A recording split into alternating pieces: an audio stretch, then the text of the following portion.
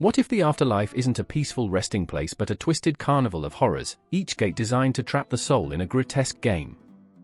Picture this: 7 gates, each one a threshold to a torment more bizarre than the last, waiting to swallow the curious whole.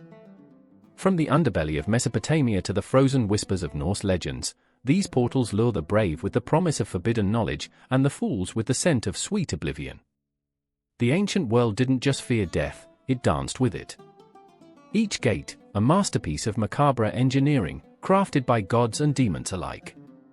Think about it: is there a more enticing riddle than to flirt with fate, challenging the very fabric of existence?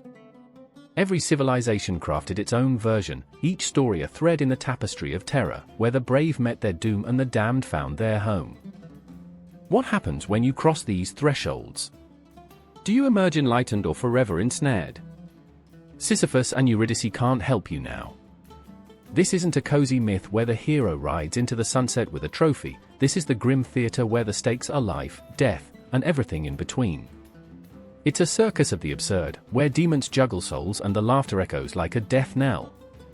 Think of Hades, where souls are ferried across the Styx, or the chilling gates of hell, where winter reigns supreme.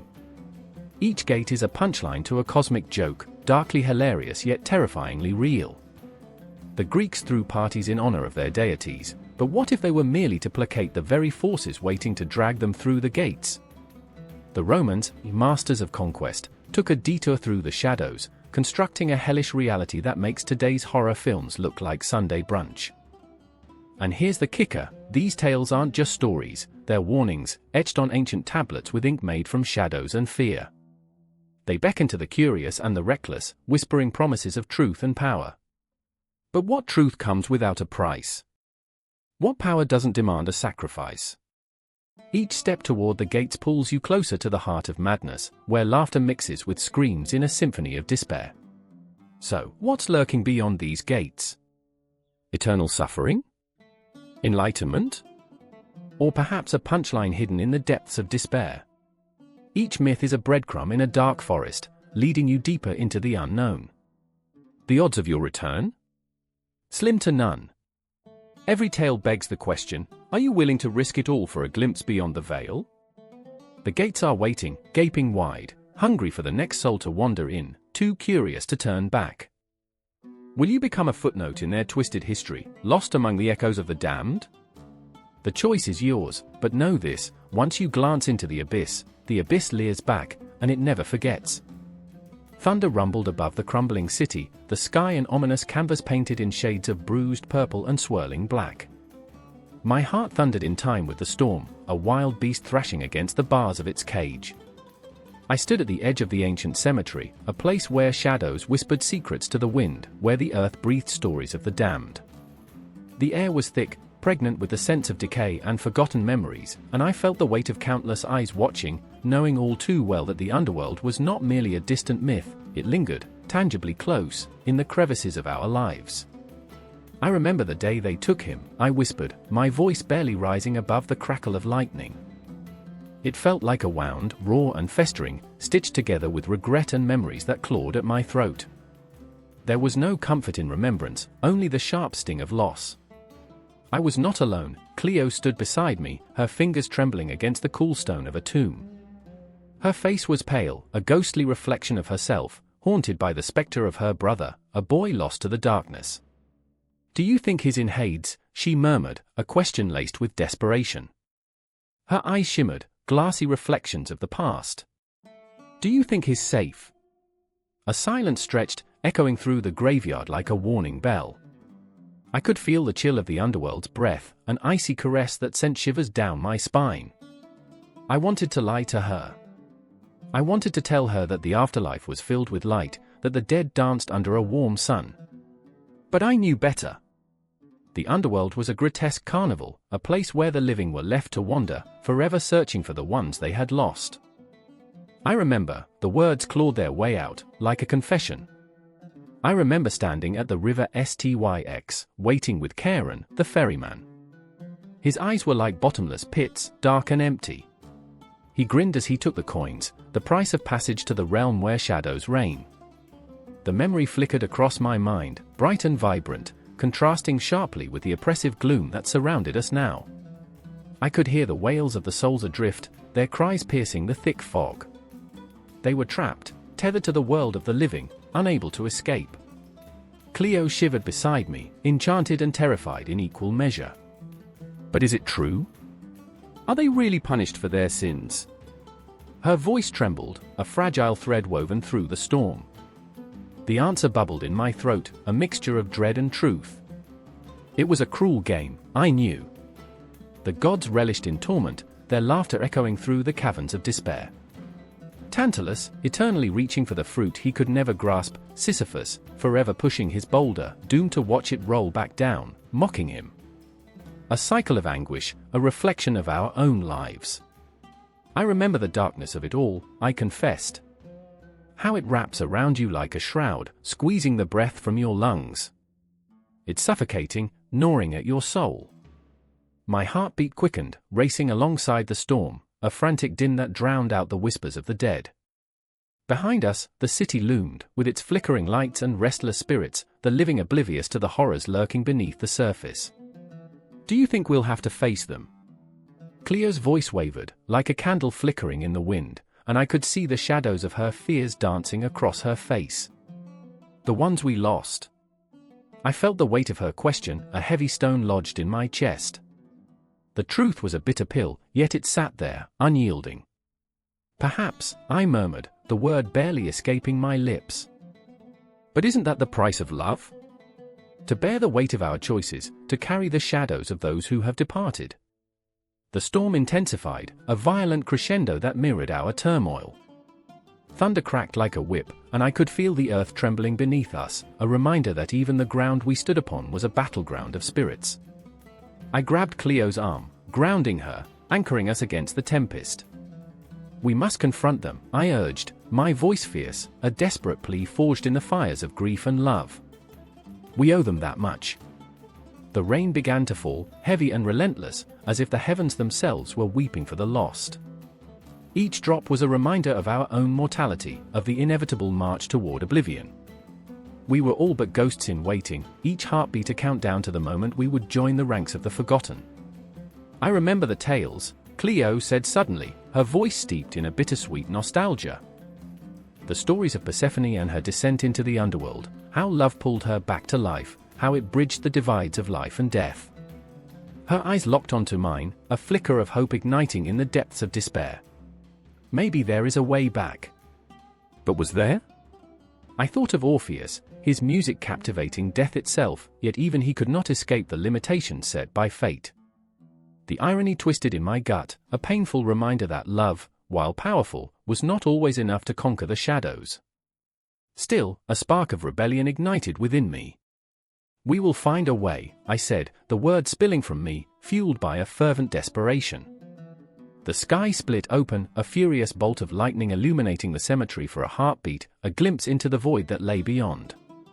In that moment, I saw them, the lost souls, flickering like candles in the dark, their faces twisted with anguish and longing. They reached for us, ethereal hands grasping at the air, pleading silently for recognition, for remembrance. And as the thunder roared, drowning out the whispers of the damned, I knew we were standing on the precipice. The underworld awaited us, its gates creaking open, beckoning with promises of truth and terror. We could no longer stand on the edge, trembling with fear. We had to step forward, into the dark, and confront the shadows that had shaped us, that would forever haunt us. I squeezed Cleo's hand, the warmth of her pulse grounding me in the chaos. Together, I breathed, a mantra, a promise. Together, we would face the shadows. Together, we would fight for the ones we had lost and the love that had brought us to this haunted place.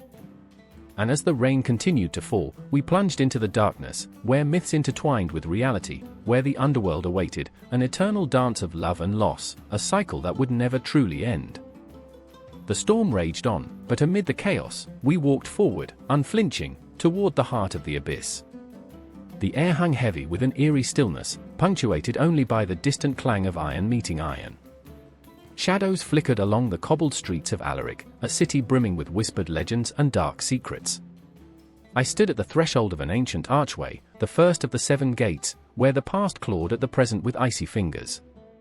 It was here that time twisted, where the echoes of lost souls hung like smoke in the air. Are you sure about this? Lyra's voice trembled, every syllable laced with uncertainty. Her pale hands gripped the hilt of her dagger, knuckles white, as if it could shield her from the sinister whispers coiling around us. I turned to her, my heart pounding, the weight of my own desperation crashing against the rising tide of her fear. I remember the tales, I whispered, the words spilling out like secrets. The 7 gates hold the answers we seek. As I spoke, a chill wind swept through the arch, wrapping around my throat like a noose. The stories had never mentioned how it felt to stand at the precipice of history, to know that a single wrong step could send you spiraling into the abyss. Behind us, Elias paced, his brow furrowed in thought.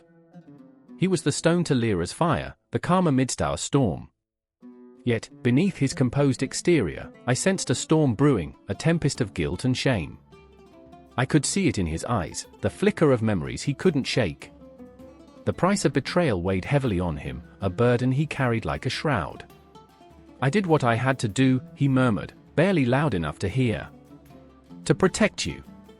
But his words felt hollow, like echoes bouncing off the ancient stone walls. I knew he was trying to convince himself more than us. I stepped closer to the gate, the air thickening with every heartbeat, as if the very stones were alive, sensing our fear.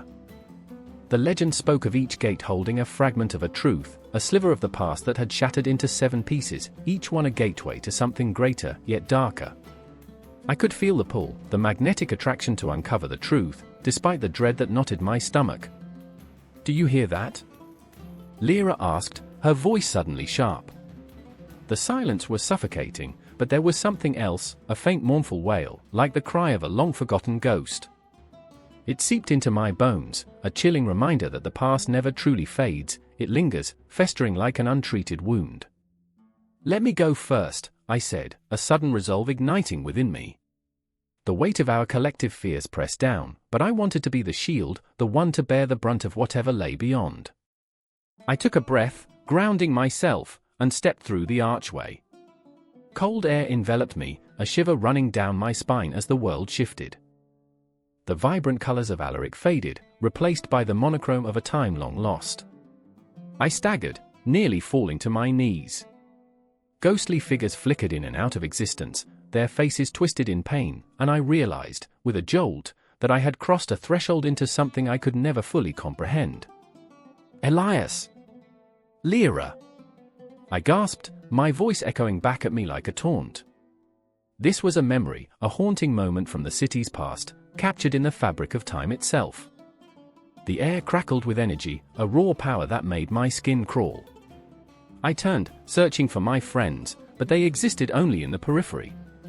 Shadows danced, faces contorted in eternal anguish, and I felt their sorrow seep into my soul like a poison. I struggled against the tide of despair, but the images were relentless. I saw the city burning, families torn apart, the cries of children echoing into the night.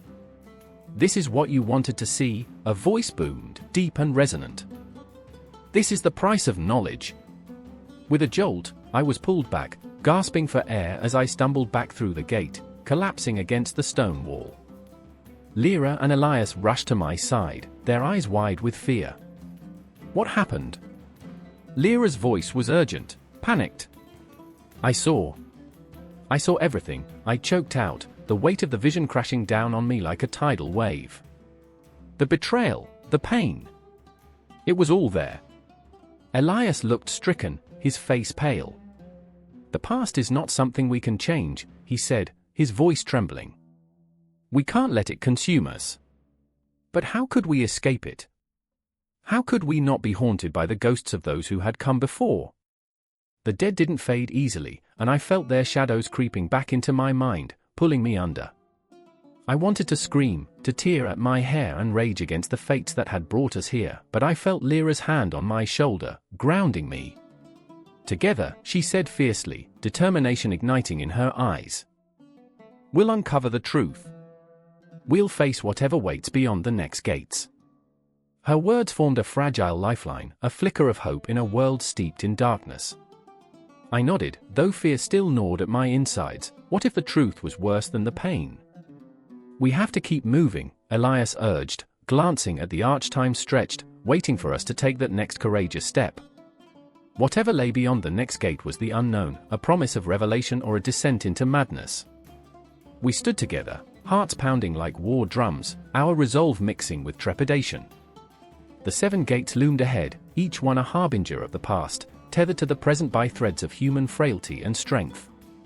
The air crackled with anticipation, the weight of our choices heavy on our shoulders. And as I took a breath, preparing to lead us forward into the chilling depths of our shared fate, I felt the vibrations of history thrumming beneath our feet, a reminder that we were not merely unraveling the past, we were entwined in its tapestry, woven through time, forever chasing the shadows of what had been and what could yet be. The silence was deafening as she stepped through the first gate, a rusted relic of despair that creaked like the bones of a long-forgotten giant. Ereshkigal stood there, cloaked in shadows that seemed to pulse with a life of their own, the queen of the underworld, regal yet terrifying. The air thickened, a heavy blanket laden with decay, wrapping around her like a shroud. In the distance, the sound of weeping echoed, not soft sobs, but wails that clawed at the very fabric of reality. I remember, every heartbeat felt like a countdown, a reminder that the abyss was alive, hungry. Ninlil, always the brave one, pushed me forward, her fingers digging into my arm, grounding me even as her face paled. "We have to go," she whispered, but her voice broke, an unsteady note in a symphony of sorrow. The second gate loomed, flanked by grotesque statues, their faces twisted in eternal agony, a warning or a welcome. I couldn't tell. I remember, I had laughed at stories of Ker, the underworld, a mere fairy tale woven into the fabric of our childhood. But this? This was real, and it was swallowing us whole. "Where is he?" Ninlil's voice trembled, a fragile thing. Her heart raced for him, her brother, lost in the murky mists of Ker, a ghost among shadows. I felt my own heart constrict, a hollow echo of her pain. I had lost people too, but never to the void beneath the earth, to a darkness that gnawed at the edges of life itself. It was a losing battle, this search, and yet I could not, would not, let her face this hell alone. The third gate opened with a low growl, revealing a vast expanse, an endless desert of souls wandering aimlessly, their faces etched with regret. I saw their eyes, hollow and lost, and a shiver ran down my spine. "This is where dreams go to die," I murmured, and in my chest, an old wound throbbed. I remember, I had seen dreams turn to dust before. I had watched hope flicker and fade like a candle left too long in the wind. Ninlil stepped closer, her hand slipping into mine. "We will find him," she said, a fierce determination in her voice, but I tasted the salt of her fear, the acid of doubt. Her brother was a spectre now, an echo of laughter swallowed by the void, and I felt the weight of her grief like lead in my stomach. We were not just searching for a brother, we were hunting for a piece of her soul, and I was scared, terrified, of what we might find. The fourth gate thundered open, the sound like the roar of a distant storm. Shadows writhed, each more grotesque than the last, twisting into forms that scraped against the very edges of my sanity.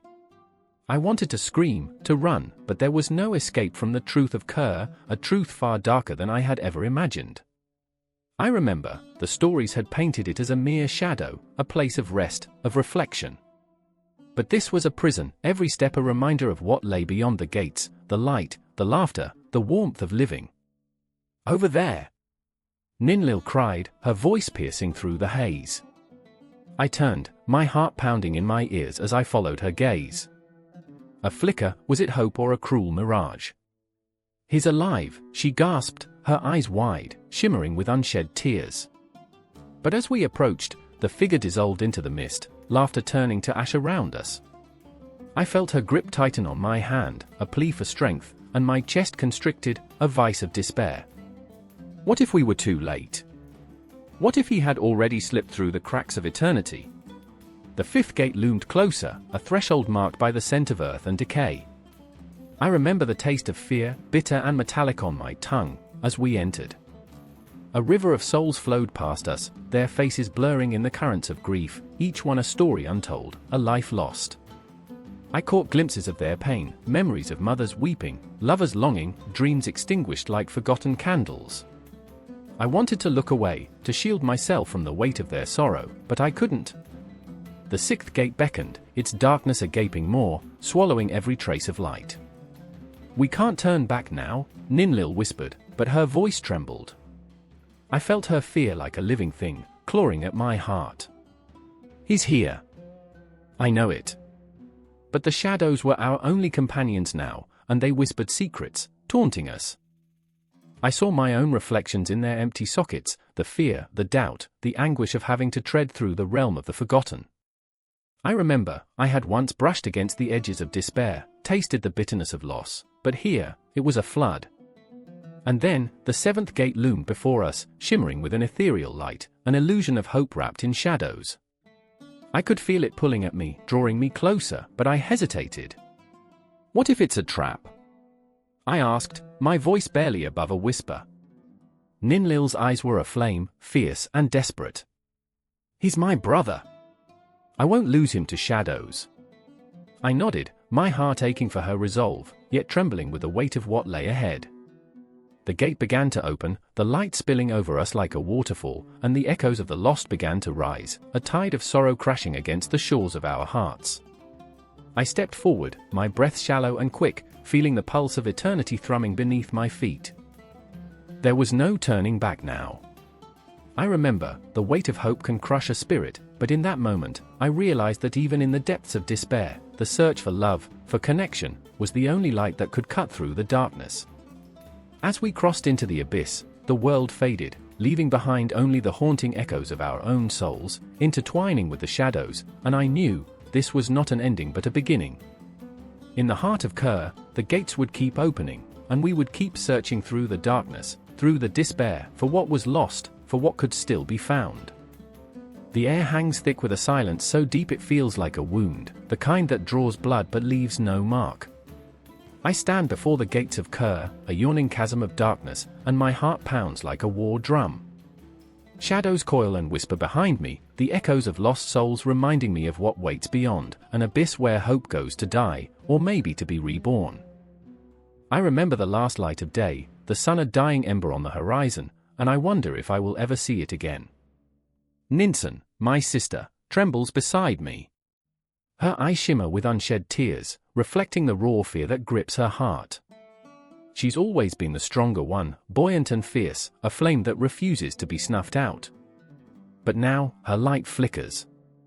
"Ishtar wouldn't have wanted this," she whispers, her voice thick with dread. "She wouldn't want us to follow her into that darkness." Yet here we stand, drawn into the maw of Kerr by bonds thicker than blood, by guilt, by love, by a desperate attempt to save her from the clutches of the underworld. I remember Ishtar, vibrant and headstrong, a goddess of war and love. The night she vanished, the world seemed to shatter, like glass breaking against stone, a cacophony of despair that resonates still.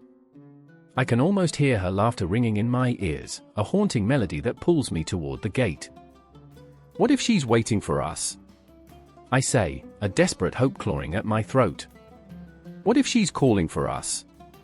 But the shadows only mock me, curling tighter around the gates, seeming to breathe in time with my doubt.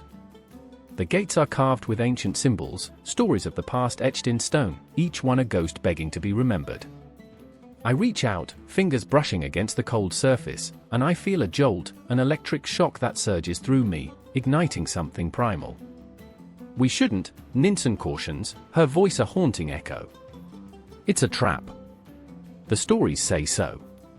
But I can't pull away, I'm mesmerized, locked in a dance with the darkness. I remember the legends, the whispers of those who dared to enter Kerr. They spoke of the fearsome guardian, a creature that dwells in shadows, whose eyes burn with the fire of 1,000 suns. I can almost feel its gaze upon me, a weight that presses down on my chest, squeezing out any remaining courage. "We have to do this," I urge Ninsen, my voice rising in fervor. "Ishtar is counting on us.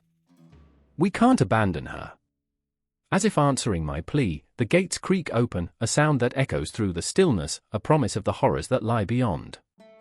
The darkness spills out, thick and tangible, wrapping around us like a shroud. I take a step forward, and the ground shifts beneath me, a living thing that threatens to swallow me whole. The world outside fades, the light snuffed out as if the flame of a candle is blown away. I can feel Ninsen's presence, her warmth beside me, but it's a fragile thread, one that could snap at any moment. Inside, the air is heavy with sorrow and decay, a stench that clings to my skin, a reminder of those who came before us. I can see glimpses of them, silhouettes flitting just out of reach, their faces twisted in anguish. Are they lost souls, or are they reflections of my own fears? I can't tell anymore, and the uncertainty makes my heart race. Ishtar! I call, my voice trembling. Ishtar, if you can hear me, hold on. We're coming for you. I remember the warmth of her embrace, the way her laughter could light up the darkest corners of my heart. But now, that warmth feels like a distant memory, a flickering candle on the cusp of being extinguished. What if we can't find her? Ninsen's voice breaks through my thoughts, laced with a fear that grips her heart like a vice. What if we're just walking into our own graves? I want to reassure her, but the truth sticks in my throat like a thorn. The passage twists and turns, a labyrinth of despair, each step heavier than the last. The shadows whisper, their voices a chorus of despair, weaving through my mind, planting seeds of doubt. You shouldn't have come, they hiss. You cannot save her. She belongs to the darkness now. But something stirs within me, a fierce resolve ignited by love and desperation. I refuse to succumb to the darkness. Stay close, I whisper to Ninsen, gripping her hand tightly. I can feel her pulse, a rapid beat that reminds me we are still alive, still fighting. We'll find her. We will. As we venture deeper, the air grows colder, a biting chill that sinks into our bones. The walls pulse, as if the very earth is alive, a heartbeat resonating through the gloom. I remember the stories of Kerr, how it devours the hopes of the living, leaving only shadows in its wake.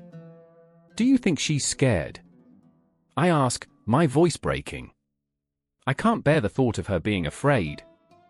Ninsen's grip tightens, her breath hitching. She's strong, like you, she says, but I can hear the quiver in her voice. She's a goddess. I want to believe her, I want to believe that Ishtar is invincible, that the darkness cannot claim her. But doubts gnaw at my heart, a relentless hunger. Then, suddenly, a flash of light. A flicker like a star in the dead of night, illuminating a figure at the end of the corridor. My breath catches. Is it real? Or another illusion conjured by the shadows? Ishtar! I scream, the name tearing from my throat, raw and desperate. I run, pulling Ninsen with me, and the darkness fights back, clawing at my ankles, wrapping around my legs like tendrils of despair. What if it's a trap? Ninsen gasps, fear lacing her words. What if it's too late? But I won't let her fear drown me. I push forward, every heartbeat a drum urging me onward, my spirit ignited by the flicker of hope. I remember the love that binds us, the ties that refuse to sever, even in the face of death. As we reach the end of the corridor, the light engulfs us, bathing us in a warmth that feels both foreign and familiar. And there she is, Ishtar, her beauty unblemished by the darkness that surrounds her. But her gaze, oh, her gaze is hollow, and my heart shatters at the sight. She looks at us, but her eyes are mirrors, reflecting the void.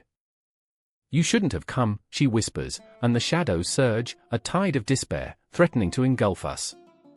But I won't let go. I clutch Ninsen's hand tighter, the warmth a reminder of what we're fighting for. Ishtar, we're here. We love you. We won't leave you. The words spill out, raw and untamed, echoing in the cavernous dark. Time stutters, the air crackles with tension, a storm brewing on the horizon. The shadows writhe like restless spirits, and I know this is just the beginning. In this moment, the very fabric of our existence hangs by a thread, and as the darkness closes in, I feel the breath of the cosmos whispering, teasing, promising, yet the question lingers, heavy in the air, will love be enough to pierce the heart of Kerr? The answer dances just out of reach, tantalizing and cruel, and as the shadows swirl around us, I can only hope it will guide us home. The air hung heavy, thick with the scent of damp earth and the lingering echoes of ancient prayers.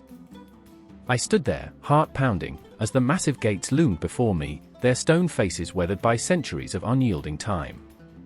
Each crevice whispered secrets, each shadow seemed alive, breathing ominous truths that sent chills racing down my spine. I could almost hear the distant wails of the dead, lost souls calling out from beyond the threshold, begging for liberation, begging for remembrance. I remember the moment vividly, a flash of desperation ignited within me as I gazed upon the gates, feeling their weight like an anchor. The sun hung low in the sky, casting long, eerie shadows that danced across the ground. It was then that I realized these gates were not mere structures of stone, they were guardians of a world unseen, a division between the sacred and the profane, rolling with the tide of fears and hopes. They were the silent witnesses to our darkest secrets and our most fervent prayers.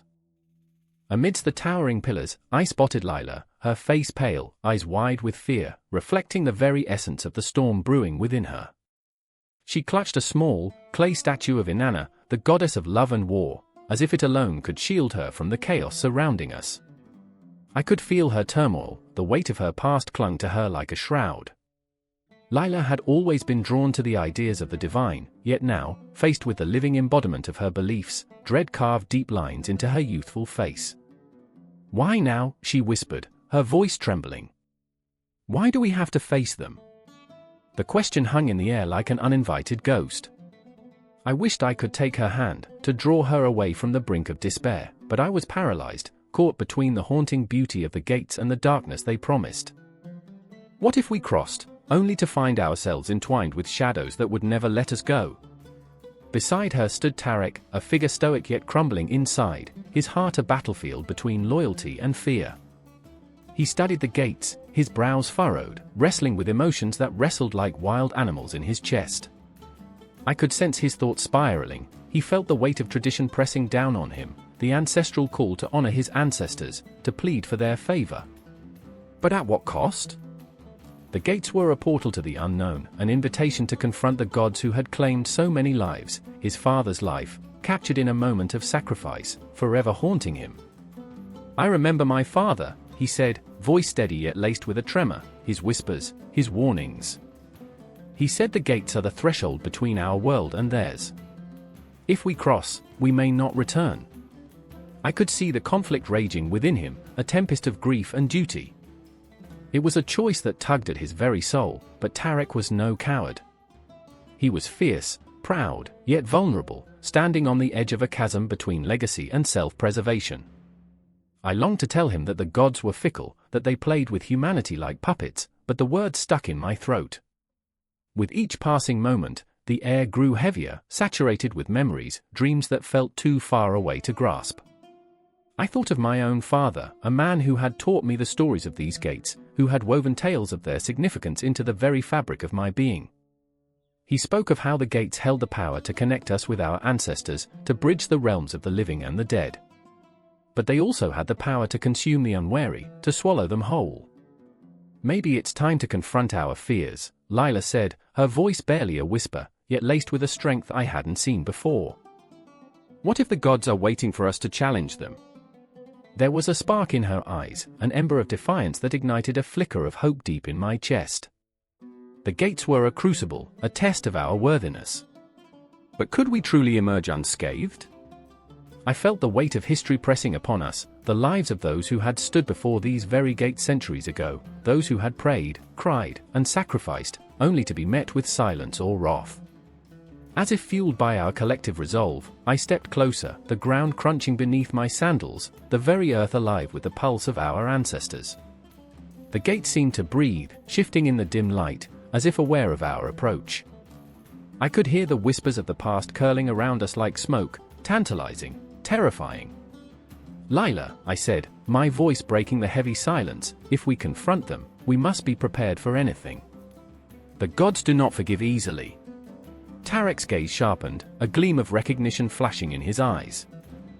"Then we embrace our fate," he declared, stepping forward, his resolve firming. "These gates won't seal our doom, they will unleash our strength." Together, we stood on the precipice, hearts racing, breaths mingling with the weight of the air, fear, hope, uncertainty swirling around us like a tempest. The gates awaited our decision, their imposing presence holding the echoes of countless souls who had crossed into the unknown, never to return.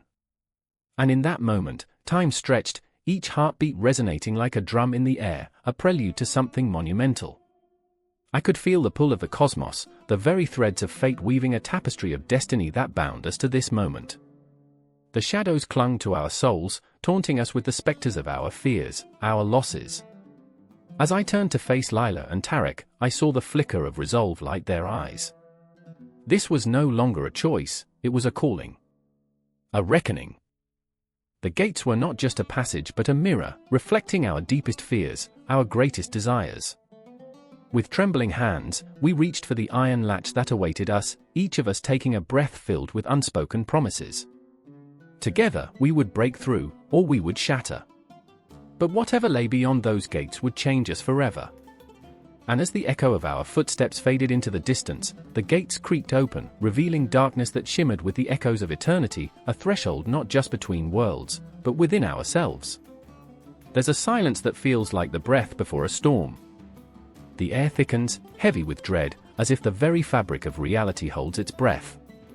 I remember the shadows creeping in, clawing at the edges of my consciousness, a reminder that in this moment, I'm teetering on the brink of something unfathomable. The duat is not just an underworld, it's a stifling abyss, a wretched expanse that thrives on the heartbeat of fear, and I am part of it now. The journey begins here, not in the myths or the tales, but in the raw, disorienting pulse of reality. With every step I take, the ground beneath me feels alive, quaking with the weight of the lost souls who dare to wander these darkened passages. I can hear them whispering, their voices like rustling leaves in a graveyard, hushed, pleading, desperate for release. A shiver races down my spine. I am not alone. There stands Amunet, her eyes wide with panic, a flicker of hope shadowed by the fear of her own mortality. She clutches the ankh pendant around her neck, a desperate prize from a life she no longer remembers, yet clings to with fervor. We have to keep moving, she breathes, but her voice falters. I can see it in her trembling hands, she's afraid of what lies ahead, but more so, she's terrified of what she's left behind. And then there's Ket, a man shaped like an ancient statue, with a heart of stone but a spirit as fragile as the parchment that holds his secrets. Burdened by the weight of his own sins, he walks a little slower, each step a reminder of the lives he's taken and the dreams he's shattered. It doesn't matter how fast we run, he whispers, the words strangled in his throat. The duat will claim us regardless. I remember the flickering torches illuminating the path, casting eerie shadows that dance like phantoms against the walls. The air is thick with the scent of decay, a pungent reminder of the countless souls who have faced their judgment here. My heart races. The duat, a labyrinth of twisting tunnels and stark chambers, is both beautiful and terrifying, adorned with hieroglyphs that bleed history and echo the despair of the damned. Do you think we'll find peace? Amunet asks, her eyes searching mine, desperate for reassurance. I wish I could tell her that beyond the weighing of our hearts against the feather of Ma'at, there is solace, a promise of eternal rest. But in this realm, peace is a mirage, a cruel trick played by the desperate souls who wander too long. I don't know, I finally reply, my voice swallowed by the shadows. Each moment in the duat stretches, a tangle of anxiety and despair. We pass through the hall of judgment, that heavy chamber where the truth of our lives is laid bare. I can feel the weight of the scales, the cool touch of the feather against my skin, a stark reminder of every choice that led us here. Amunet's breath quickens, Ket stiffens. We are all prisoners of our own making, shackled to our pasts. Our eyes dart around, taking in the flickers of light that dance like specters, ghostly reminders of those who faced their fates. I can't help but wonder, what was it like for them? Did they feel the chill of regret? The gnawing fear of oblivion? The duat is alive, a pulsating entity that feeds on our pain, and I can feel its hunger growing stronger. Do you see that? Ket points, his voice wavering. I follow his gaze to the horizon of shadows. There, emerging from the fog, is the silhouette of a great serpent, Apophis, who coils in the darkness, a harbinger of chaos. It thrums with malice, its eyes glinting with a hunger that pierces through the gloom. My heart races, a primal fear grips me, a reminder that in this place, death is not an end but a beginning. Amunet gasps, taking a step back. What do we do? The panic in her voice is palpable. I want to scream, I want to run. But the duat wraps around us like a lover's caress, tempting, intoxicating, binding us in its embrace. We brace ourselves, I whisper, and if we're lucky, we fight back. And so we move forward into the unknown, the serpent's eyes burning into my soul. The shadows whisper secrets of the past, lives lost, hearts shattered. Memories flash before my eyes, the laughter of a child, the warmth of a lover's embrace, the pang of betrayal, the weight of guilt. Each fragment is sharp, cutting deep, and I am reminded that we are more than our mistakes, we are the echoes of every choice we've made. The duat closes in around us, a tightening noose of despair, yet in the suffocating darkness, a spark ignites, a flicker of rebellion against the despair that threatens to consume us. Ket, burdened but determined, takes the lead, pushing forward. Amunet's hand finds mine, and together, we press onward through the tangled maze of shadows, fueled by the raw, desperate need for redemption. The ground beneath us trembles as we near the threshold of the afterlife, the pulse of the duat a sinister beat in our ears. The air thickens, each breath laced with the memories of the lost, the echoes of unfinished stories that ripple through the very fabric of this place. We won't be forgotten, I vow, though doubt gnaws at my heart. Yet in this moment, surrounded by the frenetic energy of fear and hope, I realize, perhaps our struggle for peace is the very essence of our being. In the distance, I see a light, a shimmering beacon that beckons us onward. I remember the stories of those who emerged from the duat, and I cling to that thread of hope. As we move closer, the serpent's hiss fades, replaced by the symphony of possibilities. I can feel it, the weight of our choices, the burden of our pasts, and the unyielding desire for freedom. And as we step into the light, I know this journey is far from over. The duat may be an underworld, but within its depths lies the promise of rebirth, a chance to confront our demons and emerge anew. The shadows may clutch at our heels, but it is our hearts that guide us. We are not just lost souls, we are warriors, battling the darkness that threatens to swallow us whole. The duat stretches before us, a vast ocean of both terror and hope, and as we take that next step into the unknown, I can feel the pulse of eternity thrumming beneath our feet, a reminder that this dance between light and dark, despair and redemption, is eternal. And so, we march on, forever entwined in the haunting melody of the duat, a cycle that has no end, only a continuation of our soul's fight against the shadows lurking just beyond the light. The air crackles, cold and electric, as if the universe holds its breath. I stand there, a mere shadow in the sepulchral light of the hall, my heart pounding like a war drum, echoing against the ancient stone walls. This is it, the moment of truth, the cusp of eternity. The room is heavy with the scent of myrrh and something sharper, a hint of fear, perhaps. My fingers tremble, brushing against the cold, rough surface of the stone altar. It feels alive, as if it has witnessed the weight of every soul that has come before me. I remember the last time I saw her. The way her laughter danced with the flickering candlelight, illuminating our small, crumbling world. It haunts me still. I failed her. I remember the last words we exchanged, sharp and cutting, like the edge of a blade. "You're not worth it," she said, her eyes flashing with hurt and anger. I was lost then, blinded by pride, but now that pride lies shattered at my feet. I would give anything to take those words back. I don't know if I can bear the weight of my heart when it's finally weighed against the feather. A figure looms before me, cloaked in shadows that seem to bleed into the floor. Anubis, the guardian, the judge, are being both terrifying and awe-inspiring. His gaze pierces through me, dissecting my essence, laying bare my soul's every secret, every sin. I shiver, both from fear and the haunting realization that I am utterly, irrevocably alone.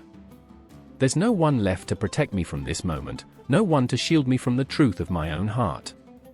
"Step forward," Anubis commands, his voice a rumble of thunder, the finality of a grave. I can't move. A part of me wants to flee, to let the darkness swallow me whole, but another part knows I must face this. If I run now, I run from myself, from the ghosts that trail behind me like a sinister shadow. I take a deep breath, the air thick and heavy, and step into the light. My heart pounds louder, each beat a frantic plea. I see the scale before me, glistening like the stars above, waiting to consume me. On one side, the feather, pure, delicate, a whisper of the truth.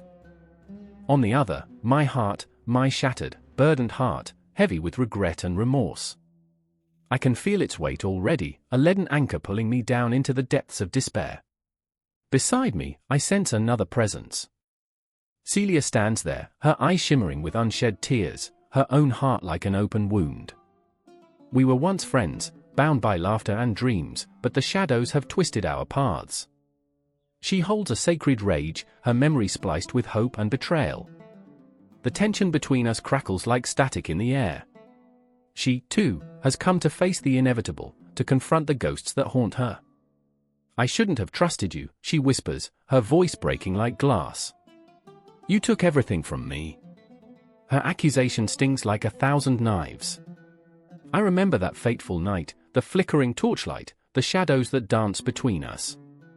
I remember the promise I made, a vow sealed with blood and tears, but I broke it. I was weak. I didn't realize it until it was too late, until the damage was done. The air thickens with unspoken words, and I can feel the weight of her anger pressing down on me like a vice. Celia, I start, but the words falter in my throat, strangled by shame. The scale beckons, its balance a cruel mockery of our shattered trust. Anyabais watches, his gaze unwavering. Your hearts must be weighed. Only then will the truth be revealed. The scale groans under the weight of our memories, the laughter, the betrayal, the moments we shared now twisted into a tapestry of sorrow. I look at Celia, her face a mask of pain, and I realize we are both standing on the precipice of our own making. Do you remember the stars? I ask, my voice barely a whisper, the question hanging in the air like a promise. How we used to lie on the rooftop, dreaming of worlds beyond this one. She looks at me, and for a brief moment, the anger dims, flickering like a dying flame. I remember. I can see it in her eyes, the flicker of the past, the hint of warmth. But it's fleeting, like smoke dissipating into the night. Her heart is still heavy, still burdened by what I took from her, trust, friendship, a part of her soul.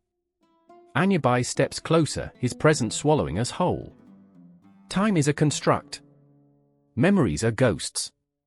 What you carry will determine your fate. I can feel my heart pounding, racing against the inevitability of the moment. The scale calls to me, a siren song of judgment. I take a step toward it, but fear grips me, solid and unyielding. What if my heart is too heavy? What if the feather tips the scale against me? I think of the lives I've touched, the mistakes I've made, the love I've lost. Around us, shadows loom, whispers echoing, each ghost a memory, a consequence of every choice, every moment where I could have chosen differently. I see the faces of those I've wronged, the pain I've caused. The echoes of laughter taunt me, a cruel reminder of what could have been. Remember the promise you made, Anyabais intones, his voice resonant, echoing through the sacred space. The heart reveals all. I glance back at Celia, her eyes dark and stormy, a tempest of unresolved feelings swirling within her. Her heart, too, must bear the weight of this moment, the burden of choices made and paths not taken. But her gaze shifts, softening, as if she too is wrestling with the ghosts of our past. With a deep breath, I reach for the scale. My heart races, a cacophony of fear and hope. The moment stretches into eternity, a thin thread of time that binds us all.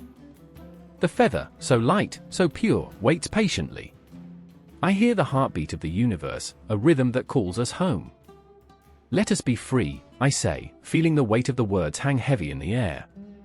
Celia nods, a faint glimmer of understanding flickering between us. The ghosts whisper, the memories swirl. Together, we step forward, our hearts poised for judgment. The scale shifts as we embrace the truth, the raw emotion of our lives swirling into something new, something ungraspable.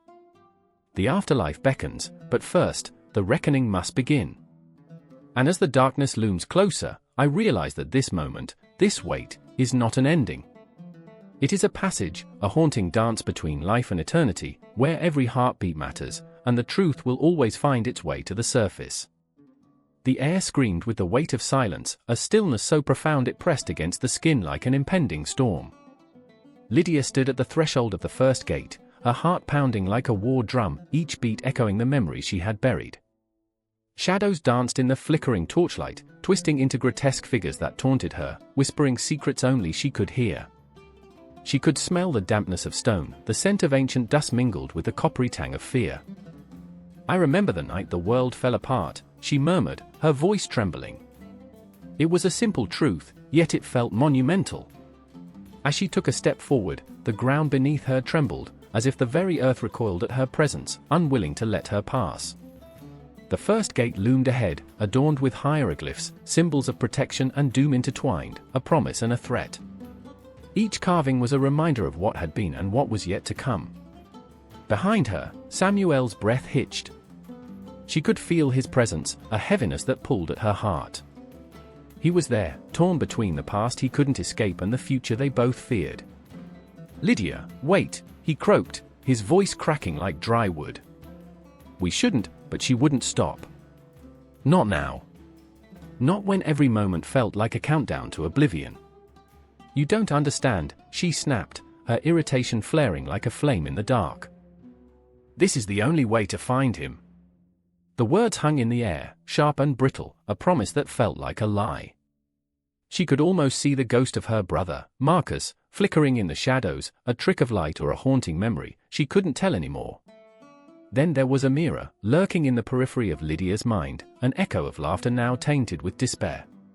The three of them had once laughed in the sunlight, weaving dreams of adventure and glory, oblivious to the shadows that lurked just beyond their vision. Amira had always been the brave one, daring the others to leap into the unknown. And now, here they were, standing at the gates of Osiris, facing a destiny woven with heartbreak and hope. "I remember Amira's smile," Samuel whispered, as if the thought could conjure her spirit back to them. It was a light in the dark. Lydia's heart twisted in her chest, a knife in the ribs. She wanted to scream, to tear the memories from her mind, but they clung to her like a shroud. "We can't live in the past, Samuel. We have to move forward." Each word felt like a stone thrown into a vast, dark well, no sound echoed back, only emptiness.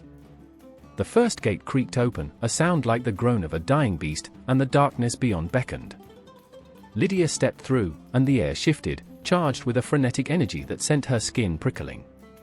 Light danced along the edges, teasing her with glimpses of a world half-formed, shadows of dreams half-remembered.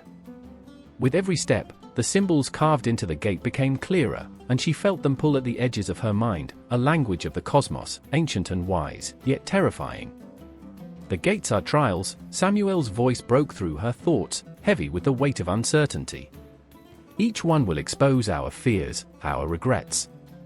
"I'm not afraid," she lied, though her heart raced with every step deeper into the abyss.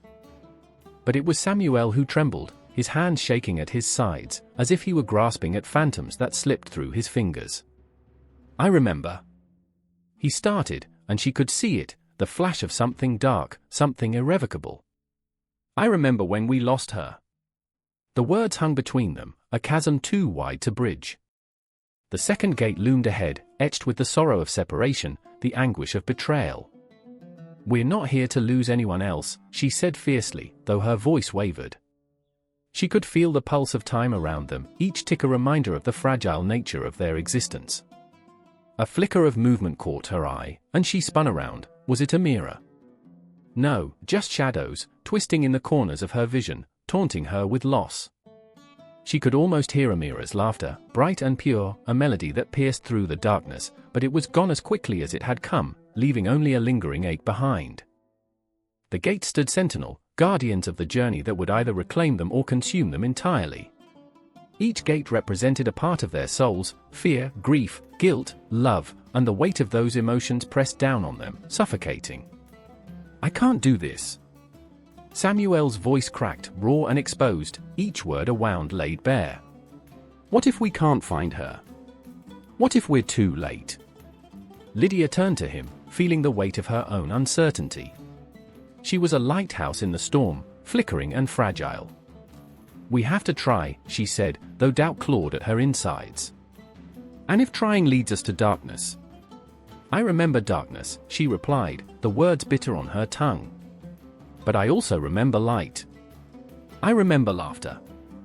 The air grew thick, alive with tension, each breath heavy with the unshed tears of 1,000 regrets. They stood on the precipice of revelation, on the verge of something unimaginable, and the gates waited, indifferent to their pain. With one last glance at Samuel, she took a step toward the next gate, feeling the pull of fate tighten around her throat. The moment hung, suspended in time, the weight of the past and the promise of the future crashing together in a whirlwind of emotion. Each heartbeat echoed louder than the last, the sound a haunting melody that urged her on. She was no longer just a sister searching for a brother, she was a warrior, standing against the tide of sorrow, ready to face whatever lay beyond the gates, ready to confront the shadows of her past. And as the second gate creaked open, the darkness yawned wide before them, a chasm filled with echoes of dreams and the ghosts of what was lost, pulling her deeper into the abyss, a path fraught with peril and promise, where every step would demand a sacrifice, but also a chance at redemption. What waited on the other side was a truth they had both long feared and desperately sought, a confrontation that would either shatter them or piece them back together, a clash with the very essence of their beings. Lydia took a deep breath, feeling the cool air burn her lungs, a prelude to the storm. The gates of Osiris were opening wide, and there was no turning back now. The air was thick with despair, like smoke curling from a dying flame, and the howling winds of the underworld carried with them the whispers of lost souls, echoing off the desolate rocks. I stood at the gates of Hades, the iron bars, twisted like broken dreams, looming above me, a grotesque invitation to the void. Shadows danced in the periphery, flickering just out of sight, and I could almost hear their laughter, dark, cold, mocking. I had not come here willingly, but desperation had driven me to this precipice, this abyss where even hope dared not tread. I remember my brother, Theo, always the brave one, light spilling from his eyes like golden sunbeams, contrasting sharply against the encroaching darkness. He had ventured ahead, following the siren call of a lost love, a shimmering ghost from the past. My heart ached for him, a hollow drum inside my chest, pounding out a rhythm of dread. "Do not go," I whispered, but the wind snatched my words, tossing them into the chasm. I felt the weight of Hades, the suffocating gloom, and it clung to me like cobwebs. And then there was Persephone, the queen with a heart torn between two worlds, her essence an intoxicating blend of springtime and winter's chill. I could almost see her, ethereal and haunting, dancing between the shadows and the flickers of light, her presence both a balm and a dagger in my soul. I remembered the nights spent in laughter, chasing dreams beneath a starlit sky, when she was whole, when we were whole. But now, she existed in fragments, a haunting memory of joy overshadowed by the darkness that sought to consume her. "Theo!" My voice cracked, desperation clawing at my throat. I reached for the gates, feeling the cold metal bite into my skin. I could not lose him, could not let the shadows swallow him whole, like they had done to so many before. A sudden chill snaked around my spine, fingers of ice tracing the outline of my fear. I took a breath, steeped in the scent of decay, and pushed the gates wide open, their screeching hinges a mournful song, a funeral dirge. Beyond the gates lay a realm where time stood still, where echoes of laughter twisted into screams. Spectres drifted, their hollow eyes searching for something they could never reclaim. I felt my heart race, pounding against the confines of my ribs, a desperate plea against the cacophony of despair. Here, death was not an end but a beginning of torment, a cruel joke played on the living. I stepped forward, my feet sinking into the ashen ground, each step a reminder of the sins I carried. Shadows lurked around me, faces contorted in agony, and I felt the weight of their sorrow, palpable and suffocating. "Theo!" I called again, my voice barely a whisper in the symphony of torment. And then I found him, my brother, a silhouette framed by the dim light, his essence flickering like a candle caught in a storm. His eyes, once vibrant, now held a haunted glimmer, a reflection of the abyss engulfing him. "You shouldn't have come," he said, his voice a brittle whisper, as if the words themselves could shatter. "It's not safe here." "Neither is it safe for you," I countered, stepping closer, feeling the pull of the darkness. A part of me felt like a fool, standing before the gates of despair, yet love, twisted and fierce, compelled me forward. "I won't leave you."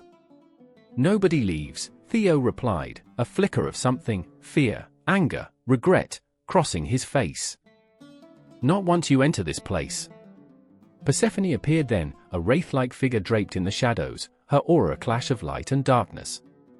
"You must go," she urged, her voice a delicate thread woven through the air, yet heavy with the weight of inevitability. "This realm will devour you, too. You cannot save him." "No." The word burst from my lips, raw and unfiltered, a primal scream against the encroaching void. "He is my brother. I refuse to abandon him." The shadows around us grew restless, shifting and swirling, whispering secrets older than time. I felt the walls of despair close in, the air thickening as if the very essence of hate was drawing life from my veins, making me want to recoil, to flee. But fear was a bitter taste in my mouth, and the ache of losing Theo burned brighter than the darkness that threatened to envelop us. "Do you see?" Persephone's voice broke through the din, her eyes piercing into my soul. "Love cannot conquer all here. It only deepens the wounds." I caught her gaze, a collision of anguish and understanding, and for a fleeting moment, the weight of her burden pressed against my spirit. But I was not ready to yield.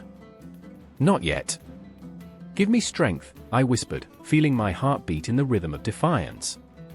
"I will not let the shadows win." The darkness responded, swirling like a tempest, a manifestation of all the fears I had buried deep within. I felt it claw at my sanity, each whisper a reminder of failures, of love lost, of moments stolen by time. But within that storm, I caught a glimpse of light, the bond of family, the warmth of memories shared, the flicker of hope amidst despair. "Together," I said, my voice steadying. "Together we fight." And as I reached for Theo, I saw the flicker of fear in his eyes give way to a hesitant spark of hope. Persephone stood tall, a beacon amidst the shadows, and for a heartbeat, I believed we could break free from Hade's grip. The winds howled louder, a cacophony of despair and rage, but as my fingers brushed against Theo's, a surge of warmth ignited between us, a promise that echoed louder than the screams of lost souls. The gates trembled, as if the very essence of the underworld quaked beneath our resolve. But the fight was far from over. We were still trapped, the weight of eternity pressing against us, and the specters danced in the periphery, waiting, watching, hungry for our resolve to falter. The tension crackled like electricity in the air, a storm brewing that threatened to consume us all. And as I stood on the precipice of despair, my heart racing, I felt the universe shift around me, time bending under the weight of our struggles. This was not the end, it was merely a beginning, a treacherous road ahead filled with shadows and echoes of what had been. I gripped my brother's hand tighter, the darkness swirling, the gates of Hades looming behind us, a constant reminder of the battle we faced. I could feel the pulse of the underworld, its heartbeat resonating through the air, mingling with ours, a dark symphony that sang of loss and love intertwined. We were not alone. We had each other. And in this moment, in the heart of despair, we stood defiantly against the tide, hearts thundering in unison as we prepared to meet whatever lay ahead. The shadows whispered, but we would not listen. We would carve our own fate, our own path through the chaos, and as long as we had hope, we would not succumb to the darkness. And so, we stepped deeper into the abyss, the gates behind us slamming shut with a deafening finality, sealing away the light as we plunged into the unknown, together. The air hung thick, like a shroud, as I stood on the banks of the river Styx, feeling the chill seeping into my bones. The water was dark, a deep abyss that whispered secrets of souls lost in its depths. I remember the silence first, profound and unsettling, a void that swallowed sound as if the world itself were holding its breath. Shadows twisted and danced, flickering between the trees, mocking the remnants of hope that clung to the edges of my heart. I was not alone, two figures, tethered by their anguish, stood beside me, each a reflection of despair, each a prisoner of their own making. Elena, her eyes like twin eclipses, bore the weight of guilt on her shoulders. I could see it etched in the lines of her face, a tapestry of grief woven from memories of choices unmade and words left unsaid. She reached for the water, her fingers trembling, as if it could somehow reach back and offer her absolution. "I should have saved him," she murmured, voice barely above a whisper, the syllables cracking like fragile glass. It hung between us, an accusation, a plea, a testament to a love that had faltered at the edge of darkness. Beside her, Marcus stood stiff, eyes locked on the churning current. He was a man wrapped in his own regrets, a fortress of stoicism built to guard against the chaos inside. But I knew better. I could feel the tempest swirling beneath his surface, a storm of memories that clawed and gnawed at his resolve. "It's too late," he said, the words tumbling out like stones falling into the abyss, heavy and final. "We can't change what's done." But the river had other plans. The Styx roiled, a living thing, and from its depths rose Charon, the ferryman, cloaked in shadows that seemed to swallow the very light around him. His gaze was piercing, a cold blue that cut through me like ice, and I felt the weight of his stare as if it were a physical entity pressing against my chest. "What do you seek?" he asked, voice like the rustle of dead leaves, ancient and unyielding. Elena stepped forward. "We want to cross," she declared, defiance mingled with desperation. Her voice quivered, but there was a spark of something, fear or courage. I couldn't tell. All I knew was that the moment hung heavy, thick with the scent of damp earth and unfulfilled dreams. Charon tilted his head, revealing a face marked by the passage of countless souls. "Crossing comes at a price," he replied, words dripping with a grim finality. "What will you offer?" "What can we offer?" Marcus snapped, his frustration bubbling to the surface. "What can ever be enough to pay for a life?" His fists clenched at his sides, a storm brewing in his chest. The vulnerability he fought to conceal was evident. I could feel it radiating off him, a heat that clashed with the coldness of this place. "Everything has its cost," Charon said, each word steeped in the weight of inevitability. "What are you willing to lose?" I could see the flicker of doubt in Elena's eyes, a tiny flame threatening to extinguish in the face of reality. "I'll give anything," she whispered, the rawness of her emotion clawing at the edges of her resolve. "I'll pay the price. Just let me cross." "You don't understand," Charon warned, voice low and mellifluous. "What you lose won't be what you expect. It may be a part of your soul, a piece of your heart." The river churned, an insatiable beast tugging at the edges of our sanity. I felt the pull of it, the beckoning of the water that promised release but hid its true nature behind a veil of darkness. The air crackled with tension, every heartbeat echoing louder than the last. I, too, wanted to scream, to confront the specter of loss that loomed over us, to shake Elena from her stupor and shatter Marcus's stoicism. But I held back, trapped in a web of my own uncertainties, unwilling to breach the fragile balance of despair that hung between them. "Will you sacrifice your memories?" Charon continued, his voice now a low murmur that wrapped around us like a blanket, heavy and suffocating. "Will you relinquish the essence of who you are?" Elena shook her head, desperation clawing at her throat. "No. Not my memories. I need them." Her voice quaked, trembling like a fragile bird ready to take flight but too terrified to leave its perch. The river surged, a wave of darkness that threatened to drown us all. I could feel the cold seep into my skin, the tremor of the water echoing through my bones. I wanted to scream, to beg for time to rewind, for the chance to rewrite our fates, but the words lodged in my throat like stones. And then it happened, a moment of clarity, an understanding that sliced through the haze of fear. "Elena," I breathed, stepping closer until the world around us faded, leaving only her and the darkness. "You can't let him take everything. We can't let this be the end." Her eyes flickered, uncertainty wrestling with determination, a battle of wills raging in the depths of her soul. "Do you truly believe that?" she asked, anguish etched into every syllable. "I remember," I whispered, memories flooding back, sunlit days filled with laughter, the warmth of summer evenings, the taste of hope that once seemed boundless. I remember who we were. I remember love, raw and unyielding. Marcus turned to me, his expression shifting from denial to something eerily fragile, as if the walls he'd built were crumbling, revealing the man beneath, a man terrified of losing himself, terrified of losing her. "Love can conquer this," I urged, heart pounding, voice rising above the chaos of the river. "We can face it together. We're more than our losses." But as I spoke, Charon's eyes glimmered with a knowing darkness. "And what if love is the very thing that costs you everything?" The river roared, as if in response, and the world spun around us, a chaotic symphony of fear and longing. The ferryman stood ready, the shadows shifting with every pulse of the water, waiting for their choice. The moment stretched, taut like a bowstring, and I could feel the weight of their decision spiraling in the air, just beyond our grasp. As the darkness loomed closer, it became clear that crossing would not only require a price but a reckoning, a confrontation with the very essence of who we had been and who we would become. In that heartbeat, time felt infinite and fleeting, and the river Styx continued to churn, a reminder that some thresholds are not crossed without sacrifice. The abyss beckoned, and we stood on the precipice, teetering between what was known and the haunting promise of what lay ahead.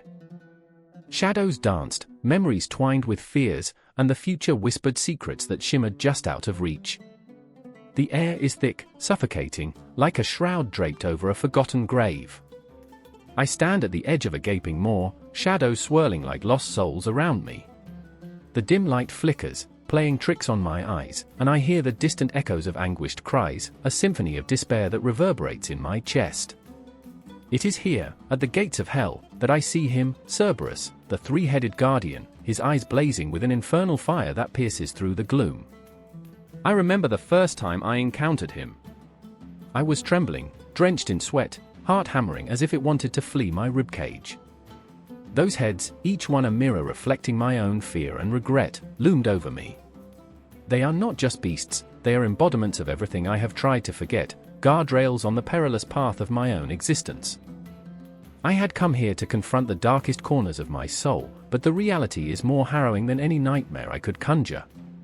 Beside me stands Elara, my sister, her face pale as moonlight, a defiant glint in her eyes that belies the terror gnawing at her heart. She is a flame, flickering yet unyielding, battling the encroaching darkness. "We have to get through," she whispers, her voice trembling like a leaf caught in the wind. "If we don't, everything we've lost, it will be for nothing." Her words hang in the air, heavy with the weight of our shared past, our parents, the laughter that echoed in the halls of our childhood home, all drowned in a sea of grief. I look at the gates, grotesque in their beauty, adorned with intricate carvings that tell stories of loss and betrayal. Each curve, each line, a reminder of the lives that have passed through, lost souls searching for redemption, or perhaps just a momentary reprieve. Cerberus won't let us go, I say, the realization clawing at my insides. He's the gatekeeper, the one who knows our secrets, our sins. As if summoned by my dread, Cerberus shifts, the ground trembling beneath his weight. A low growl rumbles from the depths of his throat, each sound vibrating with an intensity that steals my breath. This is not just a beast, this is the haunting echo of every choice I've made, every time I've turned away from the truth. You dare approach, his voice is a chorus of growls, an unholy blend of menace and curiosity. What do you seek at the edge of oblivion? Elara steps forward, her resolve burning brighter than the flames that flicker in his eyes. We seek the lost, she declares, her words cutting through the shadows. The ones who deserve to be remembered. I want to scream at her to step back, to run away from the darkness, but something deep within me stirs, an aching need to face the ghosts that haunt us. His head's tilt, listening, considering. Many come with chains of remorse, but few leave unscathed. The weight of his gaze bears down on me, and I feel my heart racing. I remember the day we buried our mother, the earth cold and unyielding, how I promised her I would protect Elara, but all I've done is fail. The memories crash over me like waves, and I falter under their relentless tide. Cerberus, I call out, forcing the words past the lump in my throat. You guard the gates, but do you not understand our pain? The silence that follows is deafening, a chasm of uncertainty stretching between us.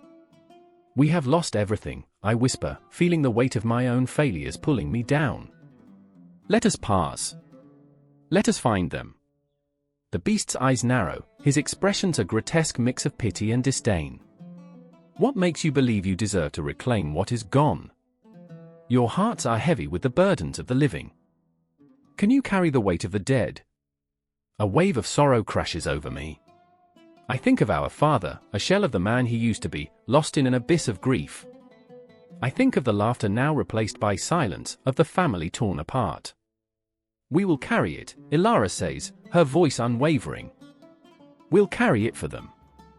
Cerberus lets out a low growl that reverberates through my bones. Then you must confront what you have buried. The truth is a beast more terrifying than I.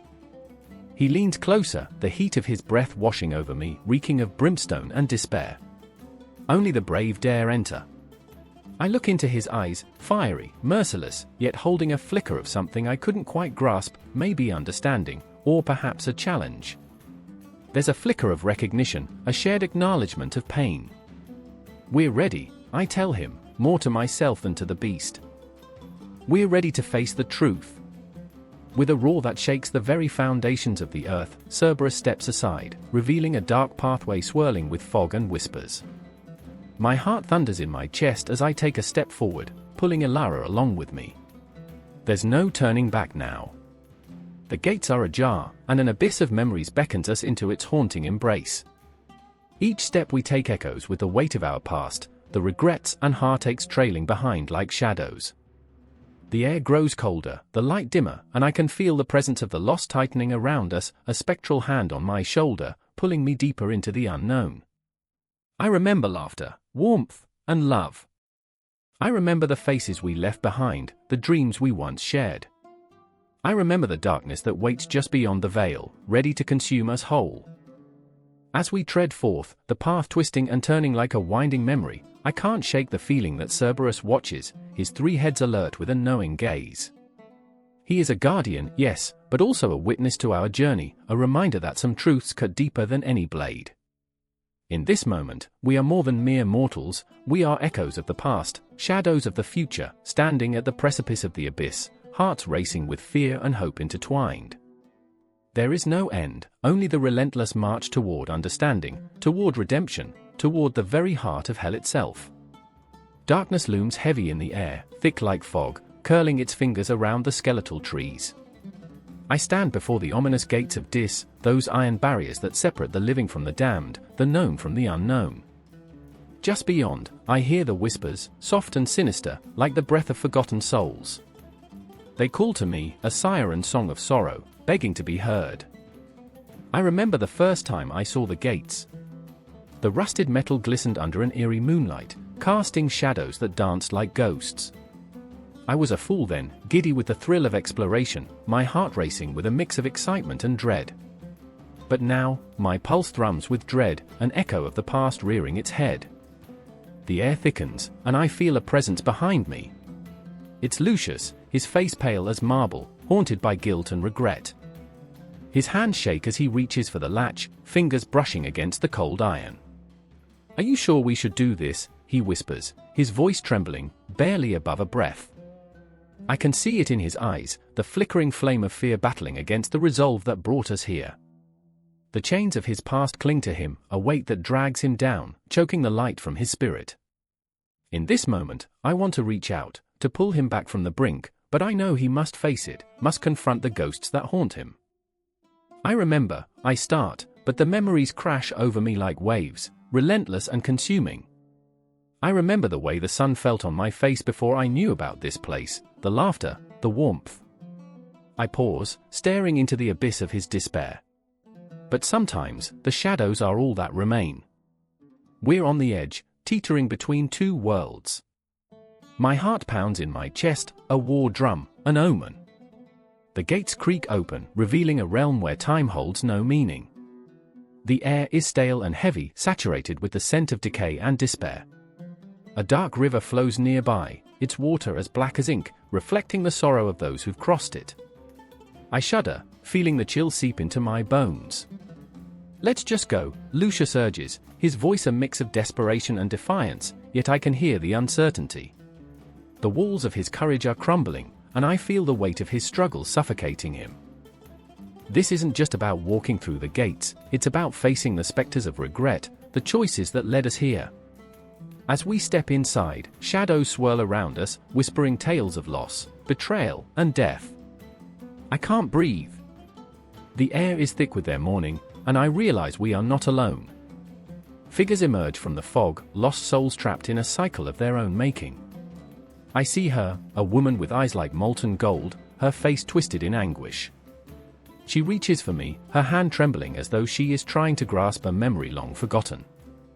help me, she cries, her voice a haunting melody that shatters my resolve. I am forever lost. I look at Lucius, and in that moment, I see his past reflected in her eyes, the choices he can never take back, the love he could never save. He takes a step forward, drawn to her like a moth to flame, but I grab his arm, pulling him back from the precipice. Don't, I plead. She's not real. But the words feel hollow, echoing into the void where hope once lived. What if she is? Lucius whispers. What if they all are? What if we're meant to be here? His gaze is locked on her, and I can see his heart break. In that moment, I understand, we are not just here to confront our past, we are here to confront ourselves. The laughter of the damned reverberates in the distance, mocking us, taunting our fears. I feel the weight of my own regrets, faces blur in my mind, memories flood like a tide, overwhelming and relentless. I think of choices left unmade, love lost to silence, and I shudder. The realization hits me, we are all prisoners of our own making. Lucius, lost in his thoughts, takes a step closer to the woman. I can save you, he whispers, his voice cracking. The shadows deepen around us, as if they sense his weakness, and I feel the ground shift beneath our feet. No! I scream, desperation clawing at my throat. You can't save anyone here. But the words fall flat, drowned out by the wailing of lost souls. It's consuming, this darkness, wrapping around us like a shroud. I can't breathe, can't think. My heart races, every beat drumming a warning. The woman's face twists into a grimace, her golden eyes glimmering with something between hope and despair. Join me, she beckons, stretching her hand out. Lucius looks at me, and in that moment, I see the battle within him, the desire to save, to protect, clashing violently with the reality that he can't. I take a step forward, my hand reaching toward him, but the shadows pull me back. Lucius, fight it! The words spill from my lips, a frantic plea that echoes into the void. But he is lost, drowning in the depths of his own sorrow. I remember, he whispers, his voice breaking. I remember the laughter. And just like that, he steps into the darkness, hand enveloping the specter's grasp. The moment stretches, time warping, and I feel the world shift beneath us. I scramble forward, desperate to pull him back, but the gates slam shut behind me. There is no turning back. I am alone now, standing in a realm of ghosts and shadows, the weight of loss crushing my chest. The shadows swirl around me, whispering, taunting, urging me to join them. I feel the pull, the darkness calling my name, promising me solace, but I refuse. I remember, I whisper, my voice trembling. I remember the light. And even as the darkness closes in, I hold on to that memory, fighting against the tide, knowing that the battle is far from over. The gates of Dis loom behind me, a reminder of the choices we make, the chains we forge. And as I stand there, trembling on the precipice of despair, I realize, this is just the beginning. The confrontation is yet to come, the struggle far from over. The air is thick with unresolved tension, the shadows still whispering, and I am left standing on the edge of fate, knowing the path ahead is fraught with darkness. The night was thick with fog, a shroud that whispered secrets only the shadows could understand. A clock chimed somewhere in the distance, slow, deliberate, each note echoing like a drumbeat of fate. I stood at the edge of a forgotten alleyway, the air heavy with the scent of rain-soaked stone and something more elusive, something ancient. My heart raced, a wild stallion in a tempest, as I clutched the tattered pages of a book, its spine cracked, the ink fading like echoes of laughter. Why can't you see it? She cried, her voice slicing through the dampness, raw and urgent. Lydia's eyes blazed with a fire that threatened to consume her. They don't just tell stories, they shape us. They've seeped into the marrow of our bones. But standing there, watching her, I felt the weight of my own ignorance. I had always brushed it off, the myths, the gods. I remember the way I'd laugh at the absurdity, the way I'd roll my eyes when she spun tales of Zeus, with his thunderbolts and misadventures. Yet here we were, ensnared in a web of their influence, our lives echoing with the consequences of their fables. Shadows don't just hide in the dark, I murmured, my voice barely above a whisper. They creep into the light, twisting everything we thought we knew. And there was Marcus, lurking just behind Lydia, a storm of silent rage and longing. His hands trembled, the veins in his wrists like tributaries of a restless river. "We're caught, you know," he said, his voice low, laced with a bitterness that made my skin crawl. "Like Prometheus, we're bound to the rock of our choices, pecked at by the vultures of our past." I shuddered at the image, the Titan, forever punished for the gift of fire. What would I sacrifice to break my chains? What would Lydia and Marcus endure? The way they loomed, their shadows stretching like the arms of the past, was a reminder of how history clung to us, even when we turned away. I recalled the myths I once dismissed. I remembered how they were woven into the very fabric of our existence, the tales of love and betrayal, of gods and mortals, whispers of fate and free will. The gods played cruel games, their laughter echoing through time like distant thunder. I could almost hear them now, mocking us from the heavens. "Think about it," Lydia pressed on, her voice trembling with intensity. "The stories of love lost, of battles fought, of destinies fulfilled. They're more than just words. They're the pulse of who we are. Every heartbreak, every triumph, woven together like the threads of a tapestry." Her passion ignited something inside me, a flicker of understanding. I felt the cool touch of realization, like the first breath of spring after a long winter. We were caught in the threads of mythology, the very essence of our lives echoing the tales of old, our choices, our struggles, our victories, all reflections of the gods we had long turned our backs on. I sensed it then, a tremor in the ground beneath us, a pulse of energy that mirrored my racing heart. The world was alive with the echoes of the past, each moment reverberating with the lessons of heroes and monsters. The tension tightened around us, a noose of inevitability as I stared into Lydia's fiery gaze, and for a second, the air shimmered with the weight of unspoken truths.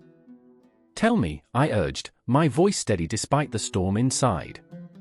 "Tell me how we can break free. How do we escape these patterns?" Marcus stepped forward, his face a mask of anguish. "You don't," he said, his voice a growl. "You embrace them. You face the gods head-on, like Odysseus facing the sirens. You let their songs wash over you, and you learn to navigate the chaos." His words struck like lightning, igniting the air around us, illuminating the shadows that clung to our hearts.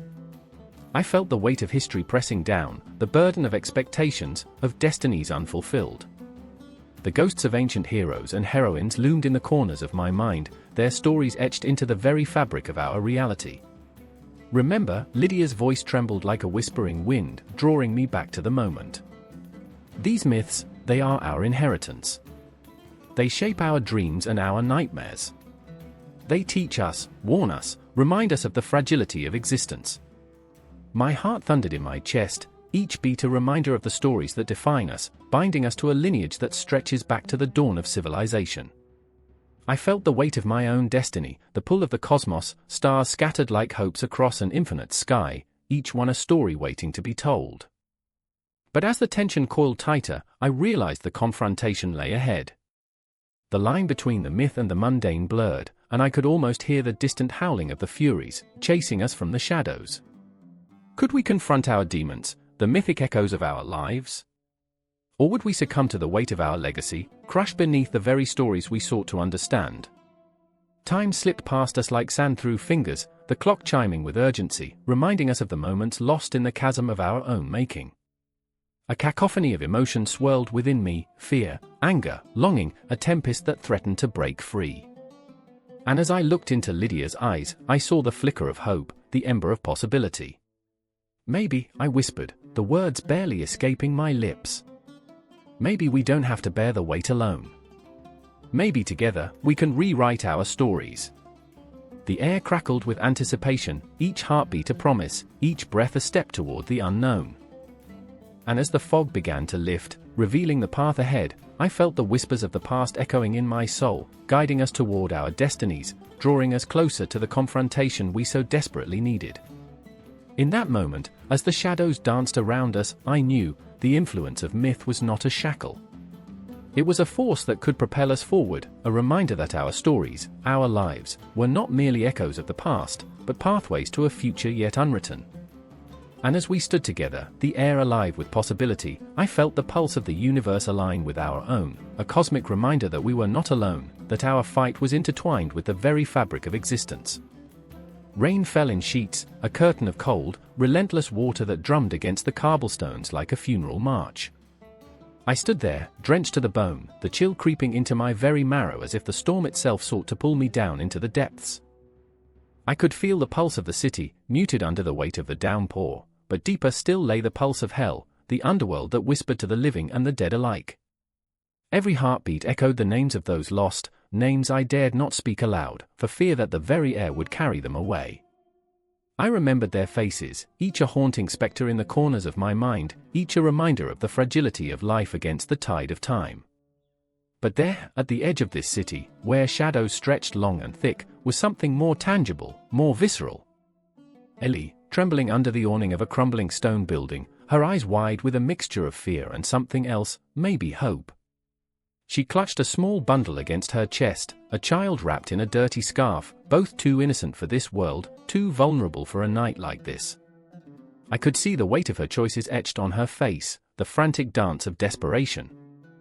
"You shouldn't have followed me here," she said, her voice barely a whisper above the wind, trembling as if she, too, feared the ghosts of hell would reach out for her. But how could I stay away? I remembered, when she laughed, a sound tinged with the echoes of 1,000 dreams gone awry, the light in her eyes flickering against the encroaching darkness. I had watched her slip into the shadows, her back turned to me as she ventured toward the gates of hell, where the living dared not tread. The promise of reunion, of understanding, had pulled me along like a moth to the flame. And, oh, how I wished for that flame to be warm, to be a beacon of comfort. But all around us, the night grew thick with an uneasiness, shadows curling at the edges of my vision, drawing me closer to a past that hummed with both grief and anger. I turned to Ellie, her breath quickening as she clutched the child tighter. "If we go in, we may never come back," I warned, my voice fracturing with the weight of our reality. "I have to," she insisted, the resolve in her eyes cutting through the chaos. "He's waiting." A shiver ran down my spine. The tales we shared as children came flooding back, stories of the underworld, of the myriad ways to cross its threshold, paths forged in sorrow and sacrifice. The entrance, they said, was not always a place of torment, sometimes, it was a door dressed like a dream, a fleeting glimpse of what once was. But those who entered could easily lose themselves, trapped in the echoes of memories that never truly went away. I felt my heart hammering in my chest, a frantic drumroll urging me to make a choice. With every beat, I remembered. I remembered the way the elders spoke of hell, their voices low and conspiratorial, the air thick with reverence and fear. "It is a place of neutrality, neither hellish nor heavenly," they said, "where lost souls roam, yearning for the warmth of the living." But to find warmth in a place of shadows? I could already feel the chill creeping up my ankles, wrapping around me as if it were a living embodiment of despair. The rain intensified, drenching us further, and I could almost hear the laughter of the dead rising with the steam from the streets. Were they mocking us? Were they beckoning Ellie deeper into their embrace? The child whimpered softly, a sound so fragile it pierced through the darkness. Ellie's face twisted in agony, caught between a mother's love and the grip of fear. "Please," she begged, "I can't do this alone." I took a deep breath, the taste of rain mingling with the bitterness of regret. I had always been the one to pull her from the brink, the one to remind her that there was still light amid the shadows. "Then we go together," I said, though the words felt like stones in my stomach. The entry point was nearby, a narrow alley that faded into darkness, its mouth agape more eager to swallow us whole. My feet felt heavy as we stepped toward it, each footfall echoing the rhythm of my heart. The air changed as we crossed the threshold, it thickened, grew colder, wrapping around us like a shroud. I stole a glance back at the city, a life we might never return to, and then we plunged into the unknown. Inside, hell was not what I expected. The air smelled of earth and decay, but there was a strange beauty to the twilight glow that seemed to dance along the ground. Shadows flickered like long-forgotten memories, and soft voices murmured from the depths.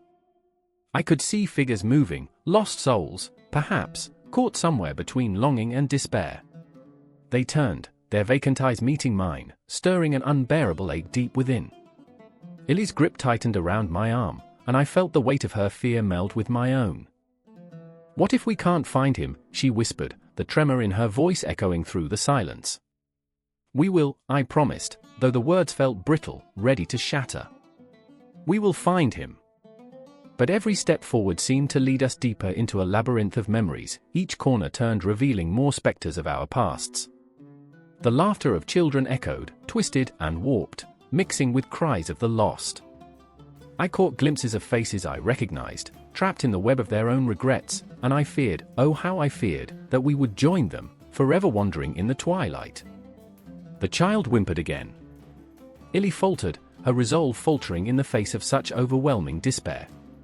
"What if," she began, but I silenced her with a look, forcing down the rising tide of my own doubts. I had to be strong for her, even as the shadows closed in, wrapping around us like a creeping fog.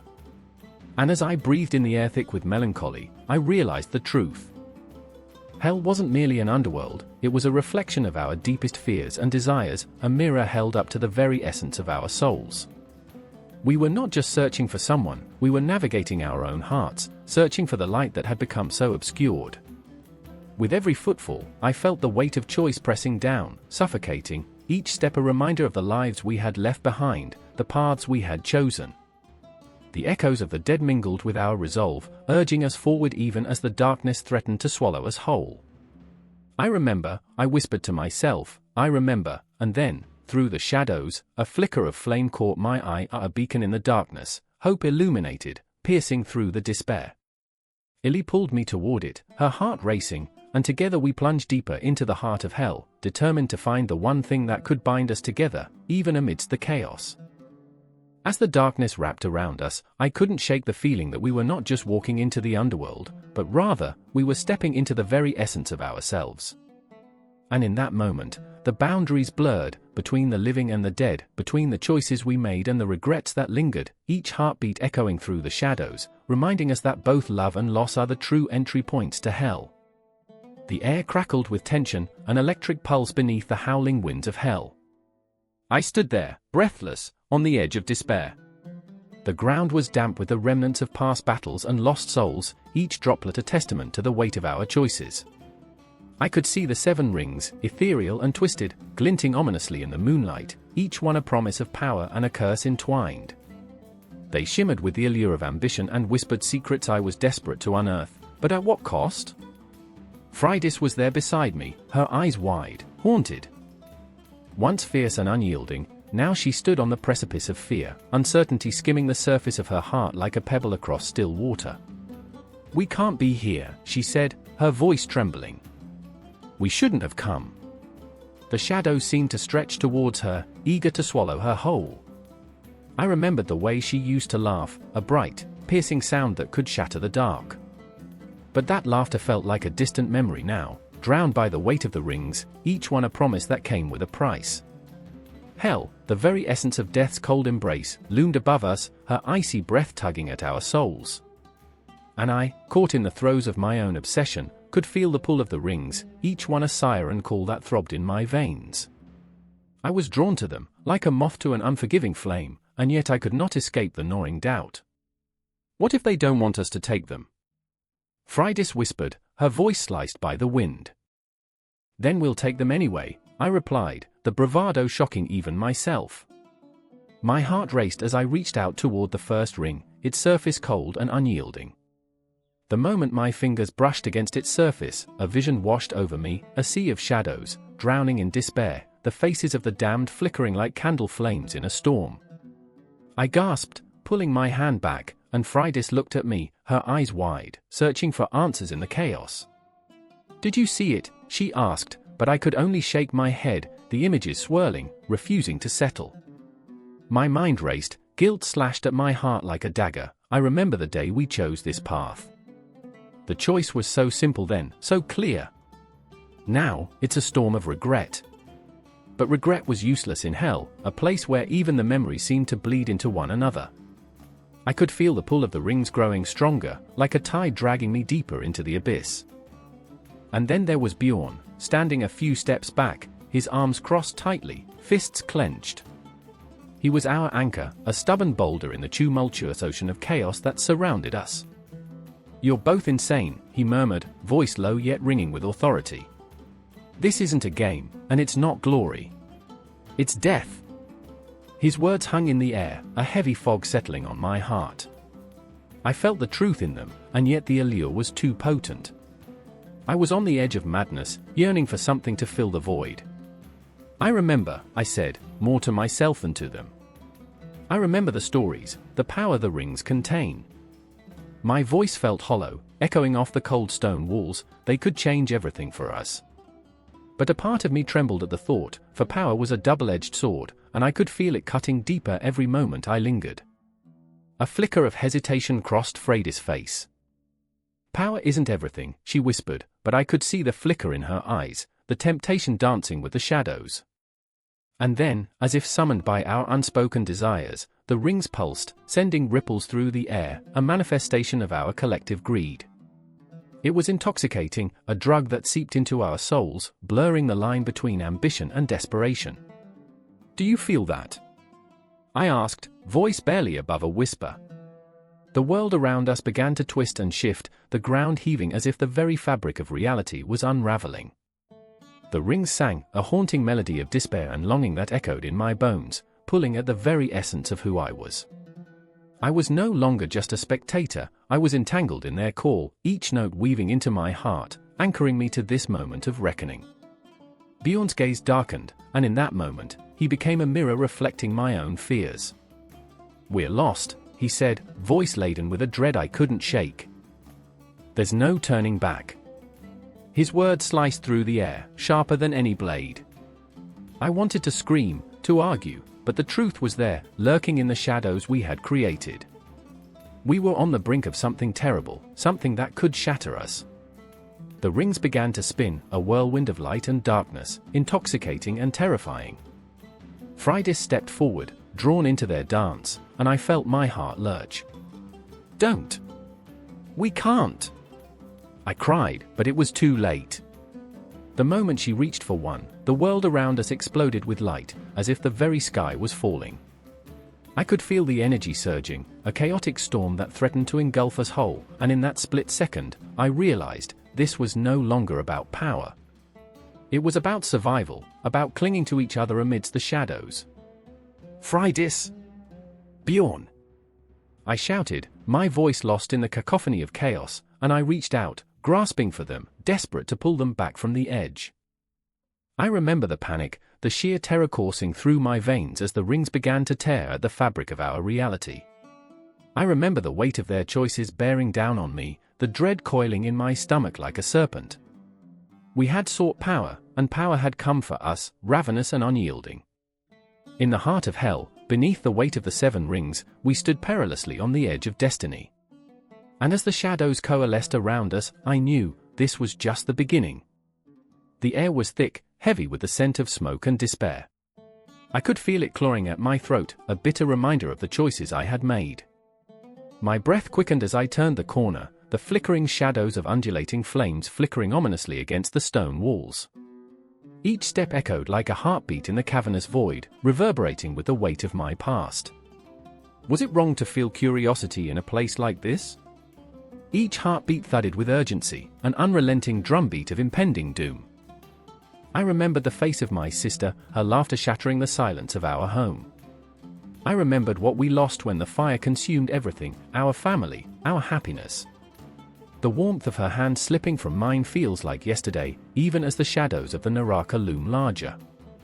I ran, my heart racing, the flames at my back a painful reminder that I could never escape the consequences of my actions.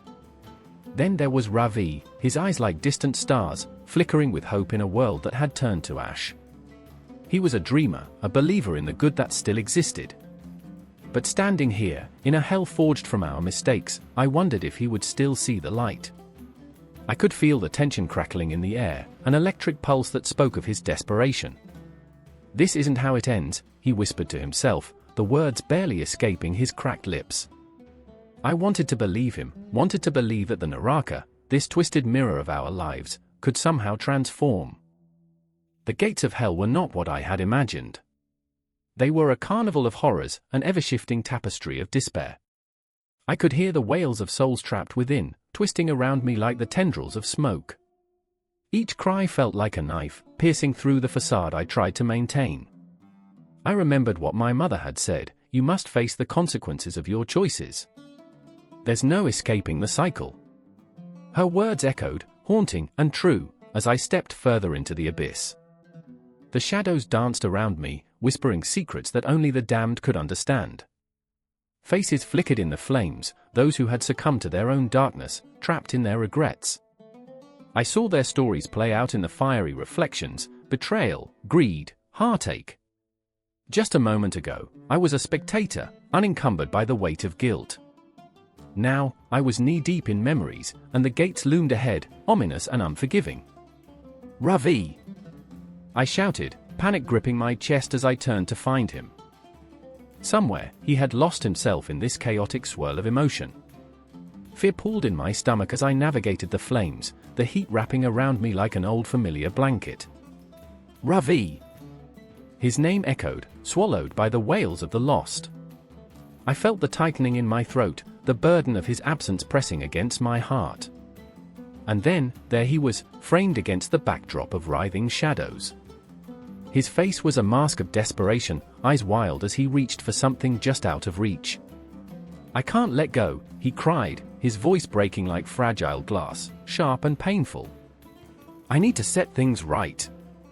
I could see it in his eyes, an overwhelming desire to escape the chains of his past. But those chains were forged in the fires of our choices, and I knew they wouldn't break easily. I approached him slowly, fear mingling with determination. "Ravi, listen. This isn't the way. We can't save them, we can't save ourselves like this." The words were a desperate plea, a lifeline thrown into turbulent waters. He shook his head, his expression a tempest of emotions: fear, anger, sorrow. If I could just reach them, if I could just make them understand, he trailed off, despair clinging to him like a shroud. The flames roared, a cacophony of rage, and I felt the pull of the Naraka's depths, a magnetic force drawing us closer to the heart of our suffering. I could almost taste the ashes of my regrets, bitter on my tongue. But what about us? What about the life we could save? I fought to keep my voice steady, my heart pounding with urgency. "We have to find a way out, together." His eyes flickered, and I grasped at the sliver of hope. "The past is a prison, Ravi. We can break free." But even as I spoke, doubt threaded through my mind. The Naraka was relentless, a nightmarish expanse filled with echoes of every bad decision made. What if we were destined to wander here forever, lost in a loop of despair? In that moment, I felt a shift. The shadows around us writhed like serpents, whispering secrets I couldn't grasp. They taunted us, the ghosts of our past looming large, shadows dancing mockingly as I stood there, frozen. I glanced at Ravi, and I saw it, a flicker of recognition, a shared understanding. He was as lost as I was, but in the depths of our pain, there was a glimmer of something else, a chance for redemption. But the flames grew hotter, the wails louder. The air thickened with dread, and I could feel the walls of the Naraka closing in around us, suffocating in their embrace. And as we stood at the gates, the choice loomed above us: dare we cross into the darkness or fight to reclaim the light that had once been ours? With the weight of the world on our shoulders, the question hovered: how do we escape a hell of our own making? The moment stretched, a taut string ready to snap, the very fabric of our existence hanging by a thread. In the grasp of despair, we had to choose: face the shadows that threatened to consume us, or let them swallow us whole, leaving nothing but echoes in the flames. And as the gates trembled, the choice became clearer. Would we turn to the light, or would we succumb to the darkness? I could feel the pulse of time, every second felt like an eternity as we stood, teetering on the edge between salvation and damnation, caught in an endless cycle of longing and regret. The cries of the lost echoed louder, urging us to make our choice. A chill swept through the air, sharp as a dagger, and the ground trembled beneath my feet. I stood at the edge of Naraka, the gates yawning wide, an abyss of shadows, echoes of despair swirling like smoke. The very air felt heavy with memories, each breath a struggle against the suffocating weight of fear. I could hear it, the distant wails of the damned, whispering secrets of their unending anguish. My heart pounded as I stepped closer, drawn into the darkness, where time tangled in a web of torment. Kieran was the first I saw, a tortured soul battling his own demons. His eyes, sunken and weary, glinted with a flicker of defiance. I remembered the way he once laughed, a sound bright enough to pierce the gloom. Now, though, that laughter was a ghost, a memory lost somewhere beyond this hellish threshold. I wanted to reach out, to pull him back from the edge, but the air crackled with tension, a wall between us fortified by guilt and regret. I remember how he had promised he would never succumb to the shadows, yet here we were, standing at the gates of oblivion. "Get away from here," he shouted, his voice raw, a desperate plea that sliced through the eerie silence. "You don't understand." The fear in his eyes was palpable, a storm brewing just beneath the surface. But how could I abandon him? My pulse raced, thrumming in rhythm with the chaos of his mind. And then there was Mira, her silhouette flickering against the dim light, a spectre of resolve. She stood tall, defiant, but I could see the cracks in her armor. The weight of her choices loomed over her, like a fog that wouldn't lift. I could feel it, her heart beat a frantic tattoo, each thud echoing the mistakes that haunted her. "Kieran," she said, her voice steady yet laced with vulnerability, "we can't let fear rule us. We have to confront this." Her eyes bore into me, seeking reassurance, yet I felt a whirlpool of dread spiraling within. I remember the day we made our pact, a bond forged in dreams and fire, where we vowed to face whatever lay beyond the veil of this life. But as I stood there, the swirling shadows of Naraka beckoning, I wondered if we were just children playing with matches, oblivious to the inferno we invited. Each heartbeat carried the weight of our unspoken fears, a countdown to the inevitable. The gates trembled, the very fabric of reality shifting as if the world itself held its breath. I could taste the bitterness of our failures, sharp and acrid, filling my lungs with despair. Shadows danced in the corners of my vision, whispering forgotten tales of suffering and betrayal, reminding me of the mistakes that led us here. "Kieran, don't!" Mira's voice cut through the haze, a lifeline thrown into the dark waters of his despair.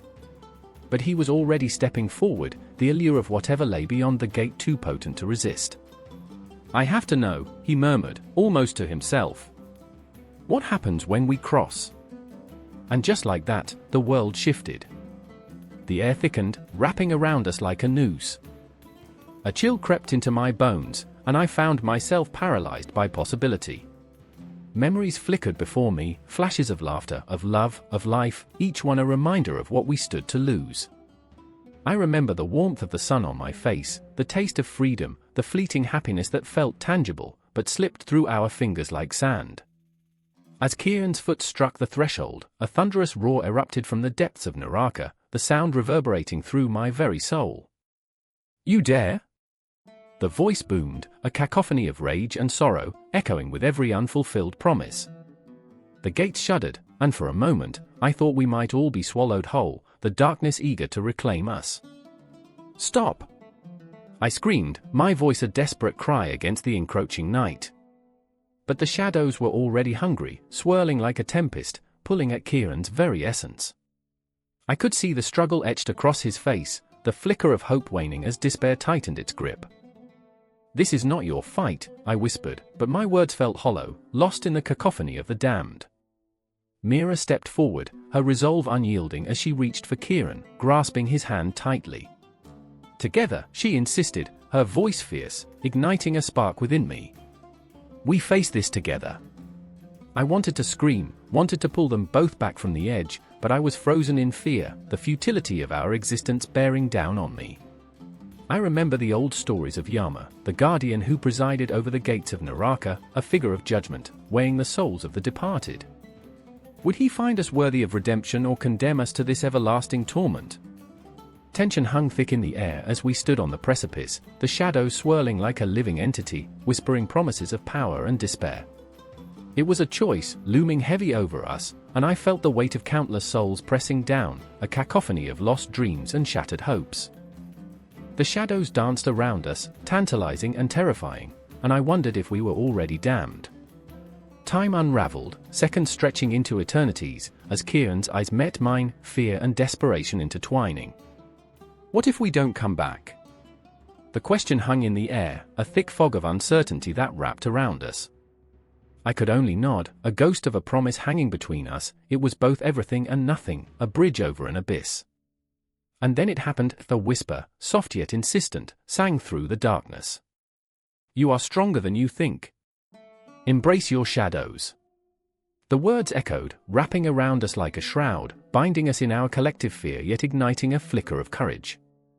In that moment, we were not individuals lost in our suffering, we were a united front, warriors against the night. As we stepped forward together, the gates trembled once more, the shadows whispering secrets of our past and future, beckoning us into the unknown. The air crackled, alive with energy, as if the universe itself held its breath, waiting for our choice. Would we succumb to the darkness or forge a path through the fire? Every heartbeat echoed louder, every breath a prayer, as we took that fateful step into Naraka. The world behind us faded, but the bond we shared ignited a flame that would not be extinguished. And as the gates closed behind us, sealing the past away, I knew we were caught in a dance with fate, shadows entwined, forever changed, together and apart, lost yet found. The air crackled with tension, thick as the fog rolling in from the churning sea. Shadows danced like phantoms, whispering secrets through the ancient trees that lined the path to the underworld. I stood there, heart racing, breath caught in my throat, knowing that once I stepped into that abyss, nothing would be the same. The ground trembled beneath my feet, as if the earth itself was alive, alive with the spirits of the departed, filled with their regrets and unfulfilled desires. I remember the cold sweat on my brow as I glanced at Arjun, his eyes wide, reflecting the flickering light of the torches that soon would be extinguished. What if we don't come back? He asked, voice trembling. A question that sent chills spiraling through my spine. He was afraid, and there was something painfully human about that fear, an echo of my own.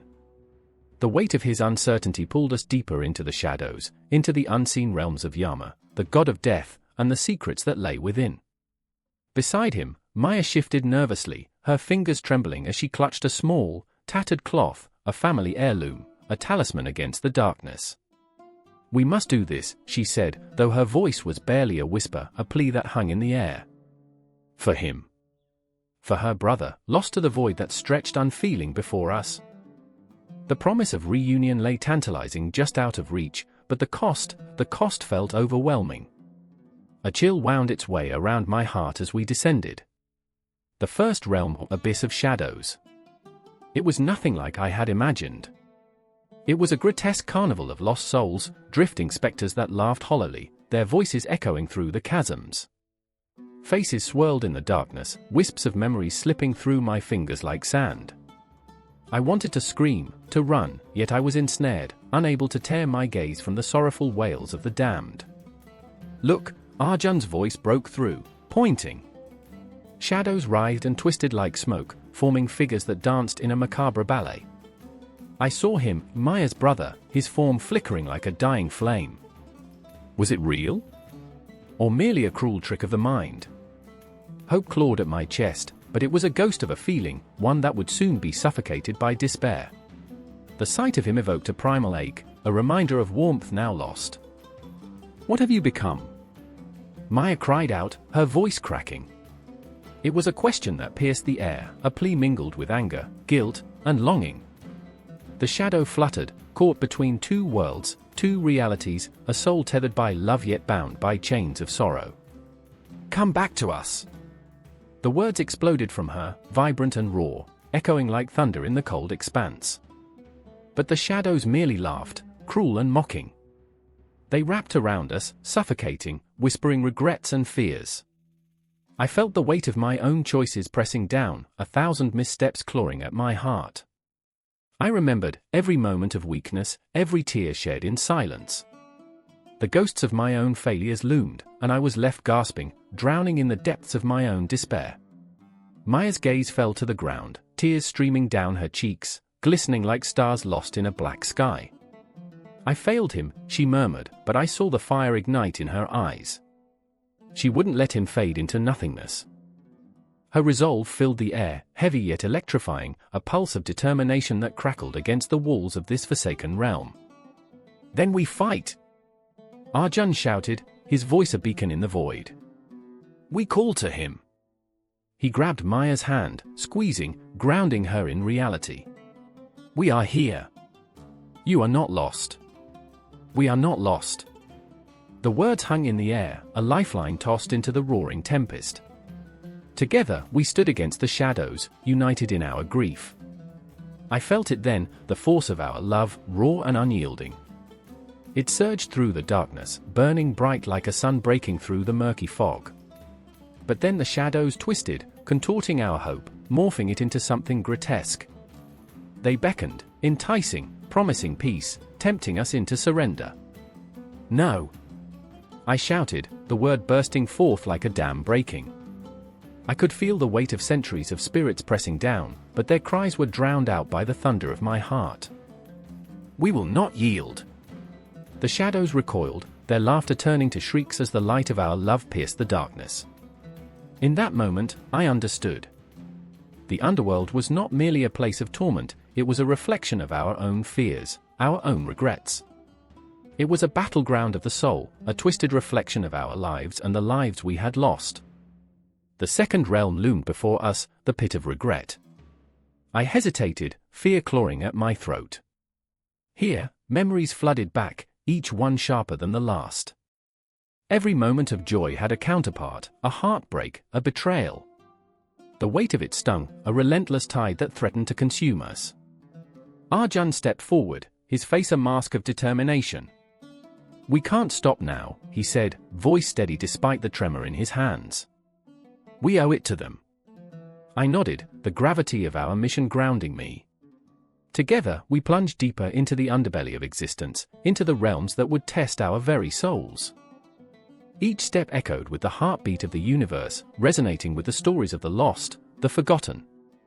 With every breath, I felt time stretch and bend, the cosmos swirling around us, a dizzying dance of fate and chance. We were players in a game older than time itself, clinging to each other in the suffocating darkness, our fears and hopes entwined, leading us toward an uncertain end. And in that uncertainty, I found a flicker of hope. For in the depths of despair, even the faintest glow could ignite a fire. Together, we would face the shadows, confront the pain, and in doing so, unearth the truth of our own existence. The underworld beckoned, but it was our love that would guide us through its treacherous embrace. The air crackles with tension, as if the world itself is holding its breath. Shadows stretch beneath the dying light of the setting sun, pooling in corners where the mind dares not wander. I stand on the precipice of a moment that could unravel me, heart pounding like a war drum, each beat echoing the ghosts of choices made and undone.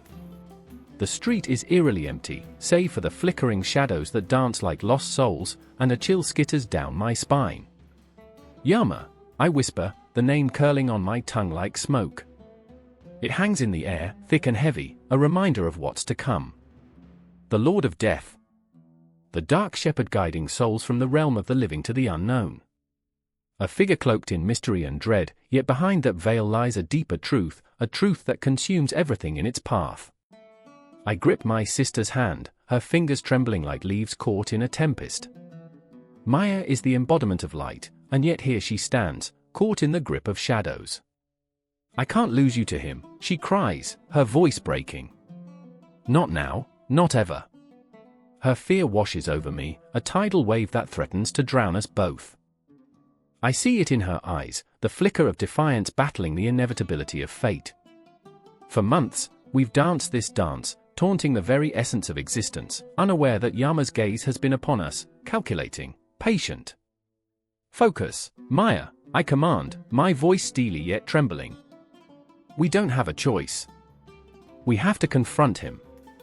The weight of those words hangs heavy between us, a fragile thread connecting our lives to the monstrous inevitability of death.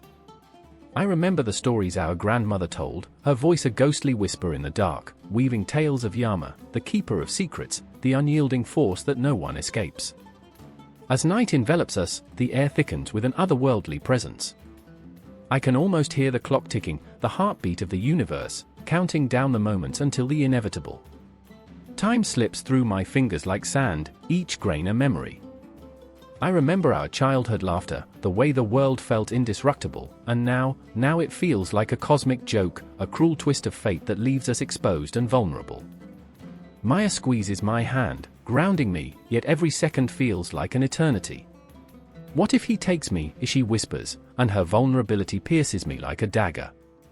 I can't bear the thought, can't bear to imagine a world without her light. He can't take what he doesn't truly understand, I murmur, but the truth gnaws at my insides. Yama is a being of unfathomable power, drawing strength from our fear, our sorrow, our regrets. Then, a chill sweeps through the air, a harbinger of something dire. The shadows deepen, swirling, and I feel him, the presence of Yama, a cold wind that snuffs out the flickering light around us. You've come, he intones, his voice like the rumble of distant thunder, reverberating through my soul. You dare to challenge me? I don't answer, words twist in my throat, choked by the weight of dread. The tales I've heard swirl in my mind, intertwining with my reality. His eyes are the abyss, reflecting the fears I've buried, the guilt of past choices, the loss of loved ones, the haunting specter of what might have been. He stands before us, not just an embodiment of death but the keeper of all our darkest secrets. Maya steps forward, fierce despite the tremor in her voice. No. You don't own us. We refuse to be your pawns. Her defiance sends shockwaves through the stillness, and for a moment, even the shadows seem to cower. But Yama only chuckles, a sound that reverberates like a cracked bell, haunting, echoing, a reminder that defiance is merely a fleeting flame against a raging storm. Foolish girl, he replies, and there's a deep rumble beneath the words, a promise of despair. You think you can escape the cycle? You think love can shield you? Maya's face pales, but she clenches her fists, and I know, the fire in her heart burns brighter than the darkness surrounding us. Love is more powerful than fear, she shouts, her voice rising above the cacophony of despair. But Yama simply smiles, an unsettling grin that sends shivers racing down my spine. Love binds you to this world, yet it also chains you to the inevitable. You will suffer as all do, and your pain will echo in the void. In that moment, I realize the truth of his words, how love and loss intertwine, how the joy of existence is forever shadowed by the specter of death. I feel the weight of every choice I've made, every moment I've taken for granted. Anxiety grips my heart as I wrestle with the knowledge that we are all mere players on a stage, our lines written by a cosmic hand that knows no mercy. Maya, I whisper, fear clawing at my throat. We need to, no, she interrupts, her voice a fierce blade cutting through the haze of despair. We can't give in. We will fight. Her spirit ignites something within me, a flicker of hope that battles against the encroaching darkness. The shadows pulse like a heartbeat, thrumming with a rhythm that matches my own. I can feel it, the weight of Yama's gaze, the tension in the air thickening like a storm. Time slips, and the world narrows. This moment stretches infinitely, a suspended breath before the plunge into chaos. Yama steps closer, his presence suffocating. You wish to defy the natural order? You think your love can shield you from the truth? Love is all we have, Maya shouts, and I see it, her light, radiating through the shadows, pushing back against the encroaching void. You don't own us. But as the words hang in the air, I feel the ground shift beneath our feet, a tremor that ripples through the very fabric of reality. I remember, time is elastic, bending around the core of our fears. We are caught in a cycle, and the darkness beckons. Then come, Yama taunts, a challenge wrapped in despair. Let us see how far your love will carry you. And in that moment, with dread coiling around my heart, I know we are on the cusp of something monumental. A reckoning. The shadows close in, but as I stand there with Maya, I feel the flicker of defiance rising within us. A cosmic dance of life and death, love and fear, an eternal cycle that will not end, even as we face the horror of Yama. Every heartbeat echoes, the rhythm of life twisting inexorably toward some unknown conclusion, and yet we stand, unyielding against the tide. The confrontation looms, the air thick with the promise of chaos, and I know, this is just the beginning. A cool mist cloaked the land, heavy like a shroud, as the moon hung low and watchful in the obsidian sky. The air crackled with an eerie silence, broken only by the distant howl of a coyote, a sound that echoed through the canyons of my mind, awakening the ghosts of memories long buried. I stood on the precipice of Mictlan, an abyss of shadows, where the air tasted of ash and despair. My heart thudded like a war drum, pounding in rhythm with the dread that clawed at my throat. I remembered, death is not an end, it is a passage, a cruel culmination of suffering and fleeting joy. "Can you hear them?" whispered Tenacia, his voice like gravel sliding down a grave. His eyes, dark pools of uncertainty, met mine, reflecting a fear as raw as any wound. He was my brother, my tether to this tortured reality, yet his soul felt light years away.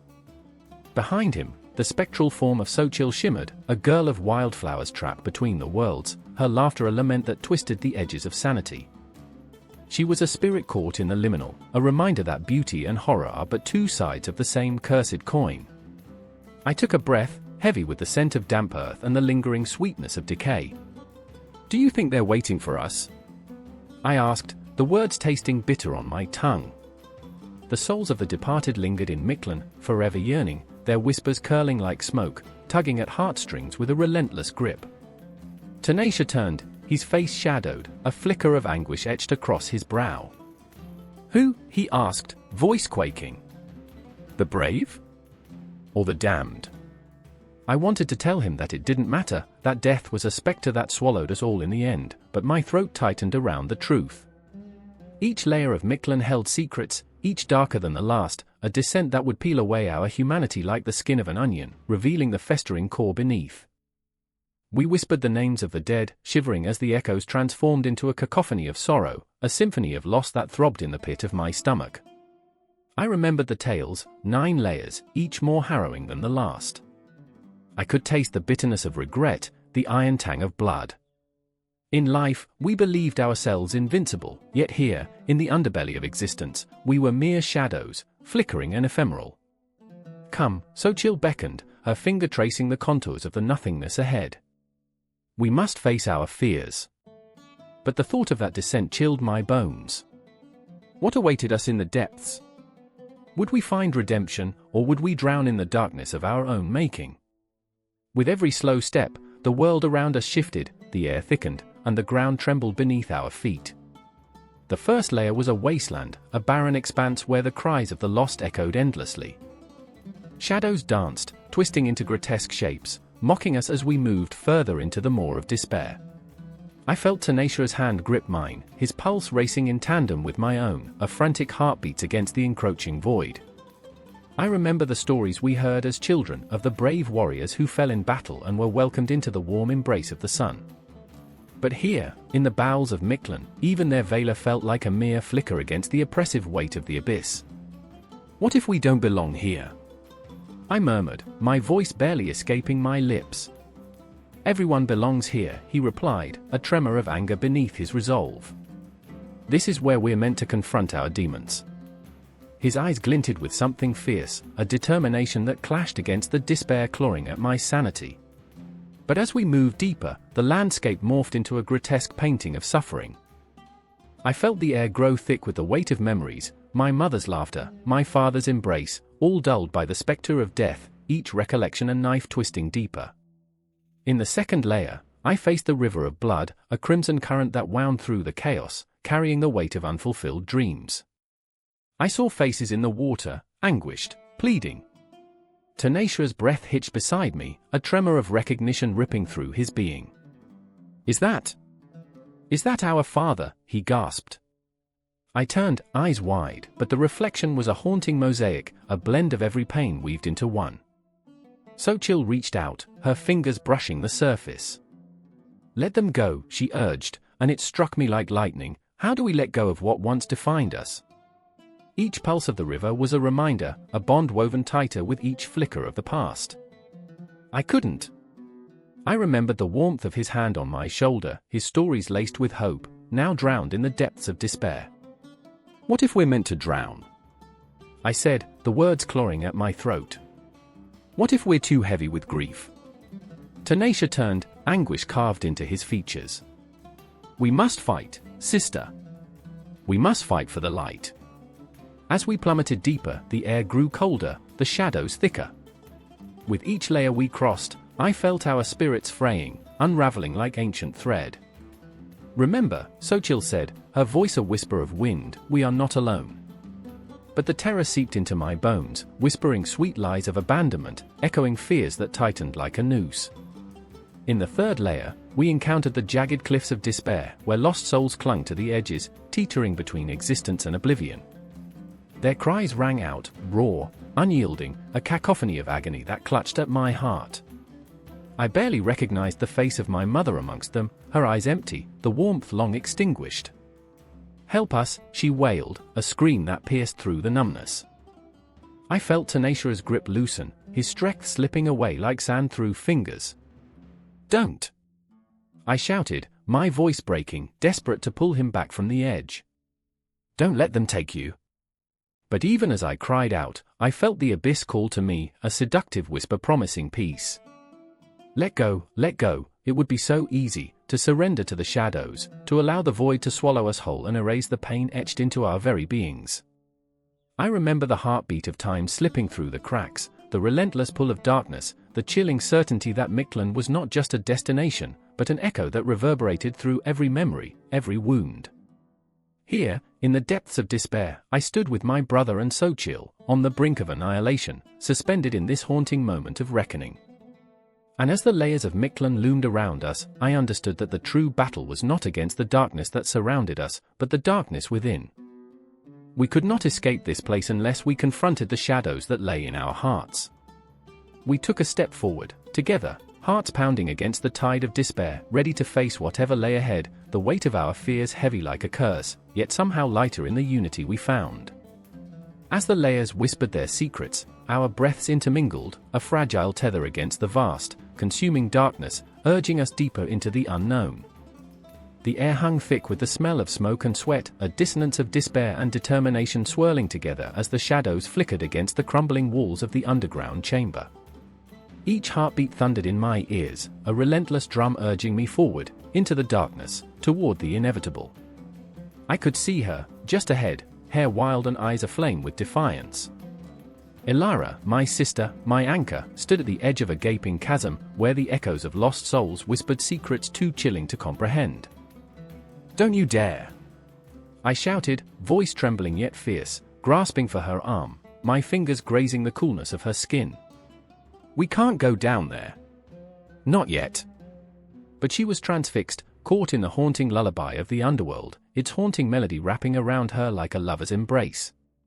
"I have to know, Finn. I have to find him." Her breath hitched, and I saw the glimmer of tears caught in the corner of her eye, reflecting a world of pain that felt as ancient as the stones beneath our feet. "Know what?" I pressed, desperation clawing at my insides. "Know that he's gone? That you'll lose yourself too?" I could feel the darkness pulling at her, a siren's call that promised answers amidst the chaos, but at what cost? The underworld was never meant to be understood, only feared. Each of its 9 layers was a testament to suffering, a mosaic of betrayal and loss, a reflection of our fractured humanity. I shuddered at the thought of journeying through its labyrinth, each gate marked by the weight of 1,000 regrets. I remembered Mother, her voice a ghostly echo in my mind, warning us about the price one pays for curiosity. "Finn!"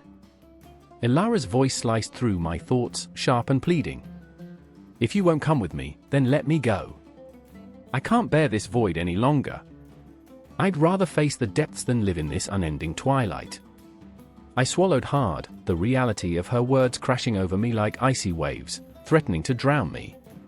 The darkness of our past loomed large, a shadow cast by the specter of our brother, lost to the abyss years ago.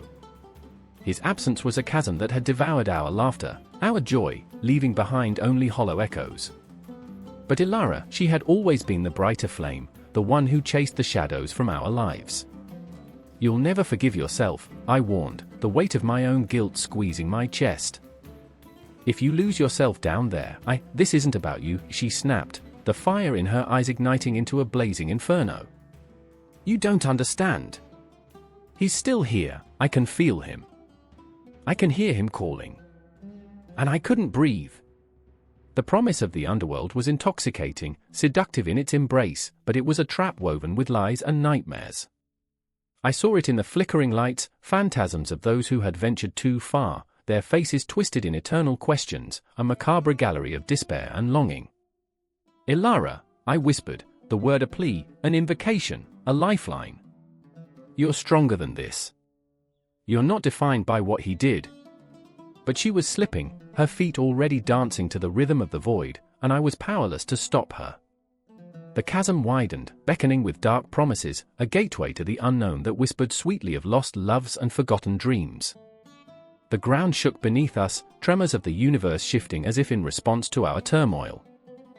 And then I remembered, the stories told in hushed tones, the myths of the 9 underworlds, each one a fractured reflection of humanity's deepest fears and desires.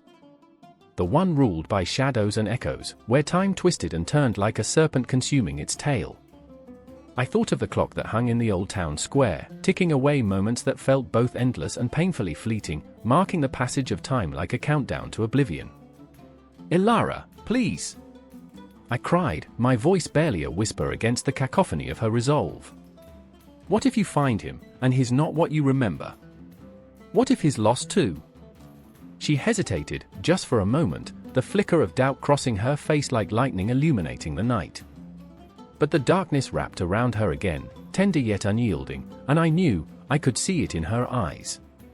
She would take that leap, plunge into the depths, searching for redemption, for closure, for something that might not exist. "Finn," she said softly, the weight of her choice pressing down like a heavy shroud. "I have to go. I have to try." And with that, she stepped forward, into the abyss, the last light of my sister's spirit swallowed whole by the consuming darkness. I felt a part of myself dissolve with her, a tether frayed and broken. My heart ached, a gnawing emptiness growing where hope once bloomed. The echoes of her footsteps faded, replaced by the haunting lull of the underworld's call. And in that silence, I understood, the journey had begun, but not just hers. It was mine too, a path paved with loss and longing, twisting through shadows that danced in the corners of my mind. I could feel it pulling me, urging me to follow, to confront the demons that dwelled within me. As I stood there, the weight of despair wrapping around my chest like a leaden cloak, the clock ticked on outside, time slipping through the cracks of our reality. I closed my eyes, feeling the pull of the underworld seep into my bones. I remembered the warmth of Ilara's laughter, the way her spirit had shone bright against the encroaching darkness.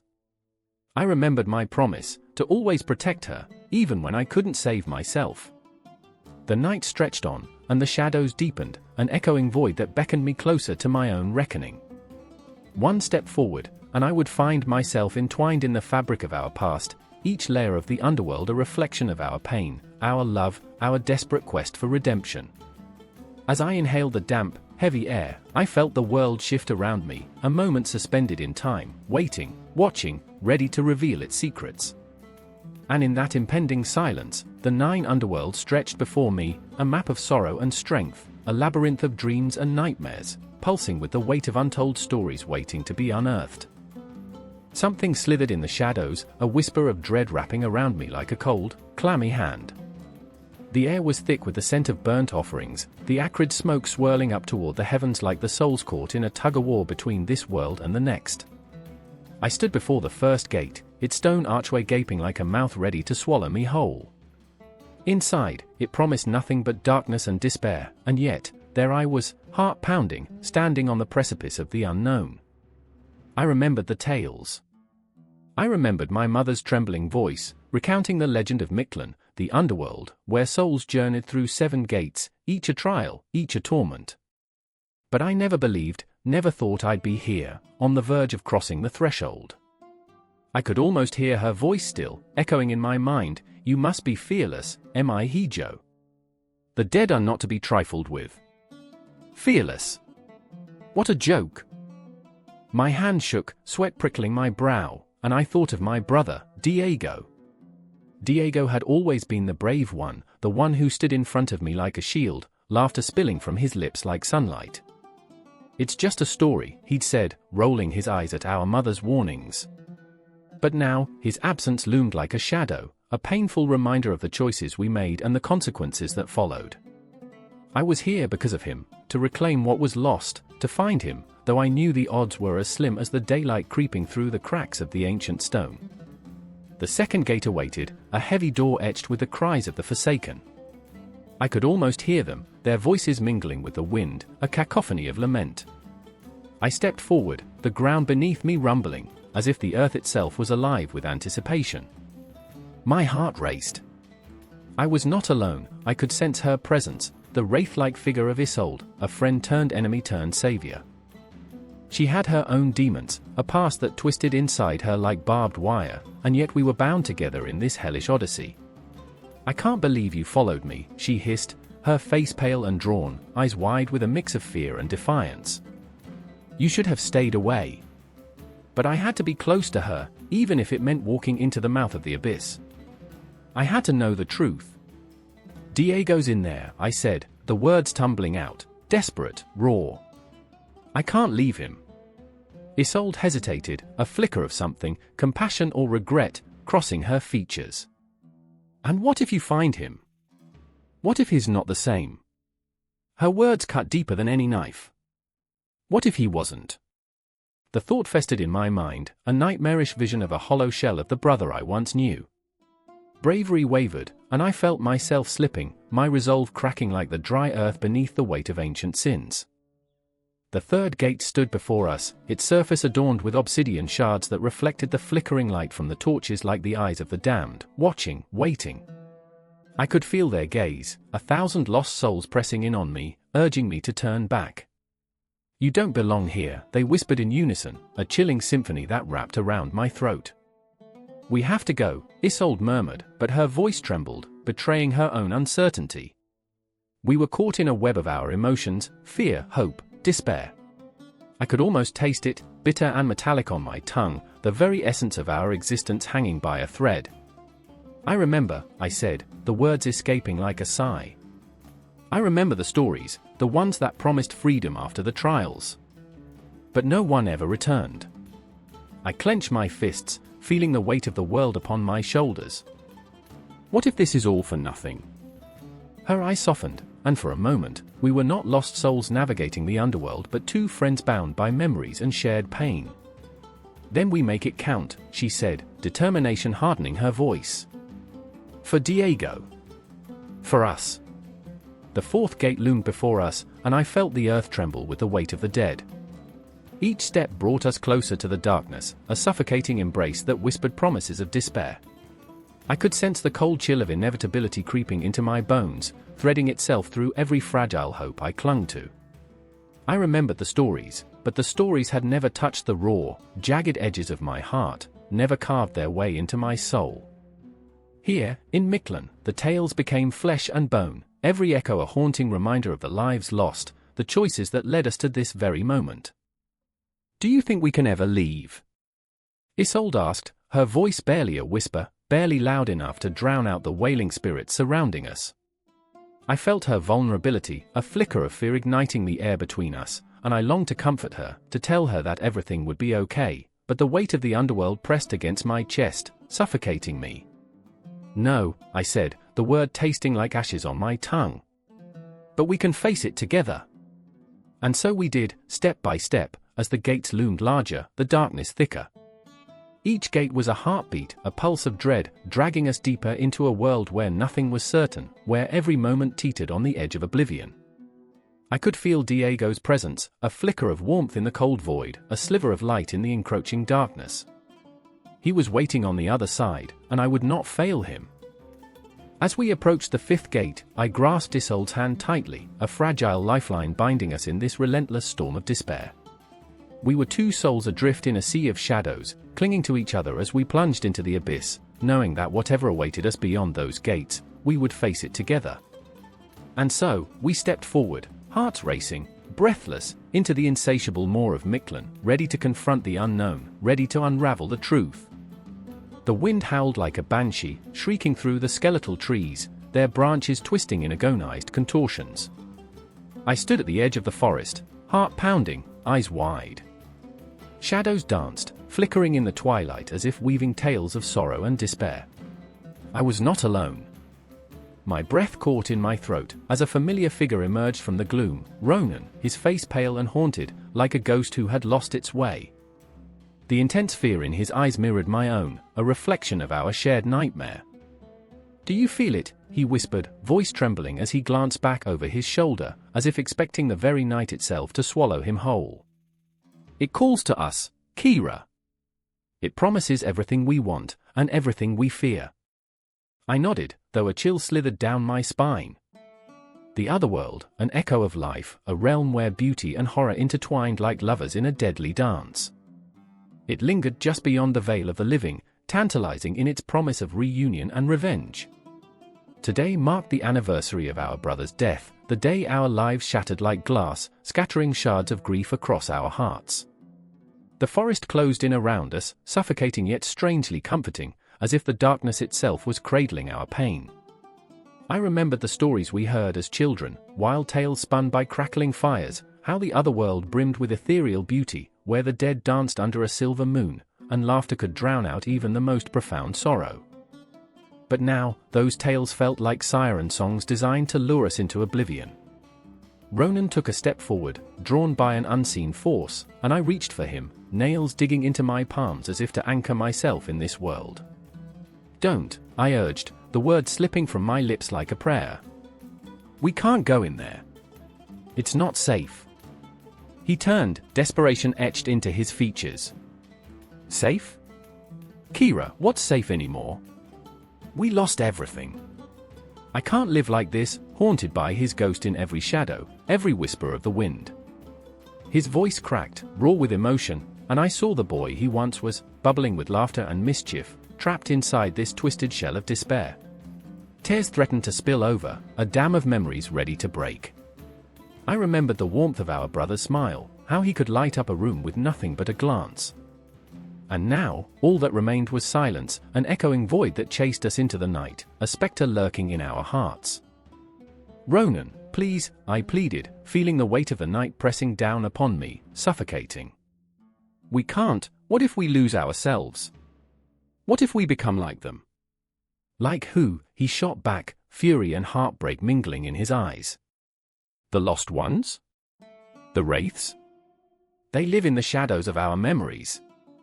They are not gone, they are here, waiting." The words hung heavy in the air, thick with the scent of damp earth and moss. I felt it then, a pulsing heartbeat beneath the ground, an ancient rhythm that resonated with my very soul. I could almost see the entrance, the gateway to the otherworld, a shimmering veil, alive with the luminescence of forgotten dreams. It beckoned, seductive and sinister, promising solace yet threatening to drown us in despair. "Listen," I whispered, urgency clawing at my throat. "We can't let our grief trap us in this darkness. We have to remember who we are, who he was." And that's when it happened. A chill swept through the air, biting and fierce. The shadows shifted, swirling around us, and I felt a presence, a cold finger trailing down my spine, whispering promises of reunion. I stumbled back, heart racing, as figures began to materialize from the twilight, half-formed shapes cloaked in darkness, their eyes gleaming with otherworldly light. Ronan stood frozen, entranced by the phantoms, yearning for connection. I could see the pull of the other world in him, the desire to escape the pain of reality and grasp for the warmth of the lost. But I couldn't let him go, not now when I felt the very fabric of our existence fraying. "Ronan!" I shouted, voice breaking through the spectral haze. "Don't you see? They are not whole. They are echoes of what once was. They cannot fill the void." For a moment, the world held its breath. The figures hesitated, dark and tendrils swirling, as if they were weighing the strength of our bond against the gravity of love and loss. I saw our brother among them, a flicker of familiarity amidst the chaos, his smile radiant yet haunting. "Come, Kira," he seemed to beckon, lips moving soundlessly. "Come home." I trembled, caught between the pull of the unknown and the fragile reality of our shared grief. "No," I cried, visceral panic clawing at my insides. "You're not real. You're a memory." Ronan stepped closer, his heart breaking beneath the weight of choice. "Kira, I can't pretend anymore. I need to feel him. I need to know he's still with us. Ronan, please. My voice cracked, the words raw with desperation. This is a trap, it's not him. It's not real. And then the night erupted into chaos. The shadows lunged, hungry for our despair, and I felt them wrapping around us like chains. The air thickened with sorrow, a miasma of unsaid goodbyes and lost futures. I grabbed Ronan's arm, my fingers clawing into his skin. Fight! You have to fight! His gaze flickered between me and the fading specter of our brother, torn between the familiar warmth of love and the relentless ache of reality. What if I can find him? Ronan's voice trembled, filled with longing and fear. Then we will find him, together. I could hardly breathe, the words spilling from my lips, drenched in urgency. But not like this. Not in this darkness. We have to live, Ronan. We owe him that. The shadows pulsed around us, swirling like a tempest, but within that chaos, there was a flicker of light, the bond we shared, an unyielding thread of love woven through our grief. I could feel it pulling tight, urging us to remember, to fight against the encroaching darkness. Ronan hesitated, eyes flickering with doubt. And just for an instant, the shadows seemed to pause, as if waiting for his decision, the weight of eternity resting upon his shoulders. Kira, he whispered, and in that moment, I saw the boy I had known, the brother who would fight for his family. You're right. We can't lose ourselves. With a sudden surge of determination, we turned away from the shadows, the stillness of our brother's spirit hanging heavy in the air. The cries of the otherworld echoed around us, a melancholy lullaby, but we pushed forward, hearts entwined against the night. As we stepped back into the present, I felt the cool air wrap around us, a bittersweet reminder of life. The shadows flickered, receding as if they were pulling back, waiting for another moment of weakness to ensnare us once more. But tonight, we would not succumb. We were alive. Together, we would find a way through the darkness, one heartbeat at a time. And in that moment, beneath the skeletal trees that whispered their own dark secrets, the otherworld remained just that, a phantom of desire, a reflection of our deepest sorrows. The entrance would always be there, but for now, we chose to live in the real world, haunted but unbroken, tethered by love, driven by the promise of a tomorrow we would fight to reach. The wind howled like a wounded animal, shrieking through the gnarled branches of ancient trees, a chorus of despair echoing into the twilight. It was here, at the edge of a city long forgotten by time, that I found myself, heart pounding, breath hitching. A single flickering candle illuminated the crumpled map in my trembling hands, the ink smeared by the sweat of fear. The side were near. I could feel their presence, an electric hum in the air that sent shivers spiraling down my spine. I remember the moment before everything fell apart. My sister, Fiona, stood beside me, her eyes wide and glistening like black glass, reflecting the shadows of our past. We have to go back, she whispered, but the words crackled in the air, pregnant with unspoken dread. She had always been the brave one, the one who found adventure in the mundane, but now she was a specter of her former self, haunted by the whispers of the side, guardians of the gates between worlds. Fiona, I urged, my voice a fragile thread in the wind. If we don't cross tonight, we lose everything. The city beyond was alive with the dim glow of lanterns, but it felt like a dying ember, smothered by the encroaching darkness. Every heartbeat was a countdown, echoing the urgency that clawed at my insides. I felt the weight of our family's legacy pressing down on us, both a blessing and a curse. The side held the keys, they were the gatekeepers, and we were the lost souls begging for passage. But the side were not merciful. They were beautiful and terrifying, shimmering like stardust but cloaked in malice.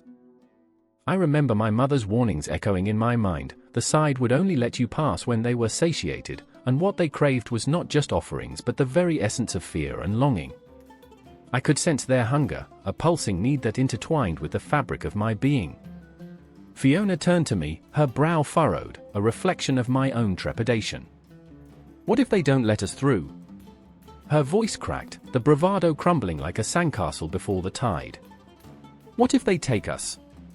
I can't think like that, I said, forcing a smile, though inside, my spirit trembled. We'll find a way. But as the night wrapped its inky fingers around us, doubt seeped into my veins. The ground beneath us felt alive, thrumming with unseen forces, and the atmosphere thickened, a noxious blend of fear and magic. I could feel the side dancing just beyond the veil, their laughter a haunting melody that pierced the silence. Yet, there was something about their laughter that felt wrong, like shards of glass carried on the wind, cutting through the very fabric of reality. In the distance, a figure emerged, cloaked in shadows, their movements fluid and predatory. "You seek passage?" A voice, smooth as silk, but sharp as a blade, sliced through the tension, and I could barely breathe. I glanced at Fiona, who instinctively took a step back, but something primal within me urged me forward. "Yes," I stammered, though every syllable felt like a weight pulled from deep inside. "We need to cross the gates."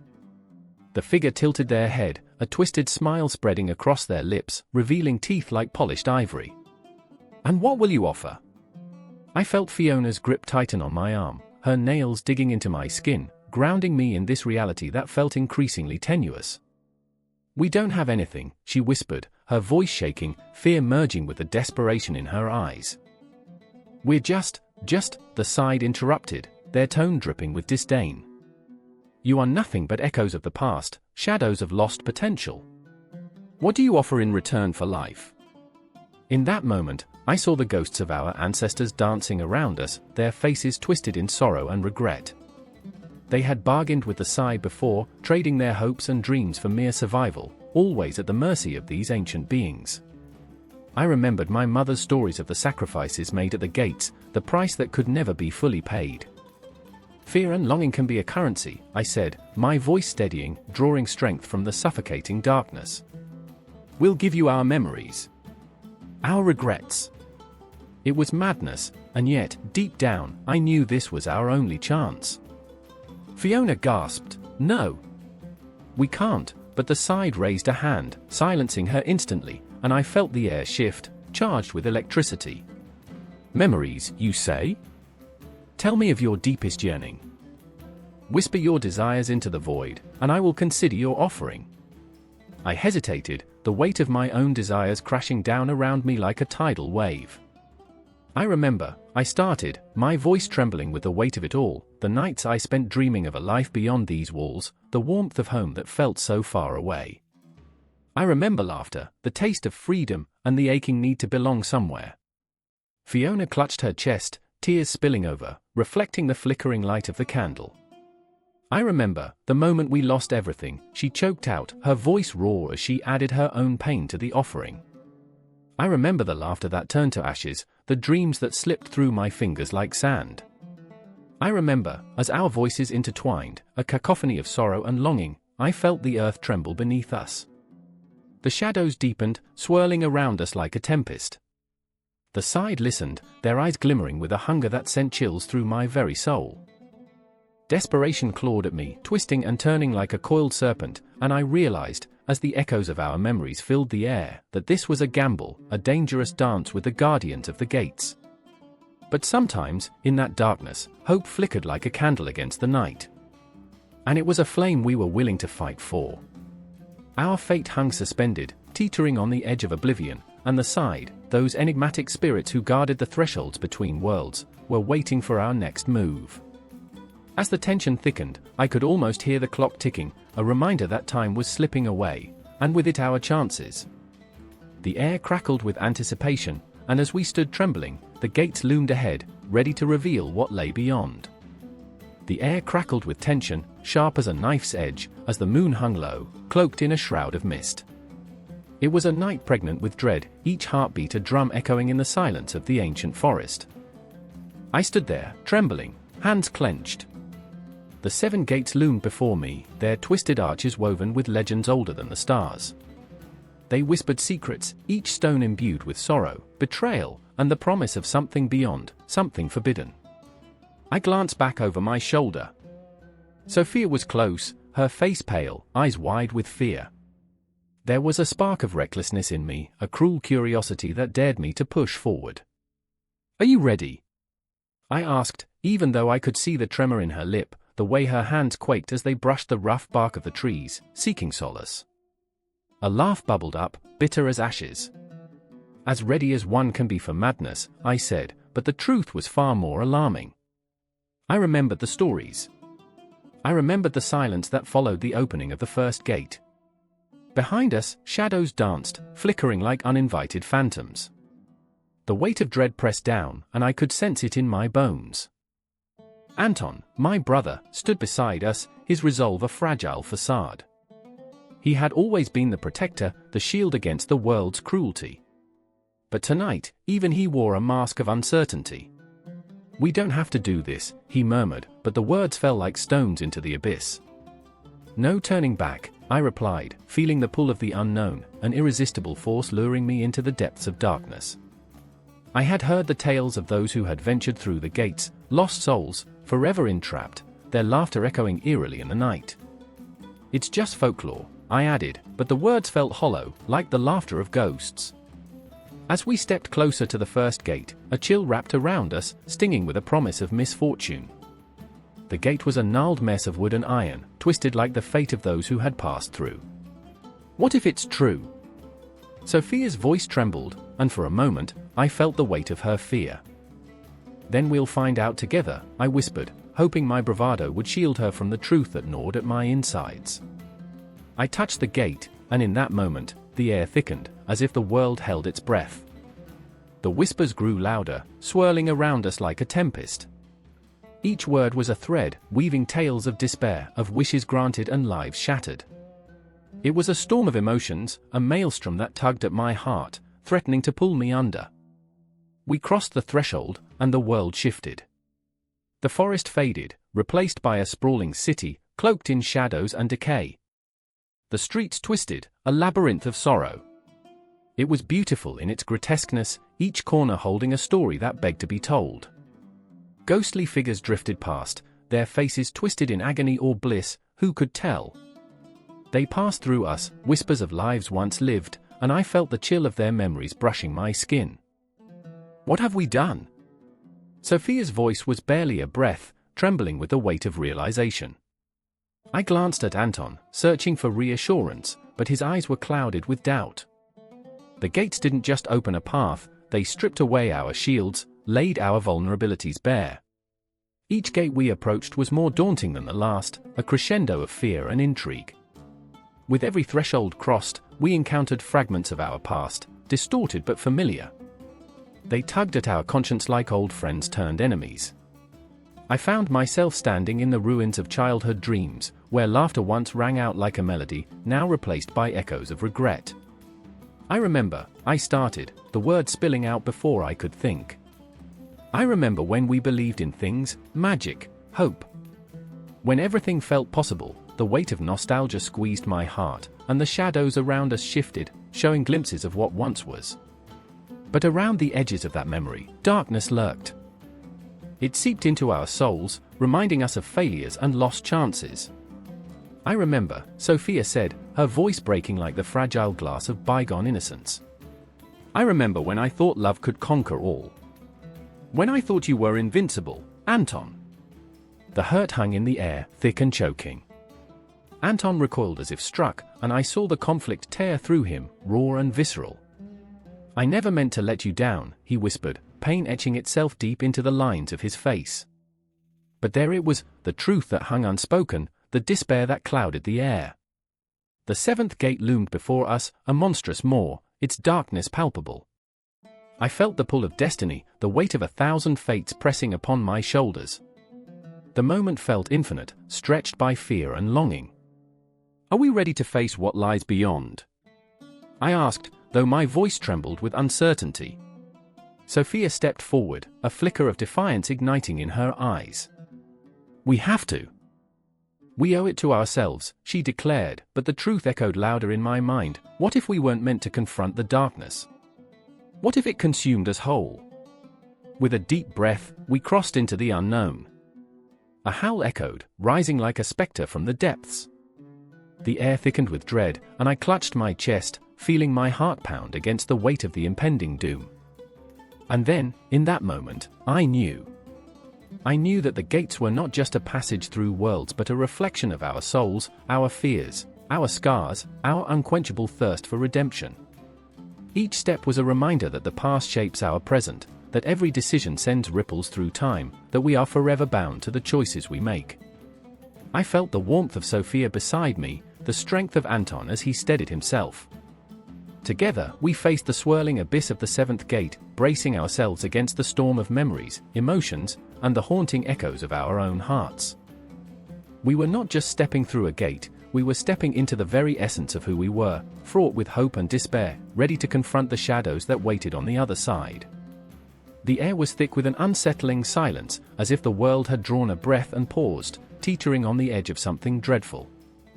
I stood at the edge of the town, where the crumbling stones of the castle merged with the encroaching darkness, both a sanctuary and a prison. The moon hung like a silver coin, casting a ghostly glow over the path, illuminating the somber figures that writhed in anguish beneath the weight of their sins.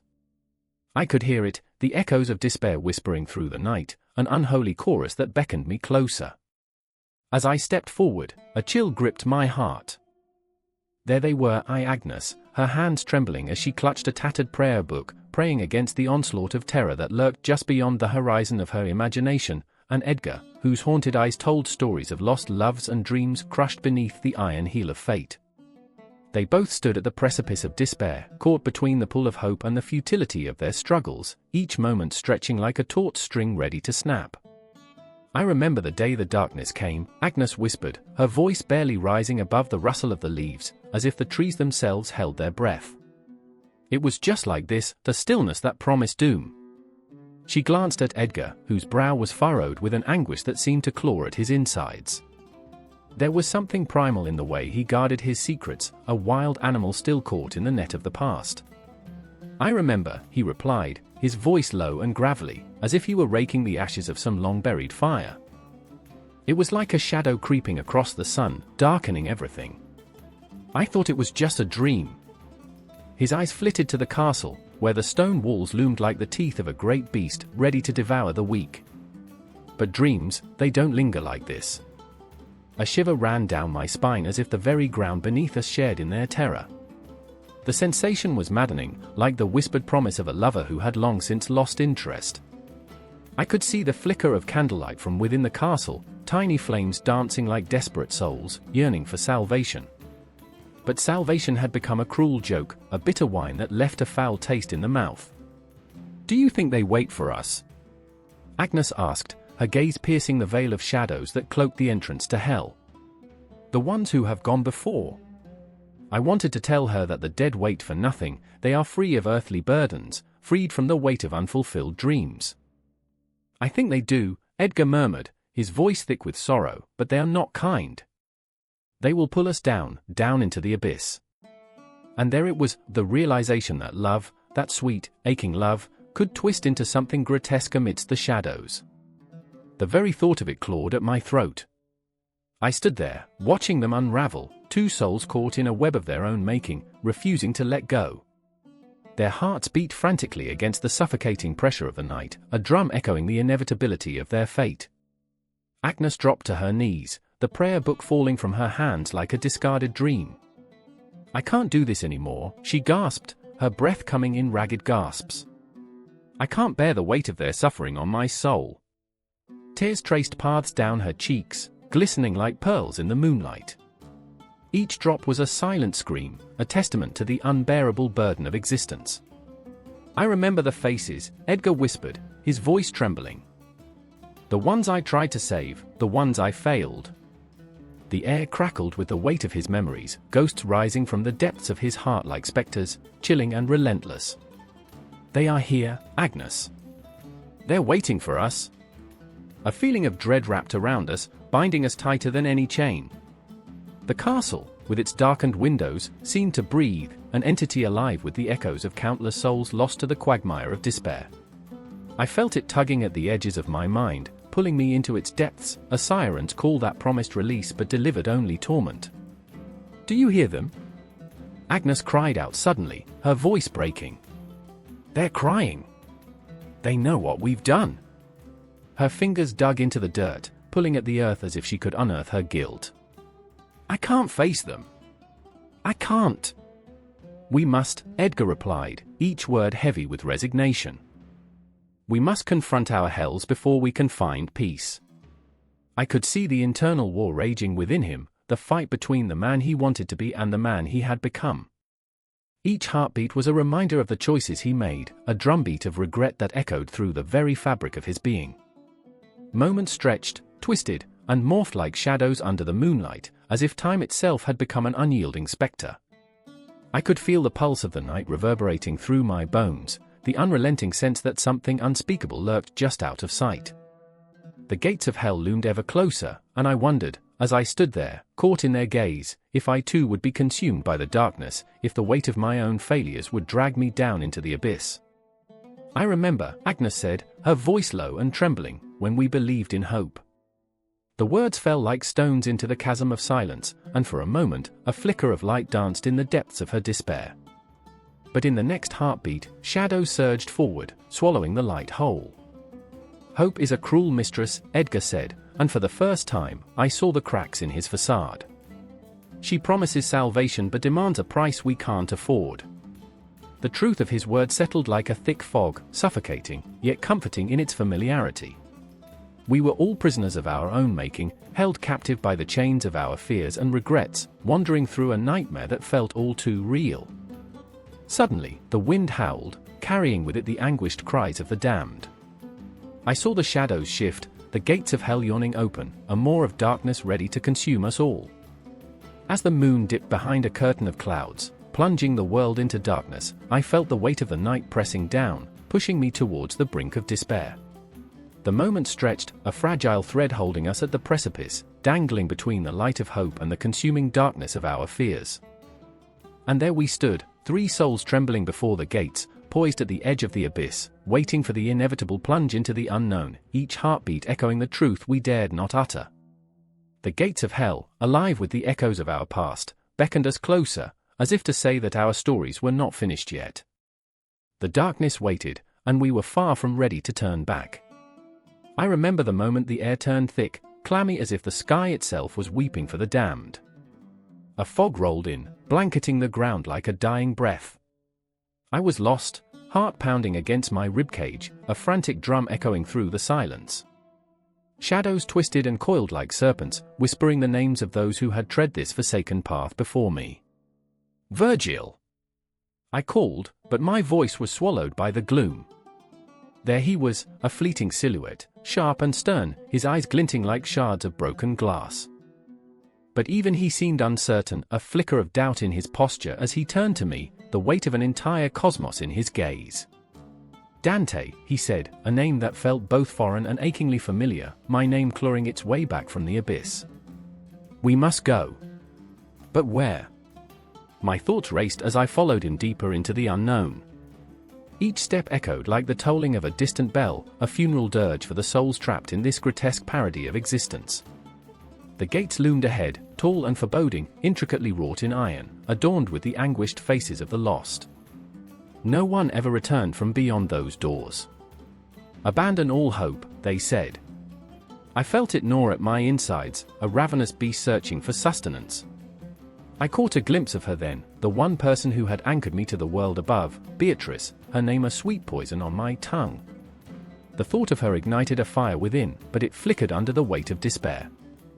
I was both the sinner and the seeker, a trembling vessel caught in a tempest of sin. Virgil gestured towards the first circle, limbo. A pale, ghostly light seeped through the cracks, revealing souls lost in an eternal waiting room, their faces twisted in a mix of yearning and acceptance. I met the gaze of a poet, a hero, his eyes filled with unquenchable longing. Every heartbeat felt like an unspoken apology, a reminder of my own failings. "What is this place?" I whispered, barely daring to break the silence. "Merely the unbaptized, those who lived virtuously but never knew grace," Virgil replied, his voice a mournful echo. I felt the weight of their sorrow, heavy like a stone lodged in my throat. They were the souls I had read about, admired from afar, intangible and yet so achingly real. I wanted to reach out, to comfort them, but the distance was insurmountable. They were trapped in a limbo of my making, a reflection of my own hesitations and fears. As we ventured deeper, the atmosphere thickened, a palpable dread that wrapped around me like a shroud. The air crackled with tension, each breath a struggle against the suffocating darkness. I stumbled upon the second circle, a tempest of swirling bodies, souls caught in an eternal whirlwind of lust. I felt a surge of heat, a burning desire that threatened to consume me whole. There she was again, Beatrice, her laughter echoing like a haunting melody. "Stop," I gasped, but it was too late. The wind howled, and with it came the memories of fleeting embraces, the taste of sweetness that turned bitter under the weight of betrayal. I was ensnared within the echoes of my own failures, my heart a battlefield of longing and regret. I saw them all, the lovers, the broken promises, trapped amidst the chaos of their own making, forever yearning for what could never be. "Do you see?" Virgil's voice cut through the storm. "This is the consequence of desire unchecked." His words hung in the air, a chilling reminder of the darkness that resides in us all. I felt small, insignificant against the backdrop of eternal suffering. The souls twisted in anguish, their cries a cacophony of heartache. And then, the third circle came into view, a wasteland of gluttony, where the earth itself seemed to recoil in disgust.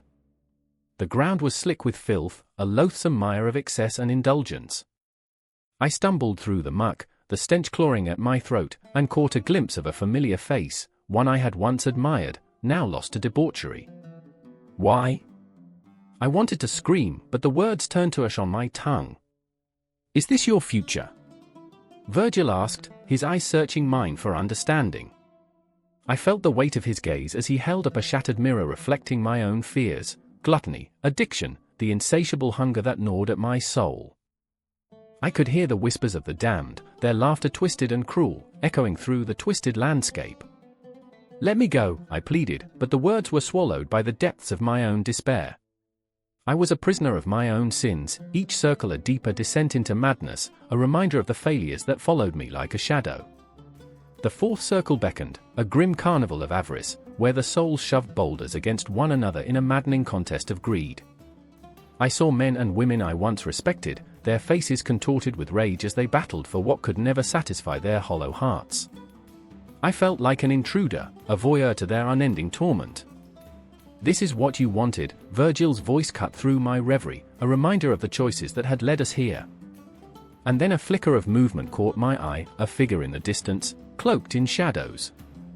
I felt the chill of recognition, a ghost from my past, my heart racing as they drew closer. "I told you to forget me," the figure hissed, a blend of anger and despair mingling in the air. "But you can't let go, can you?" My breath hitched, the weight of their words pressing down like a vice. I was trapped between the echoes of my own heartache and the haunting specters of what could have been. I turned back to Virgil, but he was gone, leaving me alone in the encroaching darkness. I was a solitary traveler in an endless cycle of pain, each circle a reflection of my own soul, a reminder of the choices I had made. I felt the walls close in, the shadows swirling like a tempest around me. "Help me," I cried into the void, but there was only silence. And as the gates of the next circle creaked open, I knew that the journey had only just begun, a looping spiral of despair that would never truly end. But still, I stepped forward, driven by a flicker of hope amidst the shadows. The darkness was vast, but somewhere, beyond the gates, lay the glimmers of light I sought, the promise of redemption that whispered like an echo in the night. A heavy silence hung in the air, wrapping around me like a shroud. The ancient stone gate loomed before me, its weathered surface etched with symbols that had witnessed centuries of anguish and revelation. I could feel the vibrations of lost souls, whispering like ghosts trapped within the cold granite. "Open it," a voice urged, a chilling echo of desire that bounced off the walls of my mind. My heart raced. The gate was more than mere stone, it was a threshold, a boundary, an invitation to confront the unknown. I stood there, paralyzed, as memories clawed at my insides. I remembered Clara, her face haunting me, a blend of fire and sadness, her laughter a song in the dark. She was always drawn to the esoteric, her fingers tracing the lines of ancient texts, eyes glinting with fervor. She believed the gates were more than symbols, they were the very essence of transformation. "They lead to purity," she would whisper, her breath hot against my ear, igniting a spark in my heart. "But purity often comes with a price, doesn't it?" And then there was Marcus, the skeptic, his voice a cold wind slicing through the warmth of my memories. He scoffed at Clara's beliefs. Gates are just gates, he'd said, arms crossed, a fortress against the world. His cynicism was a shield, but beneath that armor, I caught glimpses of fear, a boy lost in the shadows of doubt. You think you can change? You can't even face yourself, he warned, his eyes dark pools reflecting the fragility of our shared existence. The air was thick with tension as I approached the gate. Clara had vanished into the night, drawn toward the very mysteries that had consumed her. I remembered our last argument, how her eyes sparked with rage and yearning. You can't protect me from this, she'd screamed, her voice echoing like thunder in my ears. I wanted to save her, but I was the one who needed saving. The gate stared back at me, its intricate carvings swirling like the cosmos, stars, moons, and the restless dance of time. I reached out, fingertips grazing the surface, and a shiver shot through me, electric and alive. The symbols blurred, twisting into faces, shadows of those lost, the forgotten, the forsaken.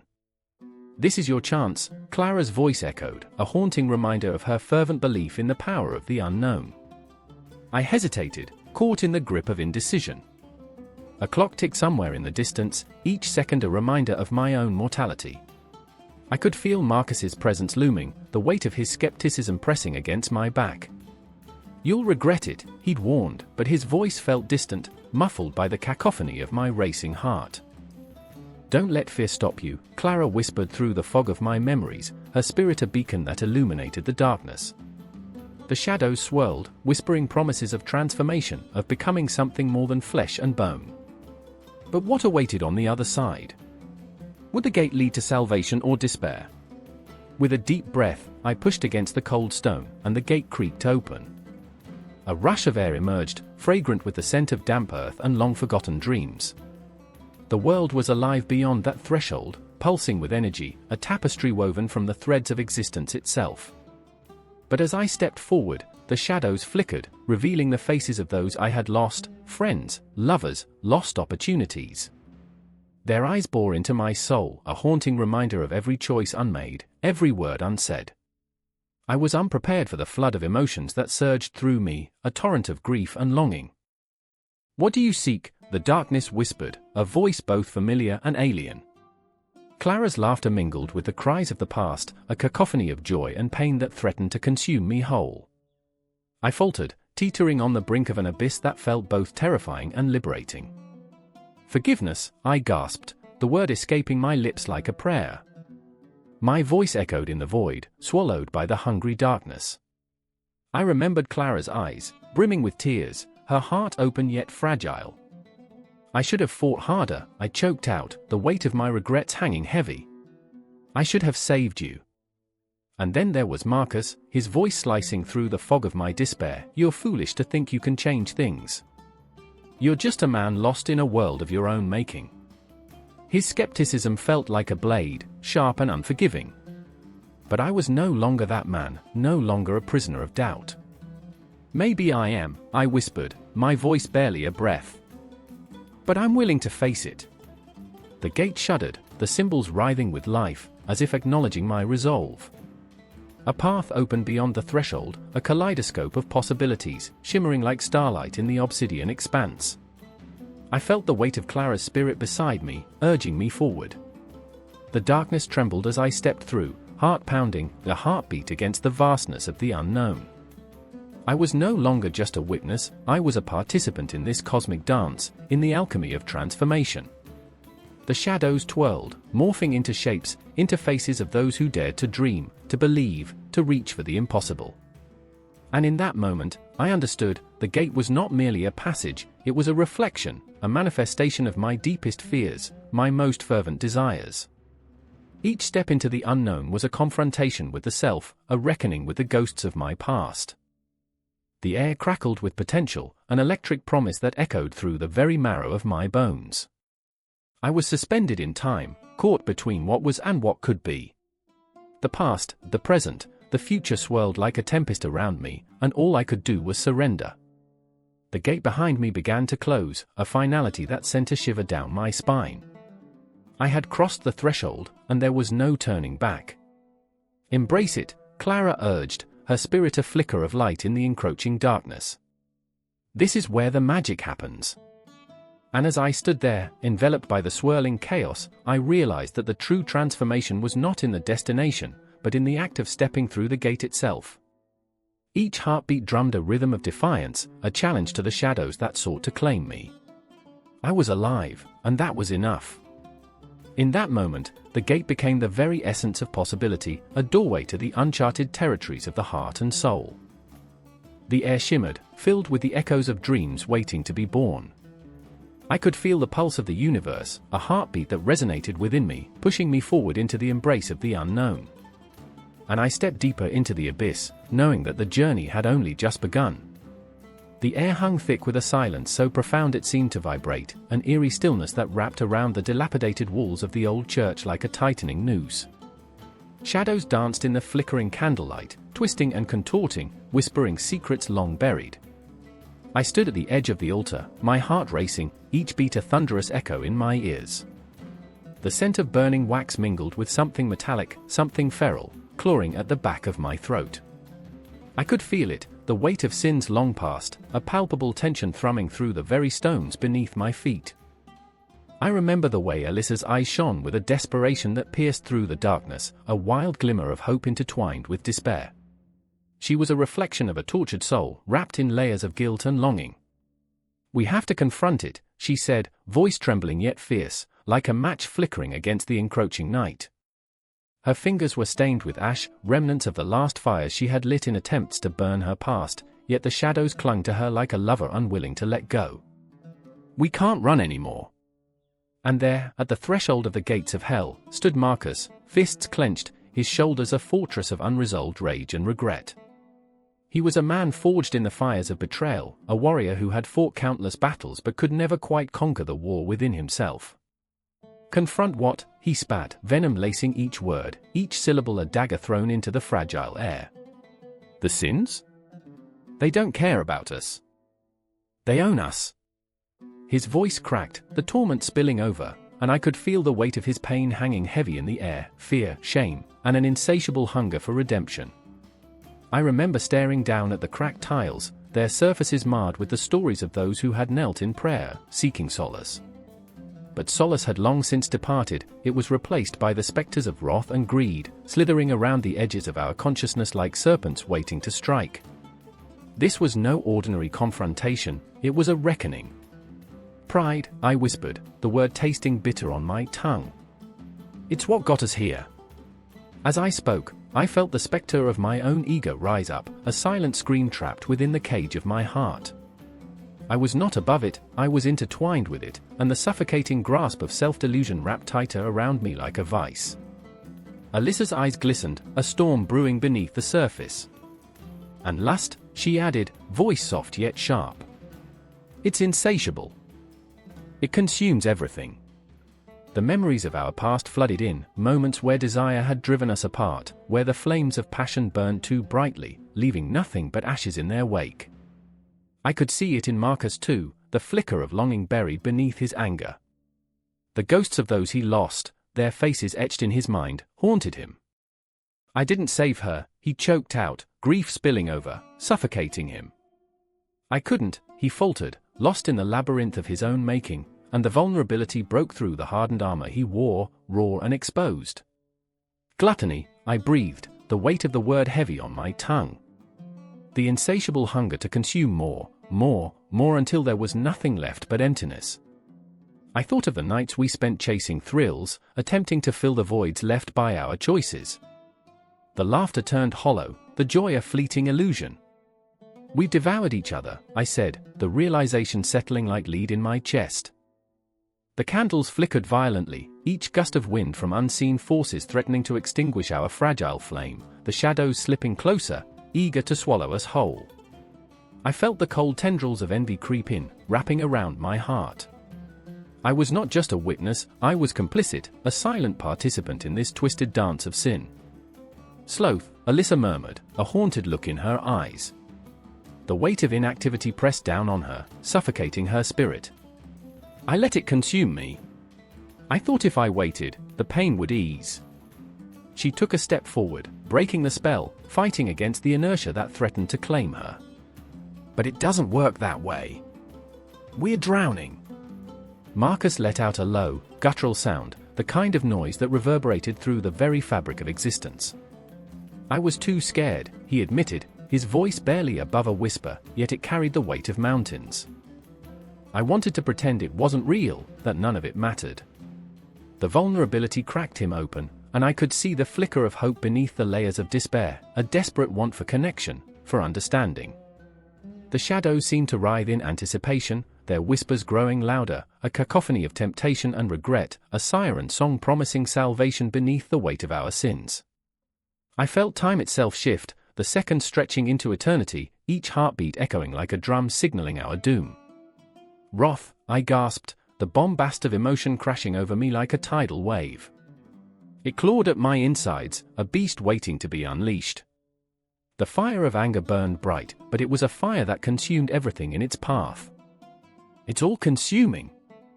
It will devour us. Alyssa took my hand, her grip fierce, and in that moment of shared agony, a glimmer of solidarity flickered between us. Together, she said, the word heavy with promise and fear, we can face them. We can fight. Marcus stepped back, his eyes clouded with confusion, rage mixed with a sliver of doubt. Are we even worth saving? He whispered, the question hanging in the air, thick and suffocating. And it was then, in the suffocating silence, that the shadows lunged, a tidal wave of darkness crashing upon us, and I could feel the very essence of the 7 deadly sins swirling around us, a tempest of chaos and despair. I was no longer just an observer, I was at the epicenter of a storm that threatened to consume my very soul. Time twisted and bent, memories flooding in like a torrent, blurring the lines between past and present. I could taste the bitterness of regret, the sweetness of fleeting joy, a kaleidoscope of emotion swirling like the shadows that threatened to engulf us. Let's fight, I heard myself say, the words spilling out like a prayer, a battle cry against the darkness. It was a moment suspended in time, an instant where we stood at the threshold of our own reckoning, heartbeats entwined in a rhythm of defiance. Together, we faced the darkness, a fragile flame flickering against the overwhelming tide of despair, knowing that this was only the beginning. There were no guarantees, no promises of victory, just the raw, undulating pulse of humanity, the beautiful, terrible, heart-wrenching truth of what it meant to be alive, to be flawed, to be unyielding in the face of our own sins. And as the shadows closed in, as the echoes of our choices reverberated through the hallowed halls of the church, I could feel it, the bitter sweetness of hope, the wild and reckless abandon of defiance, the insatiable thirst for redemption. We were standing at the gates of hell, trembling yet resolute, and the battle had only just begun. The air is thick with an ancient scent, a blend of molten iron and despair. I stand before those monumental gates, the twisted figures screaming in agony, each contorted face carved from despair itself. A shiver races down my spine as I brush against the cold, rough surface. I remember the tales whispered in the corners of dimly lit rooms, stories of hell not as a distant land, but as a living, breathing entity, lurking just behind the skin of this world. The weight of the moment presses down on me. I see her, a woman, her face a mask of anguish, frozen in eternal torment. Her eyes are pools of fear, a reflection of the chaos that churns within her. I want to reach out, to touch her, to tell her she's not alone. I remember her name, Millennia, caught between 2 worlds, each heartbeat a reminder of the life she once cherished. She was vibrant once, laughter spilling from her like sunlight, before the shadows snagged her spirit. Beside her stands Marcus, a man lost in his own labyrinth of regret. His hands tremble, not from fear, but from the weight of choices that drape over him like a second skin. This was supposed to be our art, he whispers, staring into the abyss, his voice cracking like a fragile porcelain cup. The fire of his passion has become a ghost, flickering dimly amid the horrors etched into the stone. I remember when he spoke of beauty with such fervor, of creating life through his brushstrokes. Now, his art feels like a funeral, a requiem for dreams buried beneath layers of dust and despair. The gates loom larger, a grotesque reminder of the lives entwined within their grasp. Each figure, a story, a heartbeat, a scream. I can almost hear them, a cacophony of despair clawing at the edges of my consciousness. They won't let us go, Marcus murmurs, his voice a raw whisper as if speaking too loudly might awaken the horrors trapped behind the gates. I want to scream back, to tell him that they can be freed, that art can transcend, can heal, can transform. But fear grips me, clenching its icy fingers around my throat, choking out the words. The air grows heavy with the scent of smoke and sulfur. I catch a glimpse of fleeting shadows, figures wrestling with unseen demons. They remind me of my own battles, the nights spent staring at the ceiling, counting down the moments until the dawn chased away the terrors of my mind. Time has become a ghost, an elusive concept slipping through my fingers like sand. What if we can't escape? Elena's voice cuts through the haze, trembling yet filled with a flicker of defiance. Then we burn, Marcus replies, his eyes brightening with a fervor that ignites the air between them, a momentary spark against the encroaching darkness. I remember when I believed in fire, in the way it danced and consumed, how it could both destroy and illuminate. But I refuse to go quietly, he adds, his voice rising, echoing against the stone walls of despair. The figures around us seem to pulse with life, as if the very essence of their torment bleeds into the atmosphere, wrapping around us like a shroud. Each twist and turn of their bodies tells a story, a warning etched in agony, and yet, I feel a pull, an aching desire to understand, to connect.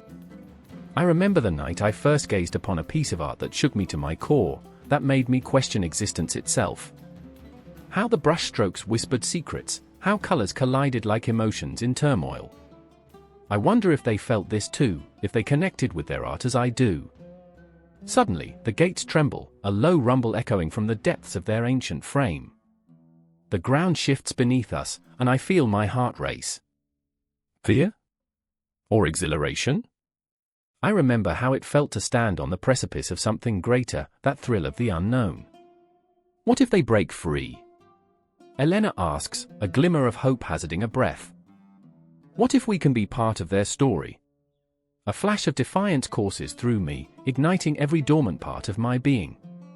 Then we'll rise with them, I say, as if my words could summon courage from the very depths of hell itself. In that moment, the air vibrates with possibility, each pulse reverberating against the gates like a heartbeat, like the thrum of life itself. And together, we inch closer. The shadows stretch and twist, reaching out with long, claw-like fingers, beckoning us toward the unknown. The gates shudder again, a low groan that echoes like a lament, vibrating through our bones.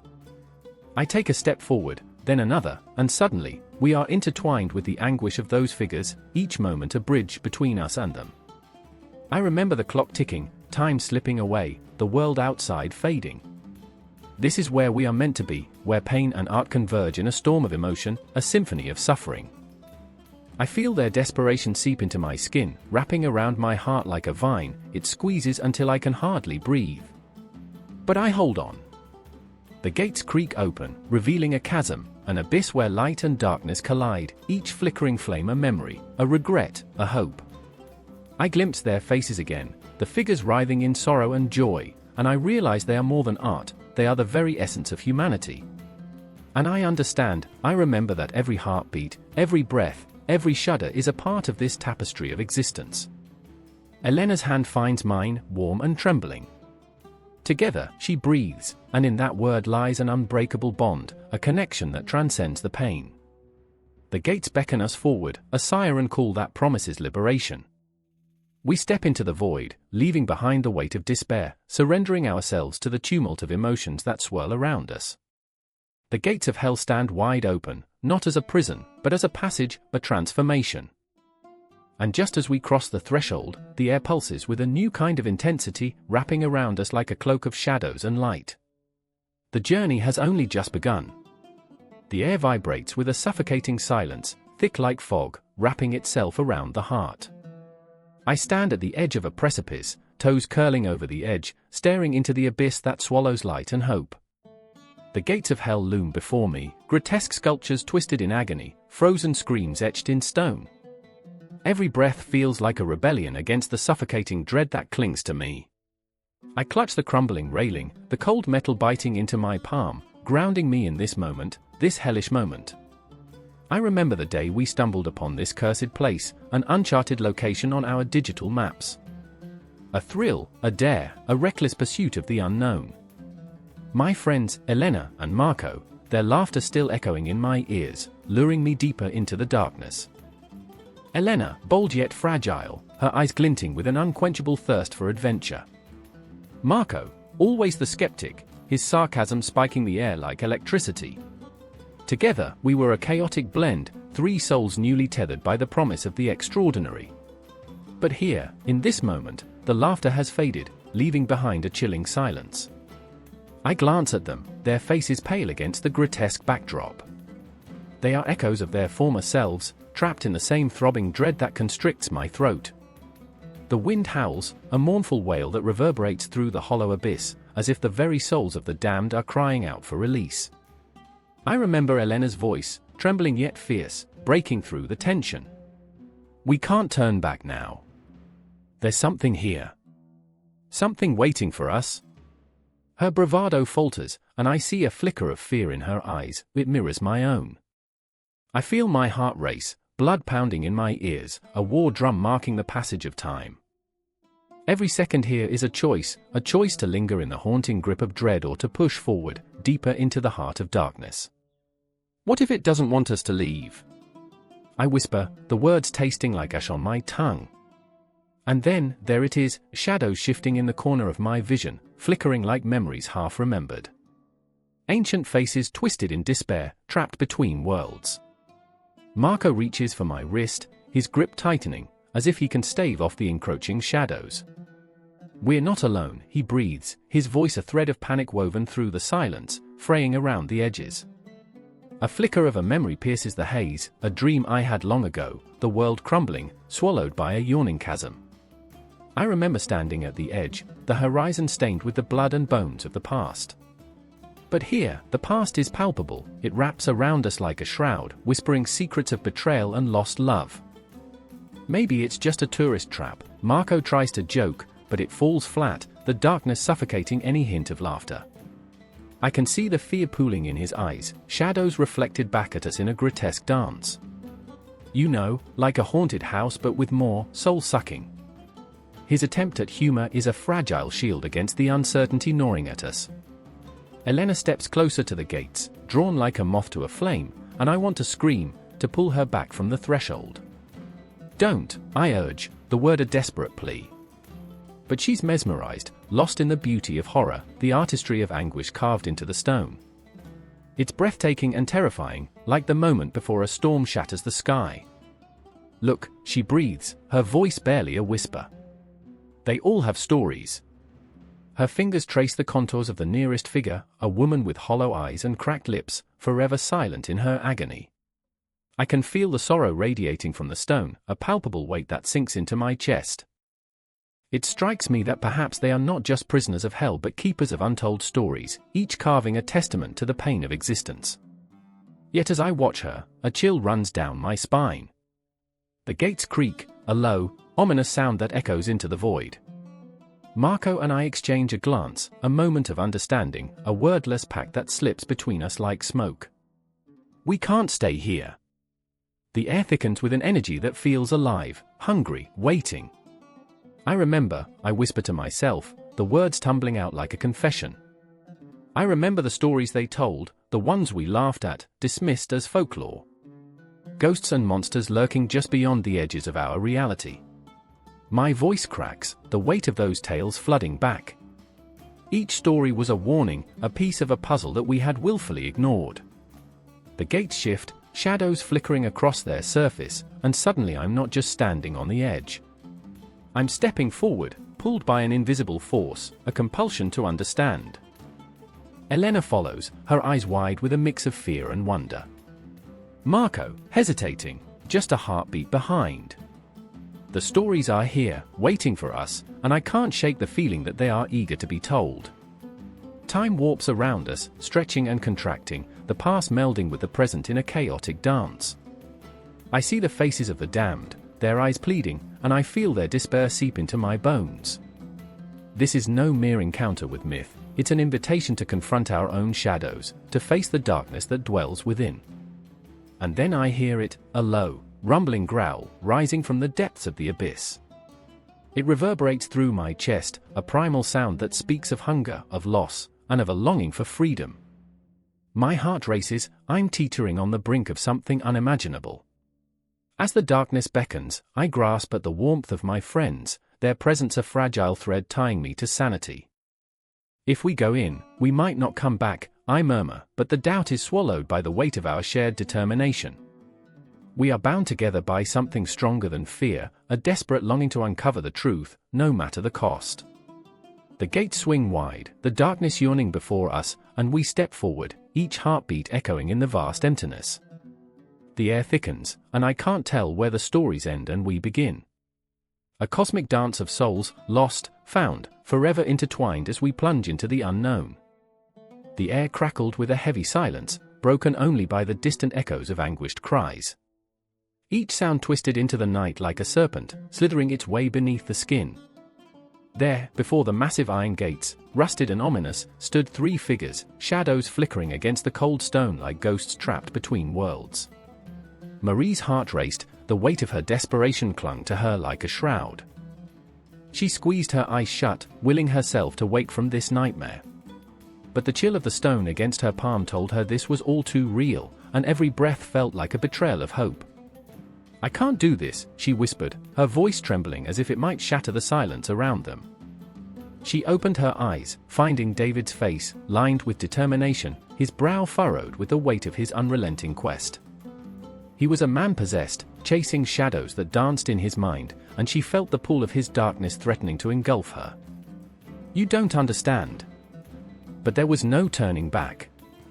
Behind them, the path was littered with memories, ghosts of laughter and joy, now buried under the burden of regret. Marie thought of her brother, lost to the abyss of addiction, his laughter fading into echoes that haunted her dreams. "I remember the way he used to smile," she murmured, her voice barely audible, before the shadows took him. David's gaze pierced through the gloom, a beacon of raw intensity. "You think I don't remember? You think I don't feel the weight of loss? Every day, I wake up with his voice in my head, taunting me. I have to do this, Marie. For him. For us." His desperation electrified the air, a spark igniting a fragile tension between them that felt both exhilarating and terrifying. And then there was Laura, the quiet observer, her eyes flicking between them like a pendulum, embodying the tension of unspoken words. She stood a few steps back, arms wrapped tightly around her body, as if she could shield herself from the tempest brewing around her.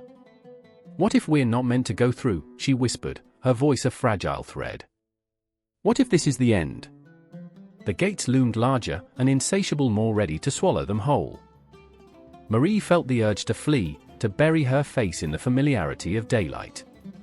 But a magnetic force drew her closer, a primal fear laced with an insidious allure. "It can't be the end," she breathed, a note of desperation creeping into her tone. "We have to confront what's inside us, the demons, the pain." But the gates began to creak open, an agonizing groan that sent shivers racing down their spines. David stepped forward, his resolve unyielding, as if he were the very embodiment of defiance. The shadows whispered, beckoning him closer. "It's now or never," he declared, voice trembling with both fear and fury. Marie's heart pounded in her chest, a frantic drumbeat that matched the chaos unfolding around them. She felt her pulse quicken, the weight of her memories crashing upon her like waves against a rocky shore. "What if we can't come back?" she breathed, fear clawing at the edges of her mind. "Then we go into the unknown together," David replied, his voice steady as a lighthouse in the storm. His hand reached for hers, fingers brushing against her skin, igniting a fire beneath her doubts. In that touch, she felt a flicker of hope, a fragile promise that they wouldn't be lost alone. The air around them thickened, the atmosphere electric with unsaid words, unresolved feelings. Laura stepped closer, her presence grounding them, though shadows danced in her eyes, revealing a tumult of emotion simmering just below the surface. "We're broken," she said, her voice barely a whisper. "What if we don't survive this?" "Maybe we're meant to be broken," David replied, a fierce intensity sparking in his gaze. "Maybe that's where we find our strength." With a shuddering breath, Marie stepped forward, feeling the pull of the gates, the dark promise of what lay beyond. "I remember," she started, her voice barely steady, "the moment I lost him. The world dimmed, colors bled into gray, but I can't let that darkness consume me. I can't let it win." As they crossed the threshold, the air thickened with despair. Shadows twisted and writhed around them, a cacophony of whispers that clawed at their minds, exposing fears long buried. Marie's heart raced as memories flooded her senses, vivid, raw, unrelenting. She saw her brother's face, a kaleidoscope of joy and eventual decay. The laughter that turned to despair, the warmth that turned to cold indifference. "Marie!" David's voice cut through the haze, sharp and clear. It jolted her back to the present, the overwhelming weight of reality crashing against her like a tidal wave. "Stay with me." The shadows pulsed around them, shifting, morphing into figures that beckoned from the corners of her mind. Whispers wrapped around her heart, drawing her deeper into the chaos. "You'll never escape," they hissed, voices dripping with malice. "You'll always be haunted by your grief." But Marie was done running. She clenched her fists, the pain bubbling up inside her, a molten fire demanding release. "I remember the love," she shouted into the darkness, defiance igniting her spirit. "I remember his laughter. I will not forget." The atmosphere crackled with energy, each word a thunderclap echoing through the void. The shadows recoiled, flickering retreat as if her conviction burned them. David's grip tightened around her hand, anchoring her against the storm. "Together," he urged, his voice fierce. "We confront this together." As they moved deeper into the abyss, a weight lifted slightly, the darkness around them morphing into something different, less suffocating, more alive. The air buzzed with forgotten hopes, dreams layered beneath the sorrow. They were not just confronting the loss, they were breaking free from it, clawing their way back to the surface, breathless, aching. And in that moment, amid the swirling shadows, Marie realized they were not alone. Every heartbeat resonated, each pulse an echo of resilience and pain. They were warriors against the darkness, flawed, scarred, yet undeniably alive. Together, they would face whatever lay ahead, unyielding, unstoppable, caught in the storm of their own making. The gates continued to loom, a reminder of the darkness ahead, but with every step, they etched their defiance into the very fabric of the looming shadows, forging a new path through the heart of hell itself. The night was a shroud, heavy and oppressive, wrapping the city in a silence so profound it felt as if the world held its breath. A clock struck midnight somewhere in the distance, its echo reverberating through the empty streets, each chime a heartbeat in a vast, unseen body. I stood on the threshold of the 7 gates, every pulse of the night air thick with expectation, as if the shadows themselves were waiting to spill their secrets. I remember the chill that danced on my skin, the hairs on my arms rising, a premonition, a warning. The streets felt alive, pulsing with a current of energy I couldn't see but could feel gnawing at my insides. Something was coming.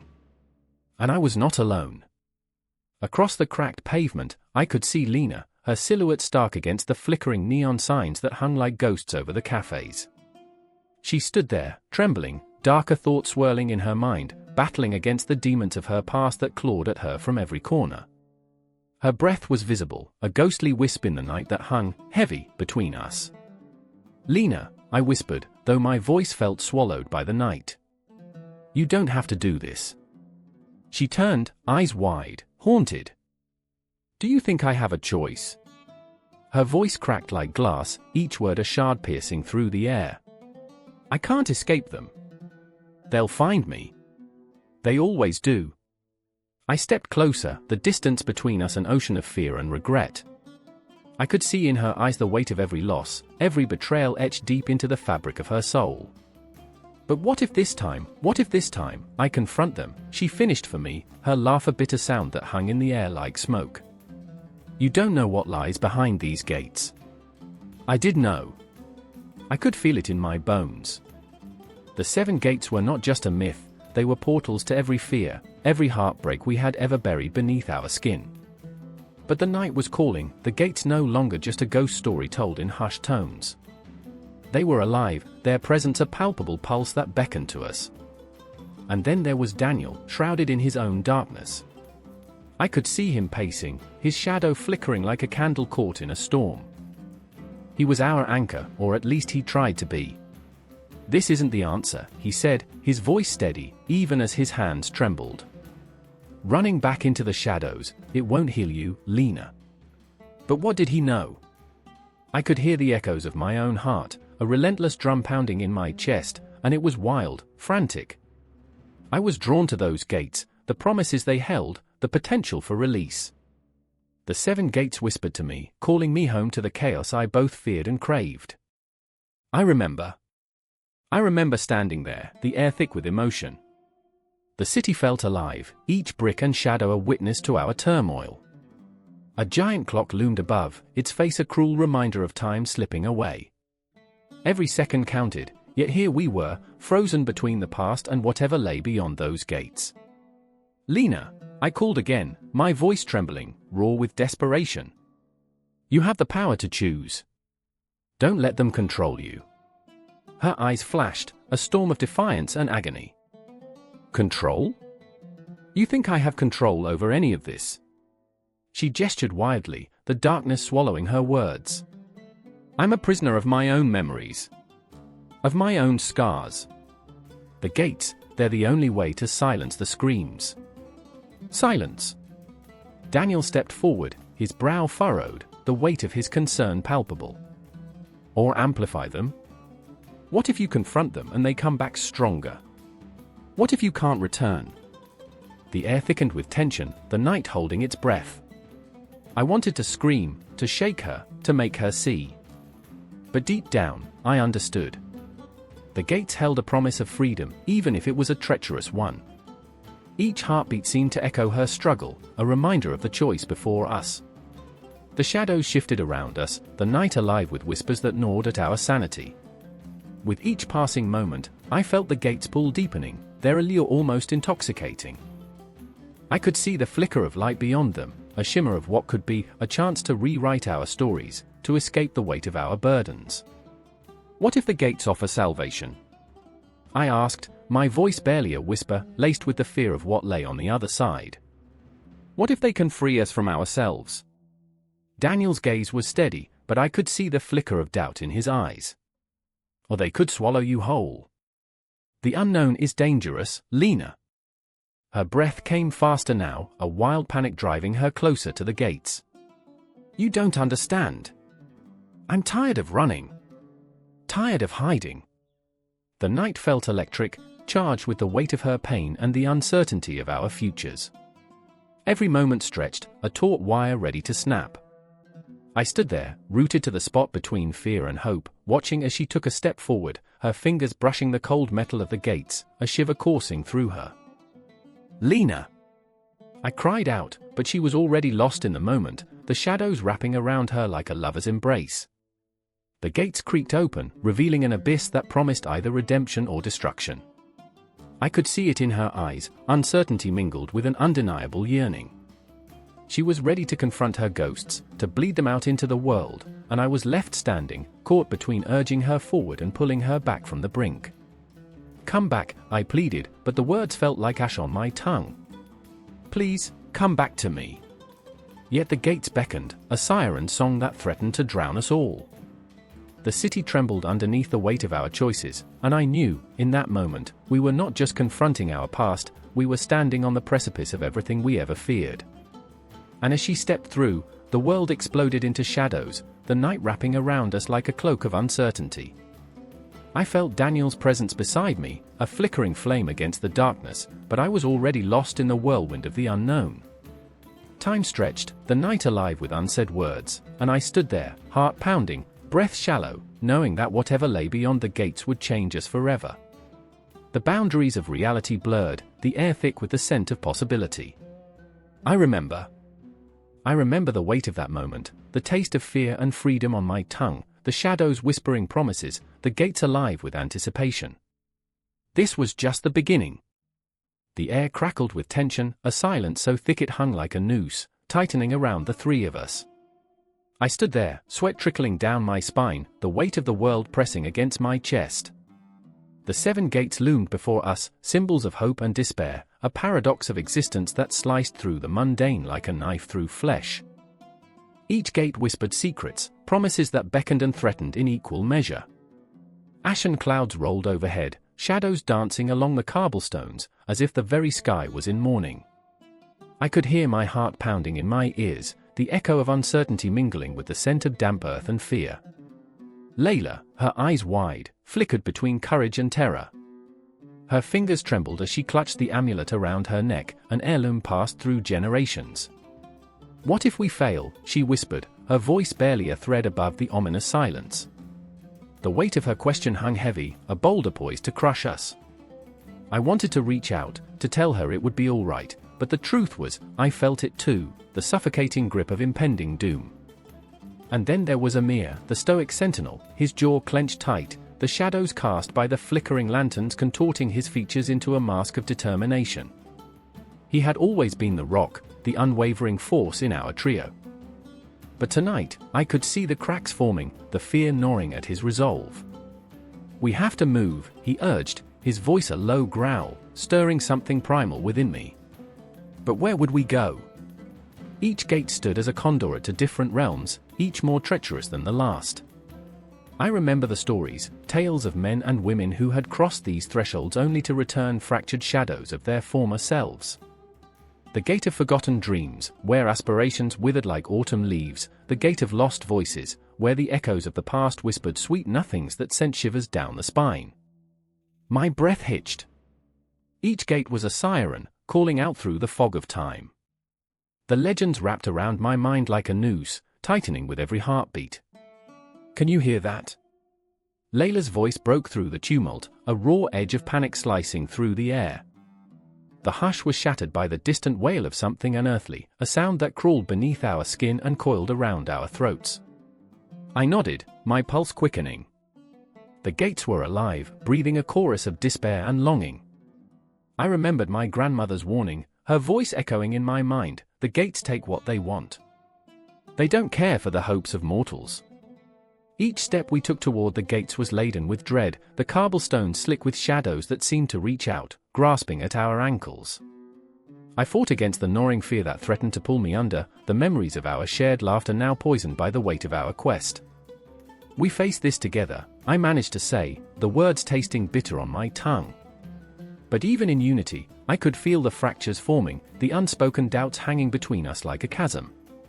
Layla's breath hitched, and for a moment, I caught a flicker of the girl who had once danced in the meadows without a care. "What if I lose you both?" she asked, the tears glistening like stars in the dark. My heart ached for her, this fierce, beautiful spirit who had always fought against the tide. "You won't," I replied, although my voice wavered. In my gut, I felt the gnawing suspicion that the gates would not be so kind. They had a hunger, a thirst for our very essence, and we were merely offerings laid upon an altar of fate. Amir stepped forward, his silhouette framed against the first gate, the gate of reflection. "We need to confront what is inside us before we can face what lies beyond," he declared, a paradox unfolding in the air. His voice, usually steady, trembled with an intensity that sent chills skittering down my spine. I could see ghosts of his own demons dancing behind his eyes, memories he'd locked away deep within. "It's time," he said, the finality in his voice ringing like a death knell. With a breath that felt like a final farewell, I took a step forward, drawn to the shimmering surface of the gate that pulsed with a life of its own. The reflections inside morphed and twisted, showing fragments of our lives, moments of joy and pain, laughter and loss. I saw Layla, a child twirling in a field, her laughter bright and unfettered, and then the image shattered, replaced by the haunting specter of her darkest fears. "Stop," she cried, and in that moment, I understood. The gates were not mere thresholds, they were mirrors, revealing the raw and unvarnished truths we buried deep within ourselves. They were amplifiers of our insecurities, our regrets, and our desires, and every heartbeat echoed back our worth, or lack thereof. I could feel the electric charge in the air, the tension thickening like mist. "Face it," I urged, my voice barely above a whisper, but it was a plea, a desperate cry against the tempest that simmered just beneath the surface. Layla hesitated, her breath shaky as she stepped closer. A flicker of recognition passed between us. We were all fractured, battle-worn souls clinging to the hope that perhaps, together, we could emerge whole. But as she reached for the gate, I heard the sinister whispers of the past clawing at our resolve. "Do you really think you can escape?" they taunted, their voices a sickly sweet symphony. The shadows deepened, coiling around us, and the air thickened with dread. Our fears began to take shape, tangible and biting, and I felt the ground shift beneath my feet. I gripped Layla's arm, my heart racing, every fiber of my being urging her to turn back. But it was too late. We had already crossed the threshold, stepping into the unknown. The 7 gates awaited, a tapestry of fate woven from the threads of our darkest dreams and brightest hopes. There, in that moment, we stood on the precipice, caught between light and shadow, and the world around us trembled in anticipation. Time stretched, a taut string ready to snap, and as I inhaled the scent of damp earth and old secrets, I knew this was just the beginning. The confrontation loomed like a storm on the horizon, and with each passing heartbeat, I could feel the weight of history pressing down upon us. It was a reckoning, a dance with the ghosts of our past, and none of us would emerge unscathed. We were bound to the gates, shackled by our choices, caught in a web woven from the echoes of time, fated to confront the vastness of our own souls. The air hung thick with anticipation, a taut string ready to snap. I stood before the gates, an ancient threshold alive with whispers of those who'd crossed before me. The ironwork twisted like the gnarled fingers of a long-lost ghost, and the cold moonlight illuminated the engravings, symbols of a journey from darkness into something more elusive, something like hope, or perhaps despair. I felt the chill seep into my bones, and time stuttered, each second stretching impossibly long. "Are you ready?" Elena's voice, a fragile thread amid the cacophony of my racing heart, shook me from my reverie. Her eyes glimmered with the weight of unshed tears, reflecting a pain that mirrored my own. I could see the shadows flickering across her face, the doubts playing hide-and-seek in her features. "I don't think I can." "I can't," I stammered, the words tasting bitter on my tongue. The gates loomed larger, more intimidating with each breath. The night wrapped around us, a suffocating shroud that seemed to whisper secrets I wasn't prepared to hear. Behind her, Marcus paced, his boots thudding against the ground, each step a declaration of his internal chaos. "We have to move, Elena.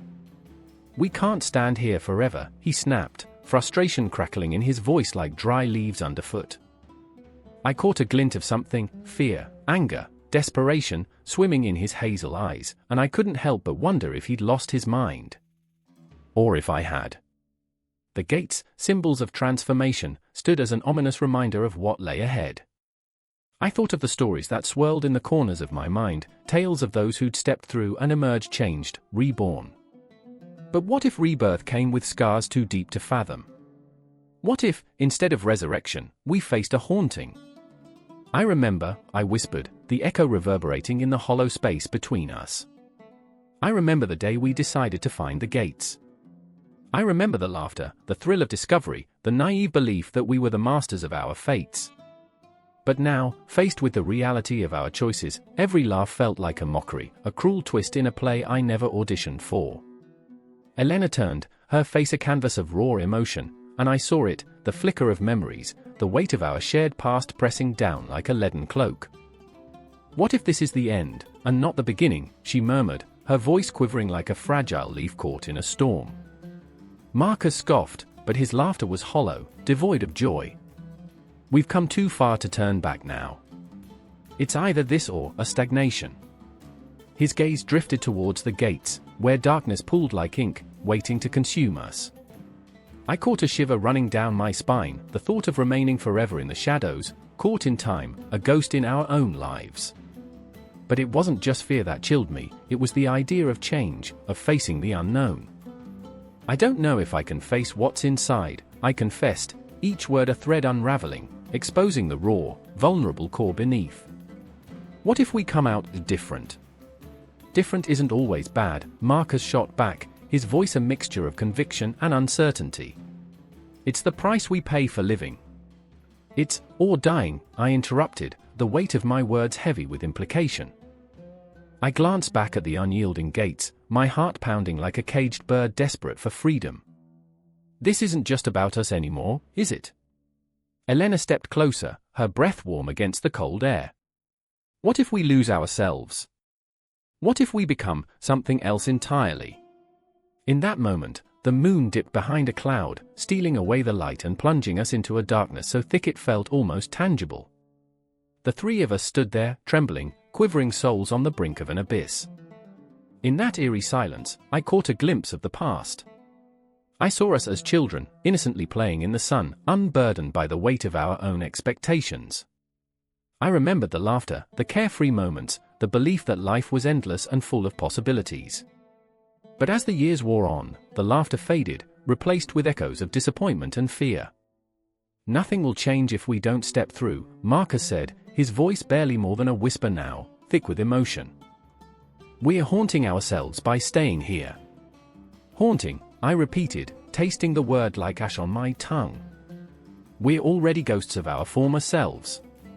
Elena reached for my hand, her touch grounding me, a lifeline in this tempest of emotion. "We can't let fear dictate our choices. Not anymore." And in that moment, the tension snapped, the darkness swirling around us like a storm. We took a collective breath, a shuddering, hesitant surrender to the unknown. With each heartbeat, I felt the pulse of potential, the weight of our decision heavy in the air. As I stepped forward, the gates creaked open, revealing not just a passage but an expanse of possibilities. We were teetering on the precipice, hearts racing in tandem, souls entwined in a desperate dance with fate. The world on the other side shimmered with both promise and peril, a kaleidoscope of what ifs and maybes. "Together?" Elena asked, her voice a fragile thread that held the weight of our shared fears, hopes, and regrets. "Together," I affirmed, locking eyes with Marcus, who nodded, his expression a mixture of determination and uncertainty. With a push, we stepped through the gates, an act of defiance, a leap into the unknown. And as we crossed the threshold, the darkness enveloped us, and the world behind faded into whispers, leaving only the haunting promise of rebirth. The ground trembles beneath us, a low growl echoing like the distant roar of an unseen beast. I stand at the gates of hell, breath hitching in my throat, as the air thickens with something foul, fear, perhaps, mingled with despair. Shadows twist and coil like serpents at my feet, whispering secrets only the damned can hear. I can almost taste the sulfur on my tongue, sharp and acrid, a reminder that we are standing on the precipice of something terrible, something vast and irrevocable. It's here, this damn place, where sacrifice becomes both salvation and doom. I feel the weight of it crushing my chest. My heart pounds with the urgency of a war drum, echoing against the walls of my resolve.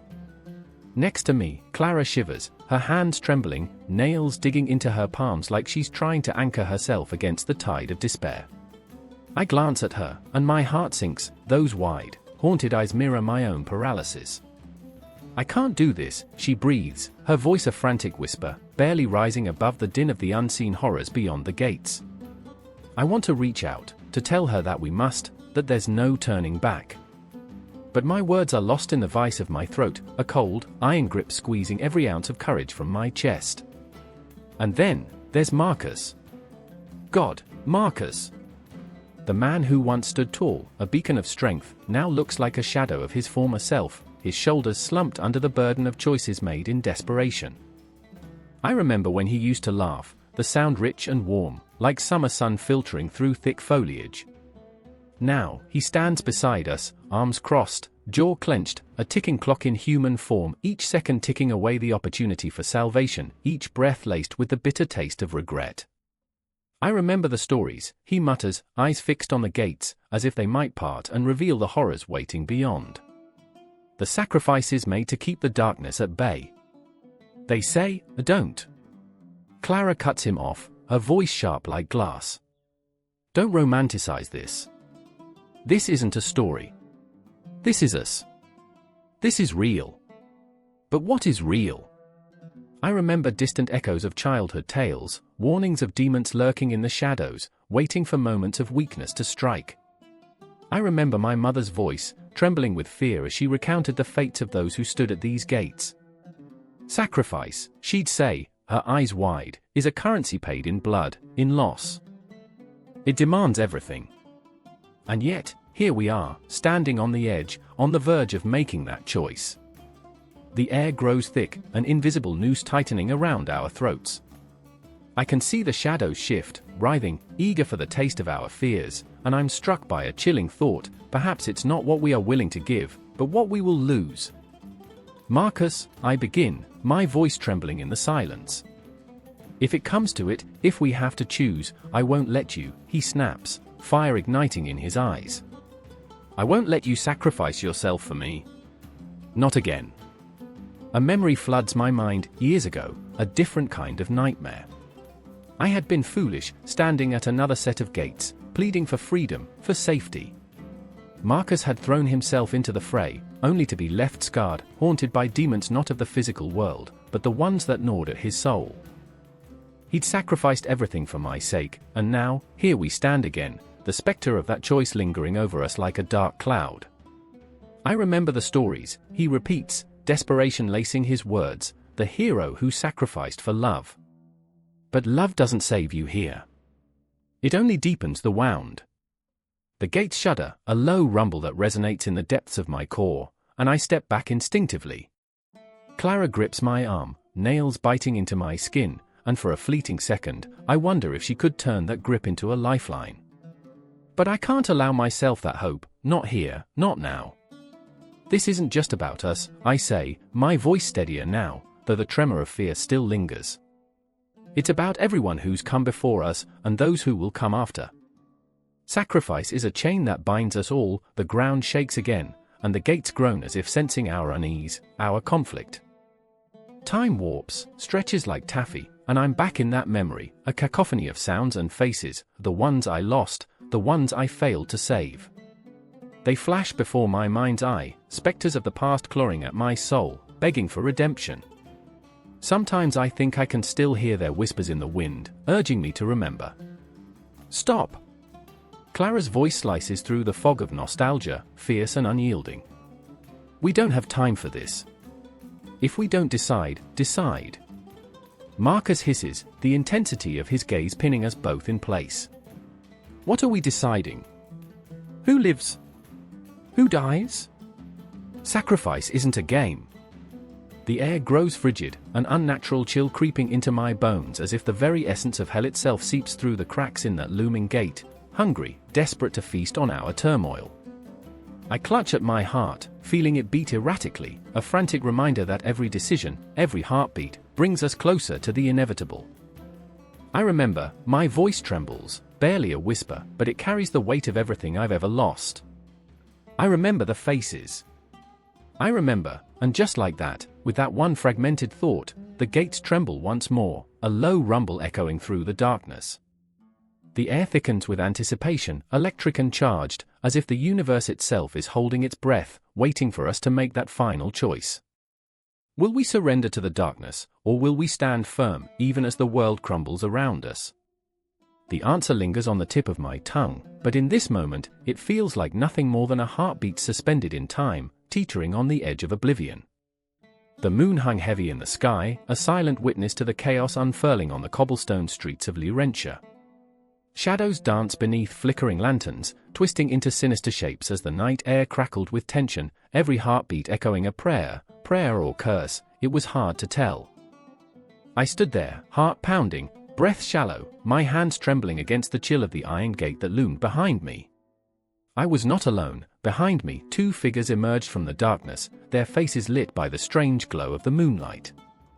"Don't look back," whispered Myra, her voice a fragile thread against the cacophony of screams that seemed to rise from the very ground. She was always the brave one, or so I thought, until I caught the glimmer of fear in her eyes. It was a mirror reflecting my own trepidation, and the weight of it crushed me. "Why is it always like this?" Ivan muttered, his voice cracking like the brittle branches that clawed at the sky in the wind. He tugged at the collar of his ragged coat, the fabric a poor shield against the icy grip of night. "Why can't we just leave? Just run?" A howl echoed, primal and haunted, sending a shiver racing down my spine. The shadows thickened, coalescing into forms that lurked just beyond the light, waiting, watching. I felt the weight of history pressing in, stories of those who had ventured through the gates before us, spirits entangled in the fabric of Laurentia, their echoes trapped in the very stones beneath our feet. I remembered their tales, whispered warnings of the price of crossing over, of promises unkept and futures torn asunder. I remember, I said, the words tumbling out before I could stop them. I remember the stories of the ones who passed through, the ones who never came back. My voice cracked like old parchment, heavy with fear and an insatiable need to believe we could rewrite the ending. What if we're just another tale? Myra caught my gaze, her eyes flickering with the light of the lanterns, 1,000 unsaid things swirling between us. It's just a gate, she said, though I could hear the tremor in her words, a lie wrapped in hope. Just an old legend. But the truth stung like a bee, sharp and unyielding. I glanced at Ivan, his face a mask of conflict, torn between loyalty and the instinct to flee. What if we find something worse, he whispered, the fear pooling between us like a dark pool, and for a moment, we lingered on the edge of that abyss. What lay beyond the gates? Would they be waiting for us?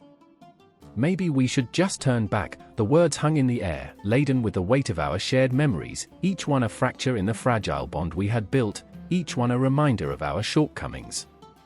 I thought of the time I had let them down, the day I had hesitated, leaving Myra to face the wrath of the townsfolk, their accusations sharper than any sword. But we had come too far, hadn't we? The ghost stories of Laurentia had woven into our very bones, and now the gate stood before us, an unforgiving sentinel challenging our resolve. I could almost hear the whispers of the past, their ghostly fingers tracing the outline of the gate, beckoning us closer. I looked at Myra and Ivan, knew that together, we could face whatever lay beyond. But even as I moved forward, I felt the weight of their doubts creeping in, those fragilities that made us human. If we go through, we have to promise, I said, forcing the words past my lips as if they were a spell to ward off the darkness. We can't leave each other behind. I swear, Myra whispered, her voice cracking like the thin ice on a pond. We'll stick together. Beside her, I could see Ivan nod, though his eyes were wide with unspoken fear, a fear that nested in the pit of my stomach as well. And then it happened, a loud crash reverberated through the air, the sound slicing through the stillness like a knife. The gate shuddered, the iron groaning as if awakening from a long slumber. The darkness beyond beckoned, and for a moment, we stood there, suspended in uncertainty, until I felt a surge of courage, or perhaps foolishness, wash over me. Together, I repeated, each syllable a promise binding us tighter. I stepped forward, the gate looming, hungry and vast, whispering promises of secrets untold, truths half buried. I pushed it open, the sound a low groan that echoed, and the world shifted around us. Cold air rushed in, thick with the scent of moss and decay, wrapping around us like a shroud. Shadows deepened, and I could see fragments of what lay ahead, a path strewn with memories, echoes of laughter twisted with cries, the laughter of children long gone replaced by the whispers of the forgotten. What have we done? Ivan breathed, his voice barely more than a tremor, his eyes widening, fear painting his face in shades of hopelessness. But it was too late. We had crossed the threshold, and now there was no turning back. I felt the weight of the stories of those who had come before us, a haunting symphony, a promise to those who had passed through. Remember, I said, clutching their hands tightly, we're not alone. We're never alone. But I could feel the shadows lurking, waiting, and I knew that the gate had opened not just to a new world, but to the fragility of our own hearts.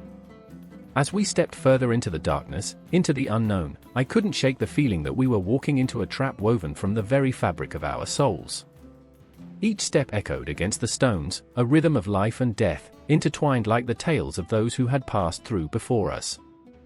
And deep down, I knew, the stories we would leave behind would be ours to write. The gate was only the beginning.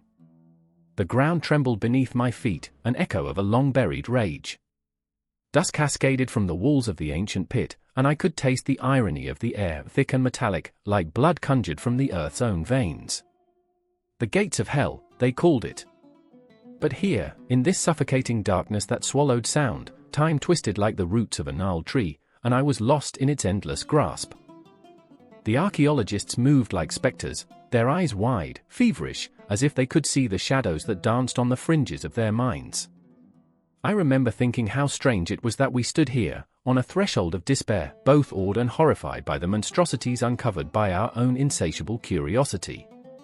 In the flickering light of our lamp stood Sophia, her hands trembling as she brushed the dust from the ancient texts. The ink faded, but the words screamed with a haunting vibrancy. Her obsession was palpable, as if the words could weave a spell strong enough to pull the past into the present. This was not just a gate, she whispered, her voice barely above a breath, but a testament, a warning. Her eyes glimmered with the fervor of a believer, but beneath that zeal, I saw the way her heart sank with every layer of history unveiled. The weight of the past pressed on her shoulders, and I could feel the ghostly echoes of those who had suffered in this place clawing at her conscience. Across from her stood Marcus, his jaw clenched tight, a fortress of denial against the vulnerability of his own thoughts.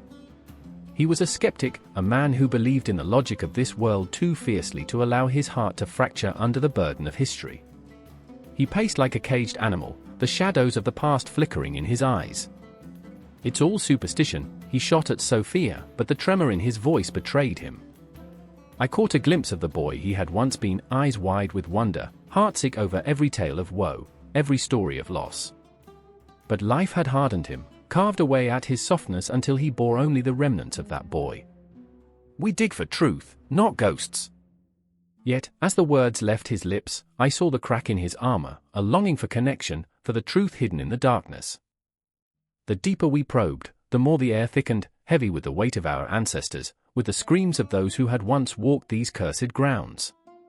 The flickering flames cast shadows that seemed to writhe and dance, a macabre ballet of lost souls. Each artifact unearthed, a shard of pottery, a rusted blade, spoke of a life lost, a story untold. I remember the chill settling into my bones, the shiver running down my spine as I reached for a small, cracked figurine, its features worn but somehow still alive in my palm. It felt like a pulse, a heartbeat lost in time, and I could almost hear the whispers of the damned, echoing through my mind. Sophia knelt beside me, her breath hitching as she traced the contours of the figurine. "This was a vessel for the dead," she murmured, desire and dread mingling in her voice. "They believed it would guide souls through the darkness." Her fingers trembled as she held it, as if she feared what might rise from the depths of history. I saw her doubts, the shadows looming in her eyes. Would this knowledge consume her, or would it set her free? The ground shifted again in a tumult of dust and stone, a reminder that the past was never truly buried. "Look!" Marcus shouted, pointing at a wall encrusted with symbols that seemed to writhe, mocking us as we stared. The incantations of a civilization long gone, desperate pleas carved into the earth, asking for mercy or perhaps demanding vengeance. "This isn't just a history book we're reading," he spat, fear mingling with anger. "It's a warning. We're dancing on the edge of something we can't comprehend."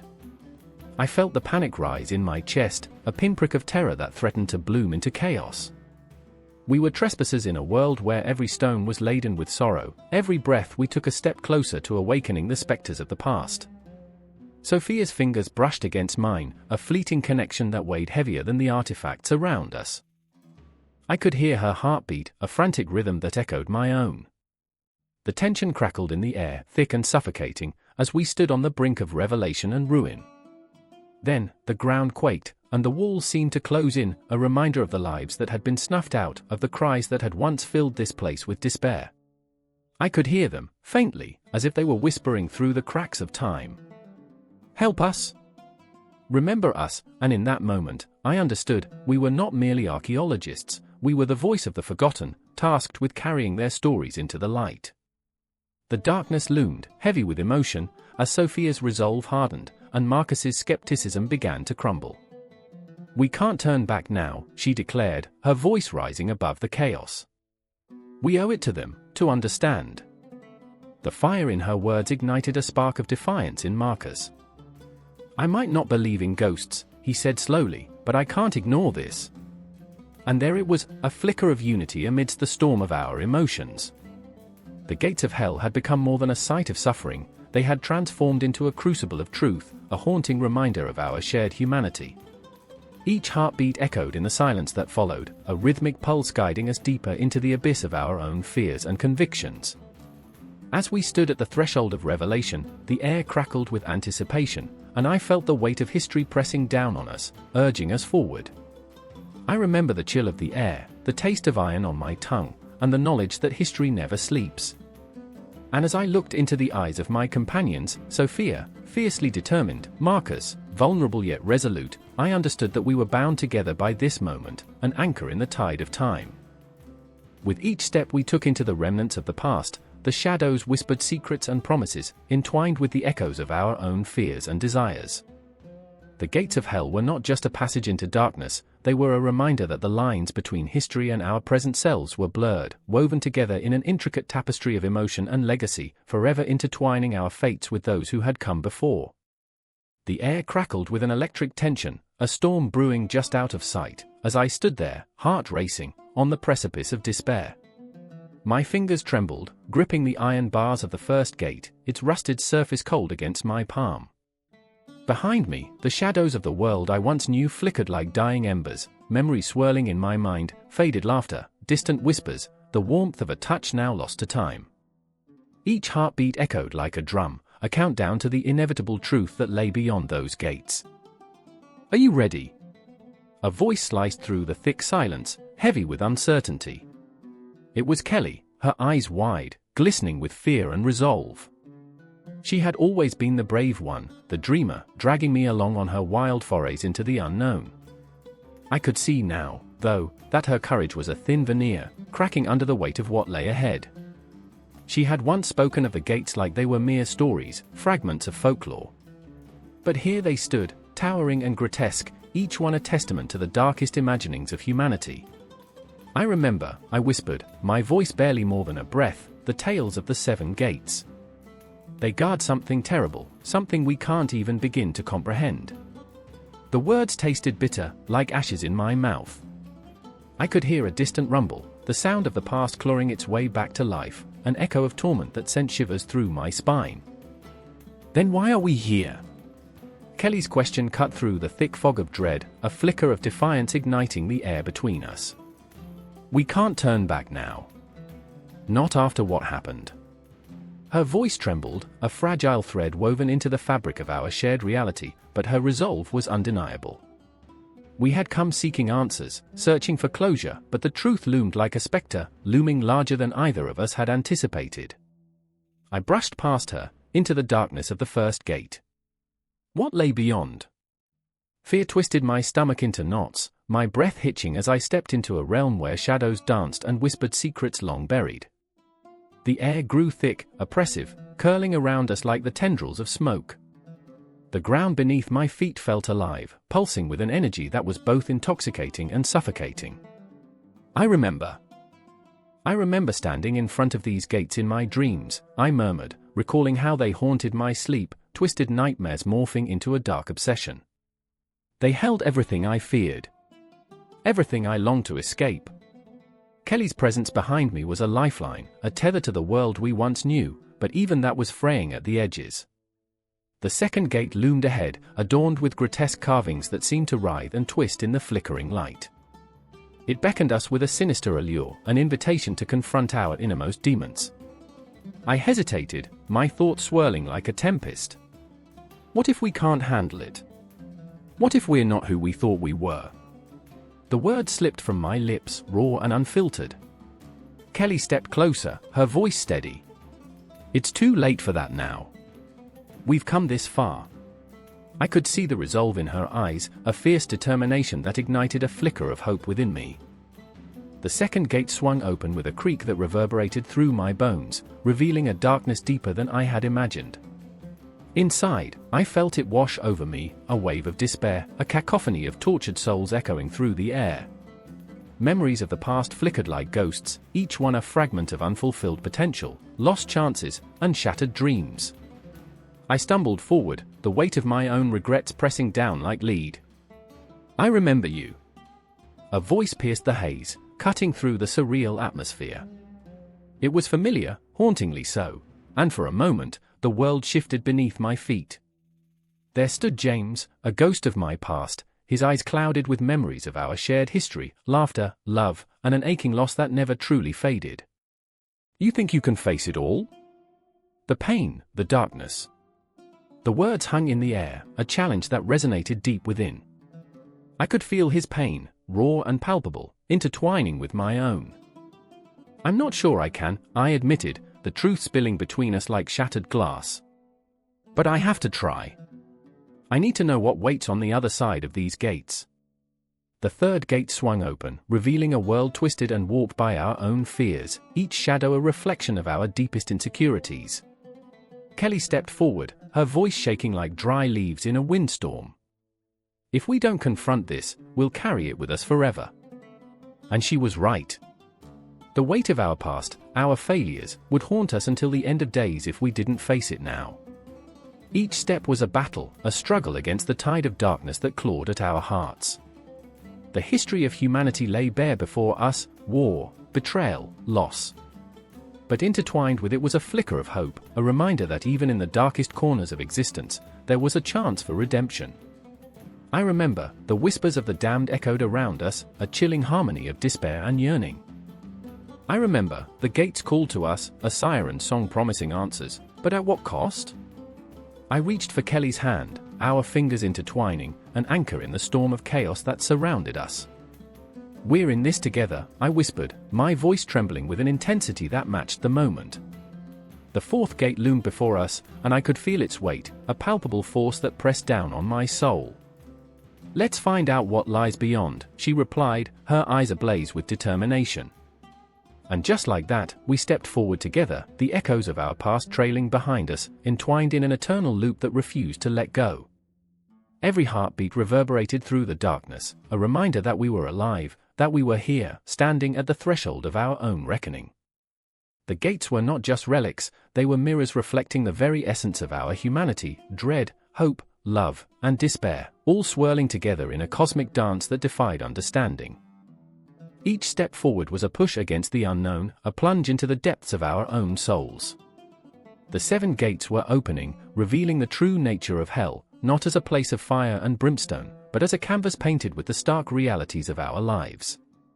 And as we crossed that threshold, the world behind us faded into an echo, a whisper that would forever haunt the chambers of our hearts. The clock struck midnight, an ominous chime reverberating through the air like a warning. Outside, the wind howled, a creature hungry for secrets. I stood before the first of the seven gates, their ancient stone slick with rain, a chill snaking down my spine. Each gate was a promise, a threat, a fragment of a myth that pulsed with untold power. I could feel it, the weight of history pressing against my chest, like a memory clawing its way out from the dark. Why did I agree to this? Clara's voice shattered the silence, raw and trembling. She stood beside me, her face illuminated by the flickering glow of the lantern, eyes wide, reflecting terror and something else, something deeper. Her hand slipped into mine, and I squeezed it, feeling her pulse racing, matching my own. I remember, the words slipped from my lips, a whisper clawing through my fog of doubt, the stories they told us. The ones we laughed off, thinking they were just tales to scare children. But there was nothing childish about this. No, it was all real, every chilling detail echoing through the caverns of my soul, and now we were here, drawn into the heart of it. Behind Clara, Lucas lingered, his silhouette carved against the darkness like a reluctant ghost. I had always admired his bravery, but tonight he seemed smaller, a boy lost in a world he thought he understood. His lips trembled, just slightly, a telltale sign of the fear he was trying to mask. "We can't turn back now," he said, a forced bravado tainting his voice. "Not after everything." I wanted to believe him. I wanted to believe that courage could shield us from the shadows lurking beyond the gates. But with each breath, I felt the pulse of the past echoing louder, a cacophony of voices whispering warnings we were too foolish to heed. "Do you feel that?" Clara's voice was barely audible, edged with panic. "The air, it's heavier." She was right. The atmosphere thickened, a stifling blanket of dread clinging to us, laden with the weight of unseen eyes gazing from the darkness. I could almost hear them, the souls trapped beyond the gates, their whispers entwined in the chilly breeze, beckoning us closer. Remember when we laughed at the old legends? I forced a smile, my heart racing like a wild stallion. They said those who enter the gates might never return. Clara shot me a sharp look, a mix of fear and incredulity. The memory of our youthful arrogance hung between us, a fragile thread threatening to snap under the weight of reality. But there was something else, too. A longing, buried beneath layers of dread. I craved the truth, the thrill of the unknown that had propelled us through dusty tomes and whispered legends, lost in the thrill of historical obsession. I remember, I breathed, the thrill of chasing myths, and now we are the story. Lucas took a step forward, determination etched across his features. We can face whatever's on the other side. Together. But his voice wavered, the lie hanging in the air like a pall. I wanted to believe him, to dive with reckless abandon into whatever chaos awaited us. Yet, doubt clawed at my heart, reminding me of the countless souls who had ventured into these gates and never returned. Together. Clara echoed, her voice laced with uncertainty, her grip tightening around mine. I could feel the heat radiating from her body, a stark contrast to the cold sweat trickling down my spine. What if together isn't enough? I wished I had the right words to ease her fears, to seal our fate with a tapestry of hope. But all I could muster was a gentle nod, the truth weighing heavily on my tongue. We have to try, I whispered, my voice trembling, quaking under the pressure of our shared anxiety.